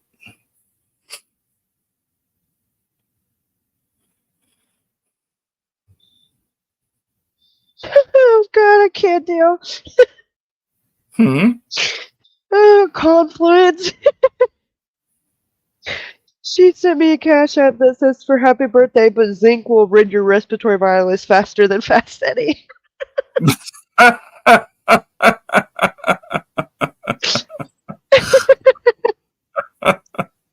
That's funny. Oh, so thank you for that, Confluence. I will definitely be getting some zinc because I do feel like crap. One more. Betty, thank you, Betty, for the happy birthday cash app, and Snooks for the Venmo, for the happy birthday Venmo. Thank you so much. Venmo, bitch. Good night, Twin Mama. I'm getting to you, hooker. And yes, DJ. They don't celebrate Columbus Day because it's actually a massacre. Who doesn't? Native American. Well, yeah, no, I know our assholes do. Our asshole selves do, because the kids get it. Not the kids. The kids don't get it off for school, but I think the banks and shit are closed. Like it's a government, whatever, however that works. Government holiday. Yeah. Night, Federal. Mama, I'm behind you. I can't keep my eyes open. Night, Miss Good. W. Yes, Miss W. And I will be watching my. Listen, I'm gonna be stalking my mailman like something serious. Every time he's out of my mailbox, I'm gonna be like, "Is that Chris's truck?"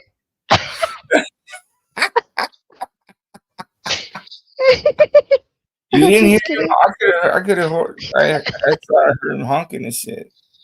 Yeah, is that honk to it? Fuck my life. That shit was funny. I was like, oh, I can't pass this one up.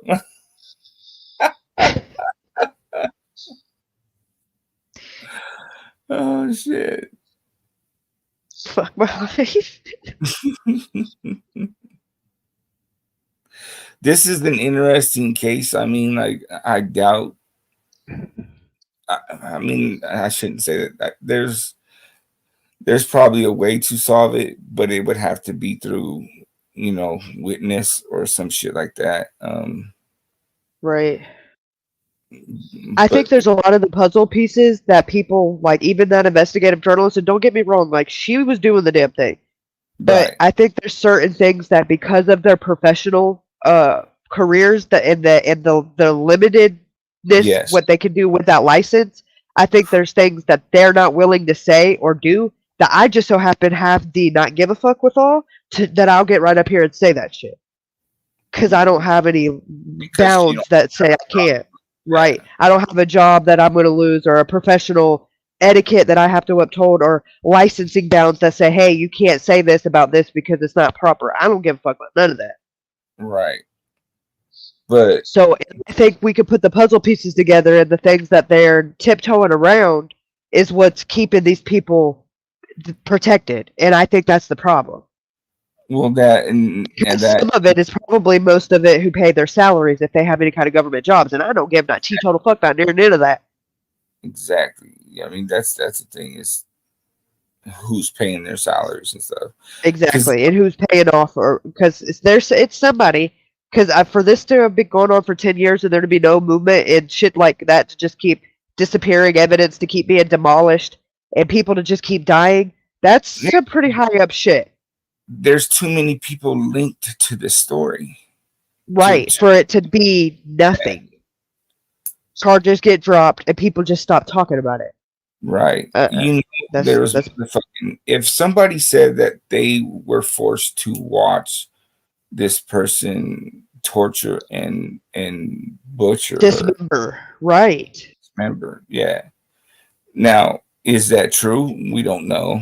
You know, is it plausible? I say they should dig through that fucking rubble in that basement, and if they could go through that back of that fucking SUV like they did with that luminol and that black light, there's a lot of fucking blood somewhere. I tell you that. Because her body parts were dismembered and there was no blood found, so that there's a lot of fucking blood somewhere.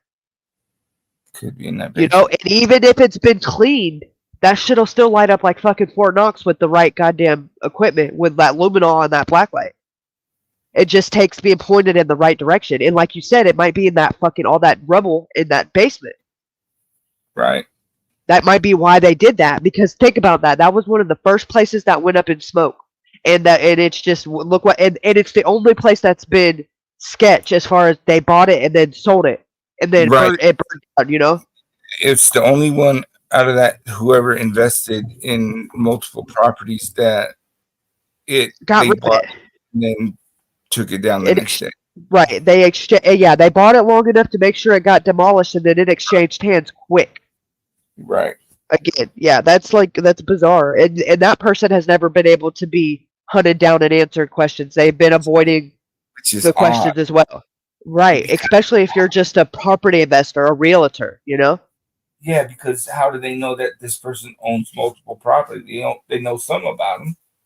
Right, exactly. That's what I'm saying. I want to get to the bottom of who that is. That's on my list of people that I want to look into and find out, because that's the most suspicious to me, because I guarantee you that's where the paper trail starts. Oh, absolutely. As far as who's paying who and by what hand, because property dealings, that's not shit that you're just doing okey doke under the table. Like, there's fucking contracts, there's paperwork signed, and if there's money exchanged, there's a fucking paper trail. Period. Yeah, and And all that it's public record. Exactly. You know, But is it fucking redacted like every fucking thing else in this case? So that would be weird. Here's who did the redacting. Exactly. That's what I'm saying. And that's because of it being an open investigation. That's how OSBI gets away with doing that shit. Because as long as it's an open investigation, Oklahoma's laws, or not Oklahoma, but OSBI specifically, by law, they don't have the Freedom of Information Act. It doesn't apply to them if it's an open case. They do not have to release the records. And if they do, they can redact the fuck out of them if they do. And they trust and believe that's exactly what they do. And that's why they keep all these cases like this, in my opinion, and they don't close them, because as long as it's an active investigation, they don't have to release the records. Absolutely. Absolutely. They keep them open so that they don't have to release shit. Exactly. And that's a vicious fucking cycle in Oklahoma specifically. That's why I have no fucking faith in OSBI any more than I do the OHP or any fucking where else in Oklahoma that has a badge, as far as I'm concerned. Right now, I mean, the fucking state trooper is making more than the DA in most counties there. How is that even possible when the OHP ain't even good at their job? That's well, because they're small towns and that's fucking nuts. They can get away with that Yeah, shit. that sounds to me like that's where I would start with the drug trade, because somebody's salary is being paid by somebody that ain't the fucking taxpayer money. Oh, and that's easy to infiltrate. I mean, I'll just walk up and be like, hey man, fucking you got some dope.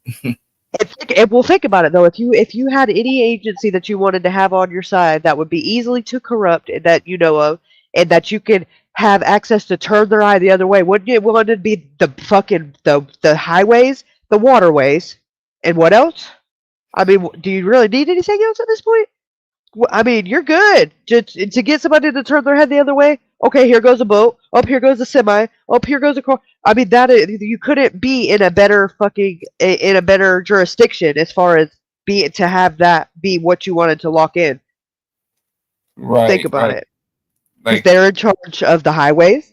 Anything that goes on that's on the highways, they get jurisdiction. They get to come and fucking take over the investigation and fuck it up. And we know they can do that.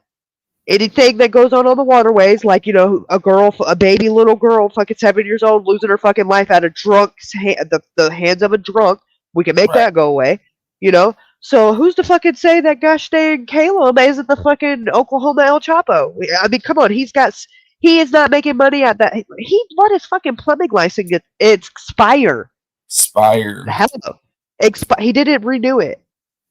Right. So he's either planning to go into another line of work, or my friends, he has another source of income. He's going to run. And that is also another possibility because he's never home. I've got people allegedly may or may not have people that may or may not be keeping tabs on certain alleged people. And I tell you what, he's been on vacation for about 3 weeks, going on a month, rock steady. Every time he gets home, he loads up and gets gone again. Bullshit. I'm calling bullshit on that. That motherfucker's bounced. What he's Floated doing? over in Arkansas. So he's been in the mountains. I mean, he's been camping more than I've camped in my whole life in the last month. All he's doing is he's either moving money around or moving stuff that he's disposing evidence. Yeah. Yep. Selling He's trying to he's liquidating the fucking the money that he does not have a fucking traceable income to have acquired. Right. To liquidate it, or he's getting rid of, or he's going and splurging so that he don't have sitting money. You know? Going and doing cash purchases and spending, oh, let's go fucking to the strip club and drop $10K because he's got a bunch of money he doesn't have. First of all, I probably didn't pay taxes on. That's a big fucking no-no.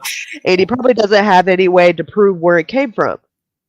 But I would imagine, I would hope that he would be more concerned about bigger things than his fucking assets than anything else. Because from what I heard, he's got bigger fish to fry. But hey, what do I know? I think he would have to launder that money. If it's cash, then yeah, he's definitely got to launder that money. Oh, I definitely think it's cash because I don't think he's in a condition to be having money like that sit in the bank because it wasn't acquired. I don't think it was acquired legally. This is just my opinion. I know he's not making it in that fucking plumbing business, and his wife isn't like a fucking OnlyFans model, low key. Trust me, I've looked into that, and she's not even. You know, she doesn't even work. She works for his company. She's like a secretary or something, but she's employed by the plumbing company. So right. Of account. There's no kind of, you know, yeah, exactly. Which makes her suspicious as fucking as far as I'm concerned. But you better sink or swim. You better save yourself and fucking take a life raft. Take a life raft. That's all I can say, girl. I've been known to throw one every now and then, but he ain't worth going down for. I tell you what. No, because check it out. You know what I mean? Like, there's gonna be a RICO. Yeah, no doubt. In that place, I almost guarantee it. That, or there ain't a fucking hair on the goddamn FBI's fucking ass. I tell you that. Ain't that what somebody said? If they had any ounce of integrity or hair on their ass, they would go kick in her door today. Fucking the Department of Agriculture. Oh, shut the fuck up, you crybaby bitch.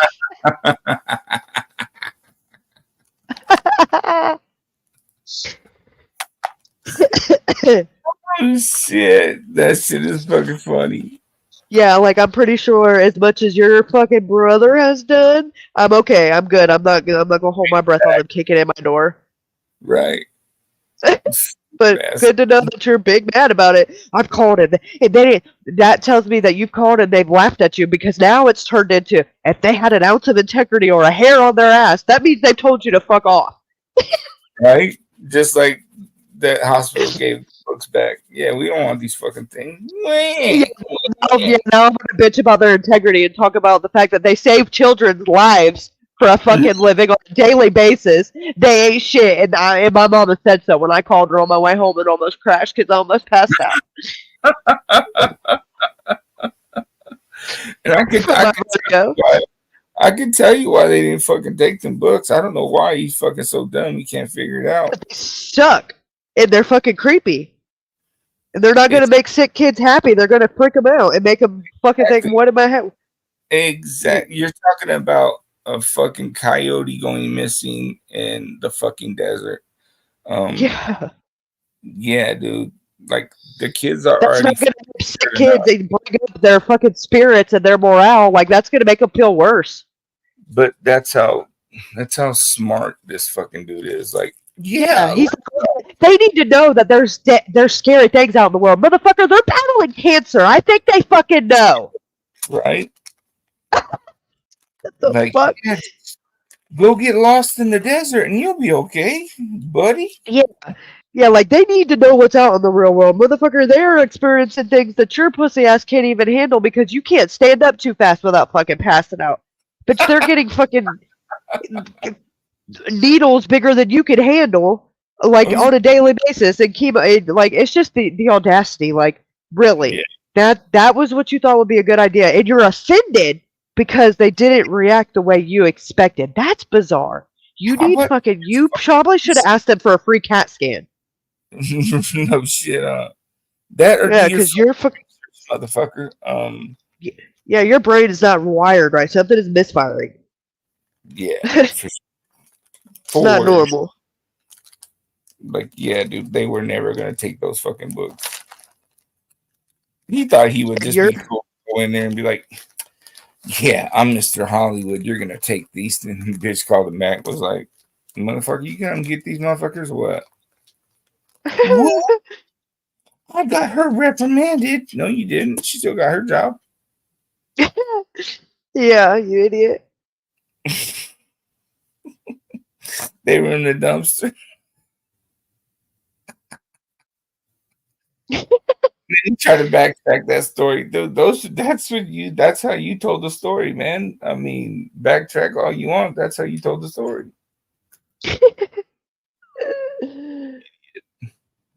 Yeah, regardless of how true it is, it's on you. Yo. We know how fucking untrue it's not. Idiot. It's just like if somebody called down there and asked them about it. Fuck. That's the same as showing up, don't you know? Right. I pulled up. I called and they told me you were there and I did nothing. Got him. Haters showed up. Yeah, none of you haters fucking showed up. I called and they told me you were there. What the fuck? Booyah! What the fuck? Like, this dude is really, like, really thinks he's the shit. Like, the coolest thing since fucking sliced bread, and he ain't shit. It's like, dude, it took me 5 minutes to ask them, you know, why wouldn't you accept a book like, say, for instance, a fuckwad in the desert? Yeah, stop right there. Right. Well, sir, we have children here that are dying of cancer and other kinds of diseases, and they're already scared enough. They don't need the negativity in their life. Right? Like, if it was like, you know, Cat in the Hat and eating green eggs and ham and stuff, you know, then Right. Or fucking My Little Pony or fuck anything else. yeah. With some kind of, like, you know, moral, like, happy ending at the end of it that's like, oh, okay, well, at least that was worth it. No! At the end, it's just like, it gets dark and twisty.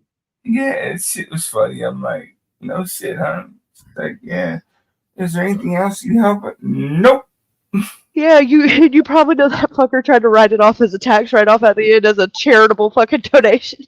That's exactly what he did that shit for. He wasn't trying to fucking help shit. Fucking people.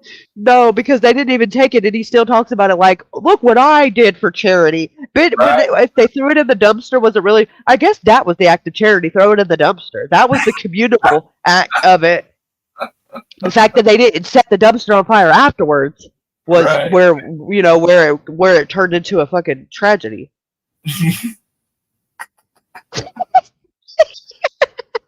Like, and seriously, I was thinking, like, really, if it was just that easy just to find out, like, oh, okay, cool. Yeah, all you had to do was call. You didn't have to have no fucking clearance, no name. No. just to speculate, just curious. And it's like they remember that after all these years, they know exactly what you were talking about. Right? So it was impressionable to say no less.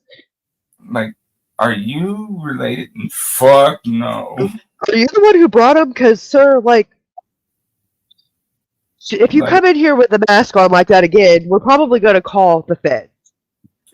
did you come in here with pantyhose on your? Come here, let me read to the little kitties. But that's that shit. Like, all jokes aside, that's that fucking low key, like, chomo predator behavior that they have no regard for. Like, they act like it's normal. Because that's fucking creepy. Well, Like, the fact that you even wrote a children's book when you've never even been around a child, like, as a third party, like, you're not even a good uncle. Like, you have step nieces and nephews that I can guarantee you I can put my life on it that you've never met in person. Because your sister ain't been married to the guy in recently enough that you've been to Florida on anything other than Comic-Con. You ain't fucking ever met those kids, and I promise you, you ain't babysat, changed a diaper, or done anything worthy of being an uncle. So the fact that you're even marketing for children when you have a clear distaste and loathing for everyone's children, you don't like kids, it's fucking creepy. well, then there's the how we call this Photogate. Right? Now, Photogate, when you look into that, when you It's like Pizzagate 101. Huh? It's like Pizzagate, but for fucking Comic-Con. Well, no, it's like you're inside Pizza fucking Gate for. Don't get me started. You're gonna fucking trigger me.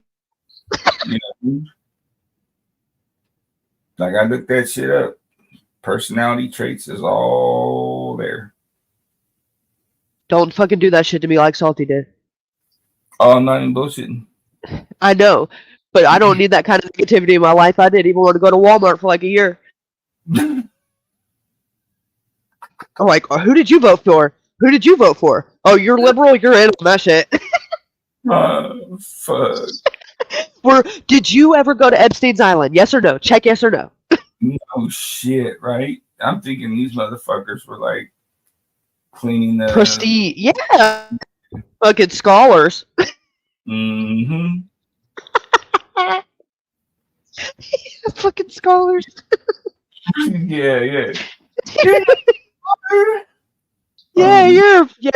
I don't want to be a scholar. If that's the case, I'll take my fucking high school dropout, whatever the fuck they call me, because at least I'm not a pedo. So there's that, and I'm not even related to one. You can say what you want to, but ain't nobody in my family a diddler. They might be they might do a lot of drugs, and they might do a lot of weird things to get drugs, but it ain't fucking weird like touching little kids. No shit. So there's that. I ain't got none of that shit in my family. Yeah. So, and just because you ain't got caught yet, a fairy boys doesn't mean that you're not a fucking predator and you're not well on your way to being on a fucking list. The crazy thing is though, is they're blasting it. You know what I mean? And it's like, well, I mean, people over there complicit with it. That's that brainwashing shit. That's that. Yeah, because it's like if you eliminate yourself from that, because trust and believe. Like I know I've been on the other end of it. Not so much the weird. Well, yeah. Listen, I'll say it because the other asshole on the other side of the fence over there, he was doing some weird borderline like predator shit. Like that's where it went south. You know, like that's. I mean, it was already there was little things that were kind of bubbling to a head. But to be honest, like I'm not even gonna sit here and sugarcoat shit. I was gonna be mad for a couple of days, and I'd have overlooked it, and I'd have went. You know, nothing would have changed. The shit that caused me to completely just like, oh, I can't do this anymore was that shit on that fucking website or whatever that shit was called. Mm-hmm. You know, that brought it fucking full circle for me. And then it made me where all the other shit that I had been overlooking and ignoring were like, I can't do this anymore. Like this just kind of like brought it to a head. And this is like, I can't be over here because not only does it trigger me and all of my trauma, Like, it makes me want to fuck you up because you're this is weird. Like, and it makes me think, okay, if you're not seeing it my way and everybody else is like encouraging in the chat and there's not people that are like falling off, this makes me feel like this was never somewhere where I should have been to begin with, and I never should have fucked with any of you people. Like, this is fucking weird, and if it's not weird to you, like, I can't sit with you anymore. Like, well, I mean, there could have been a way that he could have went about doing it where, you know, you get like law enforcement to back you on some shit like that, you know. But or have just been trying to get the kids off there. He was just as fucking predatory to them kids as the people he was talking about. That's crazy. He was screaming at them, cussing at them, talking weird shit. Like, there was nothing about it that was vigil. Like, there was nothing about it that was helping or serving the community or saving kids. It was honestly like, I'm sure some of the kids that encountered that are probably traumatized and probably remember of all the weirdos on there. I'm sure that one left an impression because it was so aggressive, and it was like, whoa, where is this coming from? Like, and he would just turn personalities. Like, every time there'd be a new person, he'd have a new level of fucked up just waiting after 30 seconds, and then he'd come back on as that little fucking alien. Though, and it is like, how it just got from it got from bizarre to like just 50 Shades of fucked up, and it was like Herbert the Pervert type shit in like less than 30 seconds, and I left. You told me about that shit. I'm like, what in the actual fuck? Like, you have to realize that if this is true, that this is associated with some kind of pedo bullshit, the FBI percent is monitoring shit, and I wouldn't go into that. He wanted me. He asked me at first, and then whenever I said pretty much cussed him out, it was offended that he would even ask me because he knew about my trauma and the shit that's happened to me as a kid. Not like to any degree, but he knows enough to know like that's something that I would not want to do. I would say, you know. So I thought that's the way I reacted to it because I flipped out on it. And he wanted me to like to dress younger, talk younger, act younger, to bait people into doing weird shit on there. And he's like, and I'm just going to tell you, like, you're going to see a lot of dick. There's going to be like, and I'm just like, no, absolutely. Like, no, what, first of all, I thought we were going to get on here and we were going to try to get the kids that were on here off by warning them. But how did this turn into me being a kid? Like, everything about that fucking triggers me. Absolutely not. And then he's like, okay, well, the only other person I can think of that even looks young like you would be Marissa. And then he went and asked her, and I think she told him no too. I don't know how that went. I left after that. I honestly couldn't tell you. She could have said yes. I don't know. I just know that was his game plan, was to get a hold of Marissa after I said no. And what did he tell, like, his you know, the followers? Like, I mean, I still have the emails from the live stream, because on Rumble, or I guess on YouTube too, if you subscribe to it, you get an email every time the live stream starts. I still have all the fucking emails of the names of the live streams, and it was like how to catch a predator, like fucking like Chris Hansen shit. And that's not what it was at all. Right, you understand, Chris Hansen actually got people arrested. Right. And working with the police. Right. Exactly. Thank you. You know, and granted, there are people out there that do this, but it's a very fucking thin line that you're cutting shit real fucking close. So you gotta be real careful. Exactly, because you can't just be some jublo off the street, because that's considered bait and switch. It's entrapment. You have to, and you have to be, for it to even be a crime, you have to be a law enforcement officer posing as the child for it to even be illegal. Because technically, if I'm not a child and I'm talking to you and it goes all the way to court and they have a good lawyer and it goes all the way to trial, it's probably going to be thrown out, because at the end of the day, the legality of it and the facts are this adult was talking to another adult. Regardless of what they thought, the facts are the facts, and you are an adult and they were talking to you. Right. You know?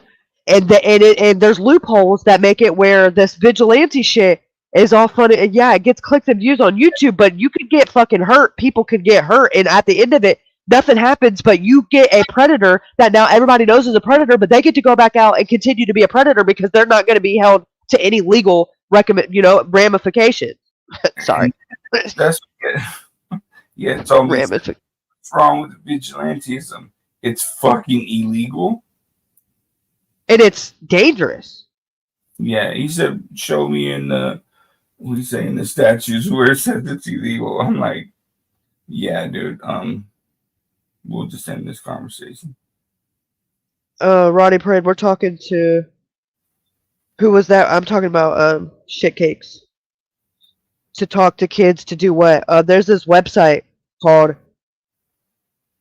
fuck, what's it called? Ovu? Oh, what the fuck? Omegle.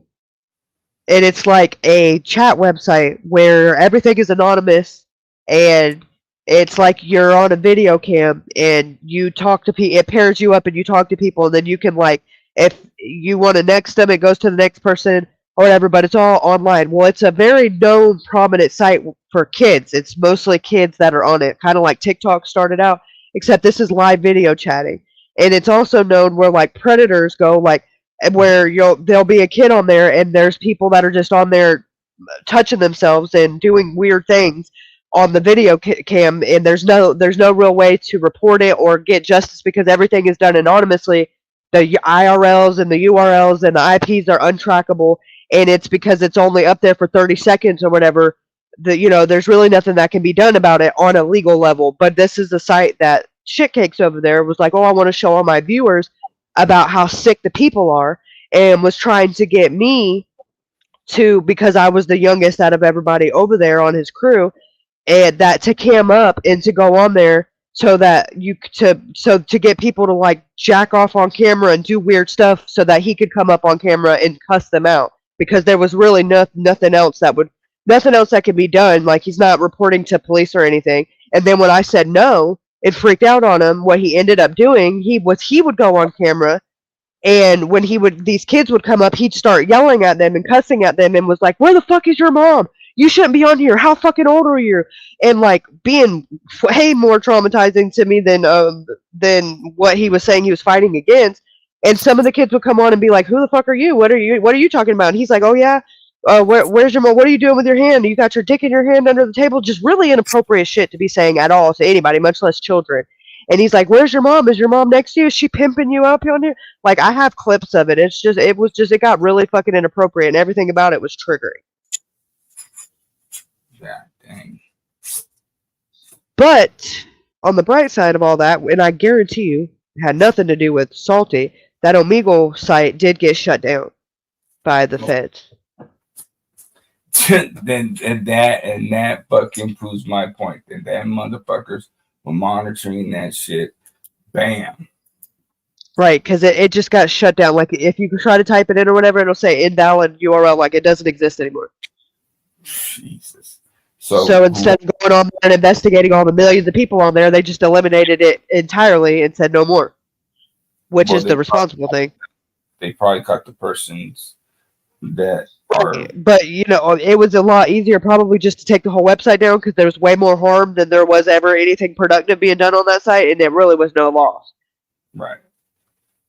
It's true. And I would hope the people that created it or who owned the domain, got in some kind of trouble or investigation for creating such a site that can be so careless, where you don't have to have any kind of age verification and you can do stuff like that, because you should have to be more responsible when you're doing stuff like that. But when it's free and there's no money involved, it really is a free-for-all. Well, even though if it's free, you still have to go by was it FCC guidelines or something?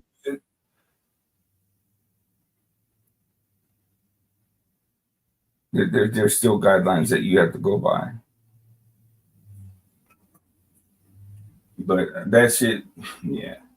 Never in a fucking million years would you ever fucking see me on some dumbass shit like that. I don't give a fuck what he had said. Working up. Bring some chill, whatever the fuck he said. I don't know. No. And that potentially can be traumatizing for the people that, go over there and from you guys' community or whatever at the time. You know what I'm saying? Like, you got to be prepared to see some shit,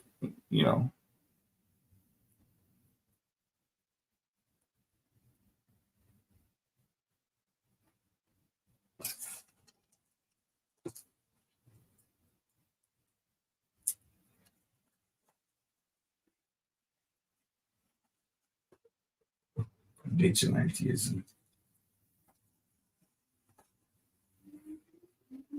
Motherfucker thought he was the Punisher.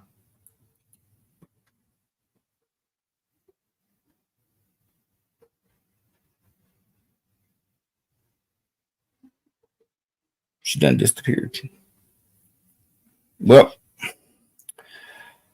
I think that's the show, everybody. Thank you, Twin Mom, for letting us know about that. It was pretty interesting. So was her last one with the can't remember that lady's name. I think Twin Mama said there was a part 2 that I haven't found it yet, but if I do, then hopefully maybe Twin Mama, when she does her show, she'll do that. But y'all have a good night. Stay safe and be well. Peace out.